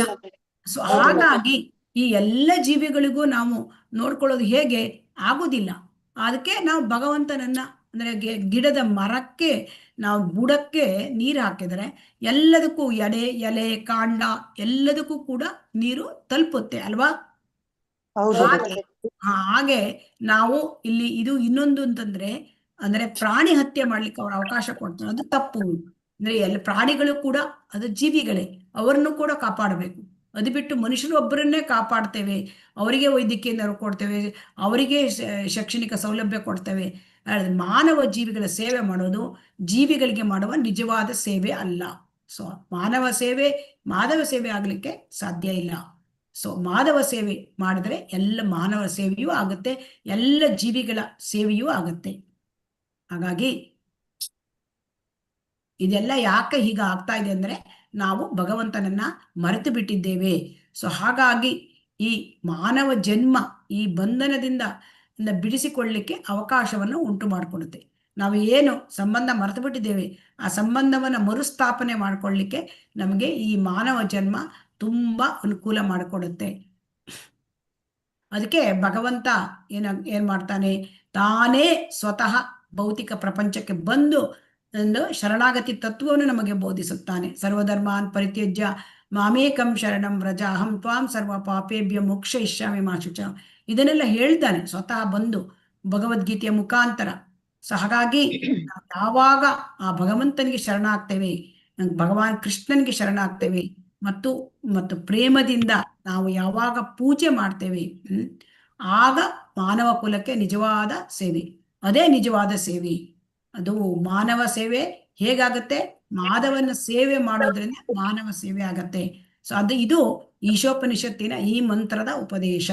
ಏನಿರ್ತದೆ ಈ ಮಂತ್ರ ಅಂದ್ರೆ, ಭಗವಂತನಿಗೆ ಶರಣಾಗಿ ಭಗವಂತನನ್ನ ಪ್ರೇಮದಿಂದ ಪೂಜಿಸುವುದನ್ನು ನಾವು ಕಲಿತಾಗ ನಾವು ಮಾನವ ಕುಲಕ್ಕೆ ನಿಜವಾದ ಸೇವೆ ಸಲ್ಲಿಸಿದ ಹಾಗೆ ಆಗುತ್ತೆ. ಹಾಗಾದ್ರೆ ನಾವೀಗ ಭಗವಂತನನ್ನ ನಾವು ಹೇಗೆ ಅರ್ಚನೆ ಮಾಡೋದು, ಪೂಜೆ ಮಾಡೋದು? ಅದಕ್ಕೆ ಹೇಳ್ತಿದ್ರೆ ಶ್ರವಣ ಕೀರ್ತನ. ಸೊ ಶ್ರವಣ ಕೀರ್ತನ 9 ನವವಿಧ ಭಕ್ತಿ ಇದೆ. ಶ್ರವಣ ಕೀರ್ತನ, ಸ್ಮರಣ, ಮತ್ತೆ ಪಾದ ಸೇವನ, ಅರ್ಚನ, ವಂದನ, ದಾಸ್ಯ, ಸಖ್ಯ. ಸೊ ಹಾಗಾಗಿ ನಮಗೆ ಆರಂಭಿಕ ಭಕ್ತರಿಗೆ ಮತ್ತು ಎಲ್ಲರಿಗೂ ಕೂಡ ಮುಖ್ಯವಾಗಿರ್ತಕ್ಕಂಥದ್ದು ಶ್ರವಣ ಕೀರ್ತನ, ಸ್ಮರಣ, ಪಾದ ಸೇವನ, ಇದು ಅರ್ಚನ, ಇದೆಲ್ಲ ಮುಖ್ಯವಾದದ್ದು. ಹಾಗಾಗಿ ಇದನ್ನ ಭಗವಂತನ ಲೀಲಾ ವಿನೋದಗಳು ಅಂದ್ರೆ ಈ ಎಲ್ಲ ಭಾಗವತಂ ಕೇಳೋದು, ಸೊ ಈ ರೀತಿಯ ಅದನ್ನು ಕೇಳುವುದು ಶ್ರವಣದಿಂದ ನಮ್ಗೆ ಏನಾಗುತ್ತೆ ಅಂತಂದ್ರೆ ಆ ಶ್ರವಣ ಮಾಡೋದ್ರಿಂದ ನಮಗೆ ಶುದ್ಧಿ ಉಂಟಾಗತ್ತೆ. ಸೊ ಹಾಗಾಗಿ ನಮ್ಮ ಹೃದಯ ಶುದ್ಧಿ, ಆ ಮನಸ್ಸು ಶುದ್ಧಿ ಎಲ್ಲ ಆಗತ್ತೆ. ಈಗ ಹುಸಿ ಆಧ್ಯಾತ್ಮಿಕ ಗುರುಗಳು ಏನ್ ಮಾಡ್ತಾರೆ? ಕೃಷ್ಣನ ಲೀಲಾ ವಿನೋದಗಳನ್ನು ಶ್ರವಣ ಮಾಡುವ ಬದಲು ಹುಸಿ ಆಧ್ಯಾತ್ಮಿಕ ಗುರುಗಳ ಬಗ್ಗೆ ಹಾಡುವಂತೆ ತಮ್ಮ ಅನುಯಾಯಿಗಳನ್ನು ಪ್ರೇರೇಪಿಸಿ ತಮಗೆ ತಾವೇ ಪ್ರಚಾರ ಮಾಡಿಕೊಳ್ಳುತ್ತಾರೆ. ಸೊ ಹಾಗಾಗಿ ಇದೆಲ್ಲ ನಡೆಯುತ್ತೆ. ಸೊ ಹಾಗಾಗಿ ನಾವು ತಿಳ್ಕೊಳ್ಬೇಕು ಯಾವುದು ಒಳ್ಳೆಯದು, ಯಾವುದು ಕೆಟ್ಟದ್ದು. ಇದನ್ನ ನಾವು ಧೀರ ಪ್ರಮಾಣರಾದ ಆ ಗುರುಗಳಿಂದ, ಸಂಪ್ರದಾಯದ ಸದ್ಗುರುಗಳಿಂದ ಕೇಳಿ ನಾವು ತಿಳ್ಕೊಳ್ಬೇಕು. ಸೊ ಹಾಗಾಗಿ ಇಲ್ಲಿ ಉಪನಿಷತ್ತುಗಳು ನಮಗೆ ಏನ್ ಮಾಡುತ್ತೆ? ಭಗವಂತನ ಕಡೆ ನಮ್ಮ ಗಮನವನ್ನು ಸೆಳೆಯುತ್ತೆ. ಸೊ ಹಾಗಾಗಿ ಈ ಉಪನಿಷತ್ತುಗಳ ಸಾರ, ಎಲ್ಲ ಉಪನಿಷತ್ತುಗಳ ಸಾರ ಭಗವದ್ಗೀತೆ. ಸೊ ಹಾಗಾಗಿ ಭಗವದ್ಗೀತೆಯಲ್ಲಿ ನಮಗೆ ಕೃಷ್ಣನ ಬಗ್ಗೆ ಹೇಳ್ತಾ ಇದೆ. ಹಾಗಾಗಿ ಶ್ರೀಮದ್ ಭಾಗವತಮಲ್ಲಿ ಏನ್ ಹೇಳುತ್ತೆ? ಶ್ರೀಕೃಷ್ಣನ ಬಗ್ಗೆ ಶ್ರವಣ ಮಾಡಿದರೆ ನಮ್ಮ ಮನಸ್ಸು ಮತ್ತು ಹೃದಯ ಎಲ್ಲ ನಿಧಾನವಾಗಿ ಪರಿಶುದ್ಧ ಆಗತ್ತೆ. ಸೊ ಹಾಗಾಗಿ ನಾವು ಭಾಗವತವನ್ನ ನಿತ್ಯ ಕೇಳಬೇಕು. ನಿತ್ಯಂ ಭಾಗವತ ಸೇವೆಯ. ಯಾಕೆ? ನಿತ್ಯಂ ಭಾಗವತ ಸೇವೆಯ ನಷ್ಟ ಪ್ರಾಯೇಶು ಅಭದ್ರೇಶು ನಿತ್ಯಂ ಭಾಗವತ ಸೇವೆಯ ಭಗವತಿ ಉತ್ತಮ ಶ್ಲೋಕೆ ಭಕ್ತಿರ್ಭವತಿ ನೈಷ್ಟಿಕಿ. ಪ್ರತಿನಿತ್ಯ ಶ್ರೀಮದ್ ಭಾಗವತ ಕೇಳೋದ್ರಿಂದ ನಮ್ಮ ಹೃದಯದಲ್ಲಿ ಇರ್ತಕ್ಕಂಥ ಕಲ್ಮಶಗಳು ನಿರ್ಮೂಲ ಆಗಿ ನಮ್ಮಲ್ಲಿ ಭಕ್ತಿ ಅದು ನೈಷ್ಟಿಕ ಭಕ್ತಿ ಆಗತ್ತೆ. ಅಂದ್ರೆ ಅದು ಒಂದು ಫರ್ಮ್ ಆಗಿ ಉಳ್ಕೊಳ್ಳುತ್ತೆ. ಭಗವಂತ ಏನ್ ಮಾಡ್ತಾನೆ? ಹೃದಯಾಂತರಾಳದಿಂದ ನಿರ್ದೇಶನ ಕೊಡ್ತಾನೆ. ಯಾವಾಗ ಭಕ್ತಿ ಮಾರ್ಗಕ್ಕೆ ಬಂದಿದ್ದೀವಿ ಆವಾಗ ಭಗವಂತ ಹೃದಯ ಪ್ರವೇಶ ಮಾಡ್ತಾನೆ. ನಮ್ಮ ಹೃದಯ ಪ್ರವೇಶ ಮಾಡಿ ನಮ್ಮಲ್ಲಿದ್ದ ರಜೋಗುಣ, ತಮೋಗುಣ ಇವುಗಳಿಂದೆಲ್ಲ ಕಲ್ಮಶವನ್ನ ತೊಳೆಯುತ್ತಾನೆ. ಸೊ ಹಾಗಾಗಿ ನಾವು ಯಾವಾಗ ಶುದ್ಧರಾಗ್ತೇವೆ ಆವಾಗ ನಾವು ಸತ್ವಗುಣದಲ್ಲಿ ನೆಲೆಗೊಳ್ಳಬಹುದು. ಸತ್ವಗುಣದಲ್ಲಿ ನೆಲೆಗೊಳ್ಳೋದು ಅಂದ್ರೆ ಯಾರು ಬೇಕಾದರೂ ಬ್ರಾಹ್ಮಣರಾಗ್ಬೋದು, ಸತ್ವಗುಣದಲ್ಲಿ ಇರಬೇಕು. ಸೊ ಹಾಗಾಗಿ ಇದೆಲ್ಲ ಸದ್ಗುರುವಿನ ಮಾರ್ಗದರ್ಶನದಲ್ಲಿ ನಾವು ಭಕ್ತಿ ಸೇವೆ ಮಾಡಬೇಕು. ಸಾಧನ ಭಕ್ತಿ ಇದನ್ನ ಸದ್ಗುರುವಿನ ಮಾರ್ಗದರ್ಶನದಲ್ಲಿ ಮಾಡಿದಾಗ ಯಾರು ಬೇಕಾದರೂ ಕೂಡ ನಾವು ಪರಿಶುದ್ಧ ಆಗ್ಬೋದು. ಅದಕ್ಕೆ ಹೇಳ್ತಾರೆ ಕಿರಾತ ಹೂಣಾಂಧ್ರ ಪುಲಿಂದ ಪುಲ್ಕಶ ಅಬೀರ ಶುಂಭಾಯ ಯವನಾಹ ಕಸಾದಯ ಯೇ ಅನ್ಯೇ ಚ ಪಾಪ ಯದ್ ಅಪಾಶ್ರಯಾಶ್ರಯಾಯ ಶುದ್ಧಂತಿ ತಸ್ಮೈ ಪ್ರಭ ವಿಷ್ಣವೇ ನಮಃ. ಕೀಳು ಜಾತಿಯಿಂದ ಹುಟ್ಟಿದವನು ಕೂಡ ಭಗವಂತನ ಶುದ್ಧ ಭಕ್ತನ ಮಾರ್ಗದರ್ಶನದಿಂದ ಪರಿಶುದ್ಧನಾಗಬಹುದು. ಅದಕ್ಕೆ ಈ ಶ್ಲೋಕ ತುಂಬಾ ಮುಖ್ಯವಾದದ್ದು. ಯಾವ ಜಾತಿಯಲ್ಲಿ ಹುಟ್ಟಿದ್ದೇವೆ ಅದು ಮುಖ್ಯ ಅಲ್ಲ. ನಾವು ಹೇಗೆ ಸದ್ಗುಣಗಳನ್ನು ಬೆಳೆಸ್ಕೊಳ್ಳೋದು, ಸತ್ವಗುಣಕ್ಕೆ ಹೇಗೆ ಬರೋದು ಅಂದರೆ ಆ ಶುದ್ಧ ಭಕ್ತ, ಭಗವಂತನ ಶುದ್ಧ ಭಕ್ತನ ಮಾರ್ಗದರ್ಶನ, ಆ ಸದ್ಗುರುವಿನ ಮಾರ್ಗದರ್ಶನದಿಂದ ನಾವು ಪರಿಶುದ್ಧ ಆಗ್ಬೋದು. ಹೇಗೆ? ನಾವು ಸಾಧನ ಭಕ್ತಿಯನ್ನು ಮಾಡಬೇಕು, ಶ್ರವಣ ಕೀರ್ತನ ಮತ್ತೆ ಸ್ಮರಣ ಮಾಡಬೇಕು. ಸೊ ಯಾಕೆಂದ್ರೆ ಭಗವಂತನು ಅತ್ಯಂತ ಬಲಶಾಲಿ. ಭಗವಂತ ಯಾರನ್ನು ಬೇಕಾದ್ರೂ ಶುದ್ಧ ಮಾಡಬಹುದು. ಅವನು ಆ ರೀತಿಯಾದ ಒಂದು ಅರ್ಹತೆಯನ್ನು ನಾವು ಪಡ್ಕೊಳ್ಳಿಕ್ಕೆ ನಾವು ಭಕ್ತಿ ಸೇವೆಯಲ್ಲಿ ತೊಡಗಬೇಕು. ಬ್ರಾಹ್ಮಣನ ಅರ್ಹತೆ ಪಡೆದವನು ಭಗವಂತನಿಗೆ ಸಂತೋಷದಿಂದ, ಉತ್ಸಾಹದಿಂದ ಭಕ್ತಿ ಸೇವೆ ಸಲ್ಲಿಸುತ್ತಾನೆ. ಯಾವನು ಸತ್ವಗುಣಕ್ಕೆ ಬರ್ತಾನೆ ಅವನು ಸಂತೋಷದಿಂದ ಭಕ್ತಿ ಸೇವೆ ಮಾಡ್ತಾನೆ. ಅವನೆದುರು ಭಗವಂತನ ವಿದ್ಯೆ ತಂತಾನೆ ತೆರೆಯುತ್ತದೆ. ಯಾಕೆ ತೇಷಾಂ ಸತತಯುಕ್ತಾನಾಂ ಭಜತಾಂ ಪ್ರೀತಿಪೂರ್ವಕಂ ದದಾಮಿ ಬುದ್ಧಿಯೋಗಂ ತಂ ಯೇನ ಮಾಂ ಉಪಯಾಂತಿ ತೇ. ತೇಷಾಮೇವಾನುಕಂಪಾರ್ಥಂ ಅಹಂ ಅಜ್ಞಾನಜಂ ತಮಃ ನಾಶಯಾಮಿ ಆತ್ಮಭಾವಸ್ಥೋ ಜ್ಞಾನದೀಪೇನ ಭಾಸ್ವತ. ಏನು ಹೇಳ್ತಾನೆ ಭಗವಂತ ಭಗವದ್ಗೀತೆಯಲ್ಲಿ ಹೇಳ್ತಾನೆ 10.10 ಮತ್ತು 11ರಲ್ಲಿ ಹೇಳ್ತಾನೆ ಏನಂತ, ಯಾರು ಸಂತೋಷದಿಂದ ಭಕ್ತಿ ಸೇವೆಯಲ್ಲಿ ತೊಡಗಿರ್ತಾರೆ ಅವರಿಗೆ ಭಗವಂತ ತನಿಂತಾನೆ ಭಗವಂತನ ಲೋಕಕ್ಕೆ ಹೋಗ್ಲಿಕ್ಕೆ ವಿದ್ಯೆಯನ್ನ ಜ್ಞಾನವನ್ನು ಕೊಡ್ತಾನೆ. ಸೊ ಹಾಗಾಗಿ ಯಾರು ಭಗವಂತನ ಭಕ್ತಿ ಸೇವೆಯಲ್ಲಿ ತೊಡಗಿರುತ್ತಾರೆ ಅವರಿಗೆ ಜ್ಞಾನ ತನಿಂತಾನೆ ಬರುತ್ತೆ. ಹೇಗೆ ಬರುತ್ತೆ? ಭಗವಂತನ ಕೃಪೆಯಿಂದ ಬರುತ್ತೆ. ಸೊ ಯಾರು ಭಕ್ತಿ ಮಾರ್ಗದಲ್ಲಿ ಇರ್ತಾರೆ ಅವರ ಸಂಶಯಗಳೆಲ್ಲ ಹೇಗೆ ಮನಸ್ಸು ಸ್ಫಟಿಕದಂತೆ ಸ್ಪಷ್ಟವಾಗುತ್ತೆ. ಅವರಿಗೆಲ್ಲ ಕೂಡ ಅಸಂಶಯಂ ಸಮಗ್ರಂ, ಎಲ್ಲ ಯಾವ ಸಂಶಯವೂ ಕೂಡ ಇರೋದಿಲ್ಲ. ಸೊ ಹಾಗಾಗಿ ಯಾವನು ಈ ರೀತಿಯಾಗಿ ಇರ್ತಾನೆ ಶುದ್ಧ ಭಕ್ತನಾಗ್ತಾನೆ. ಶುದ್ಧ ಭಕ್ತಿ ಹಂತಕ್ಕೆ ಯಾರು ಬೇಕಾದ್ರೂ ಹೋಗ್ಬೋದು. ಹೇಗೆ? ಭಕ್ತಿ ಸೇವೆಯ ಮಾರ್ಗದಿಂದ. ಸೊ ಹಾಗಾಗಿ ಅಂತಹ ಭಕ್ತ, ಶುದ್ಧ ಭಕ್ತ ಮುಂದೆ ಮುಕ್ತಾತ್ಮನಾದಾಗ ಜೀವನದ ಪ್ರತಿ ಹಂತದಲ್ಲೂ ಭಗವಂತನನ್ನು ನೋಡಬಹುದು. ಅವರು ಎಲ್ಲೆಲ್ಲೂ ಮುಕ್ತಾತ್ಮರು, ಶುದ್ಧ ಭಕ್ತರು ಅವರು ಎಲ್ಲೆಲ್ಲೂ ಕೃಷ್ಣನನ್ನೇ ಕಾಣ್ತಾರೆ. ಸೊ ಆದ್ದರಿಂದ ಈ ಮಂತ್ರದಲ್ಲಿ ಹೇಳಿರುವಂತೆ ಸಂಭವಾತ್ ಎನ್ನುವುದರ ಪರಿಪೂರ್ಣತೆ ಏನು? ಕೃಷ್ಣ ಪ್ರೇಮ.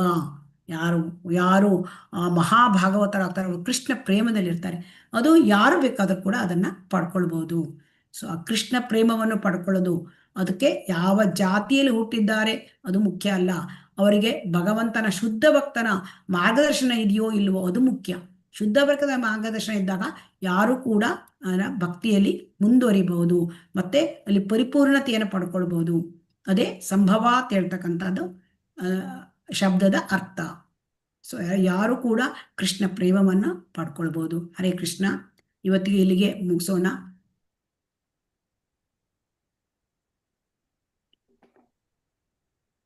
ಹರೇ ಕೃಷ್ಣ. ಹರೇ ಕೃಷ್ಣ ಮಾತಾಜಿ. ಹರೇ ಕೃಷ್ಣ. ವಾಂಛಾ ಕಲ್ಪತರುಭ್ಯಶ್ಚ ಕೃಪಾ ಸಿಂಧುಭ್ಯ ಏವ ಚ ಪತಿತಾನಾಂ ಪಾವನೇಭ್ಯೋ ವೈಷ್ಣವೇಭ್ಯೋ ನಮೋ ನಮಃ.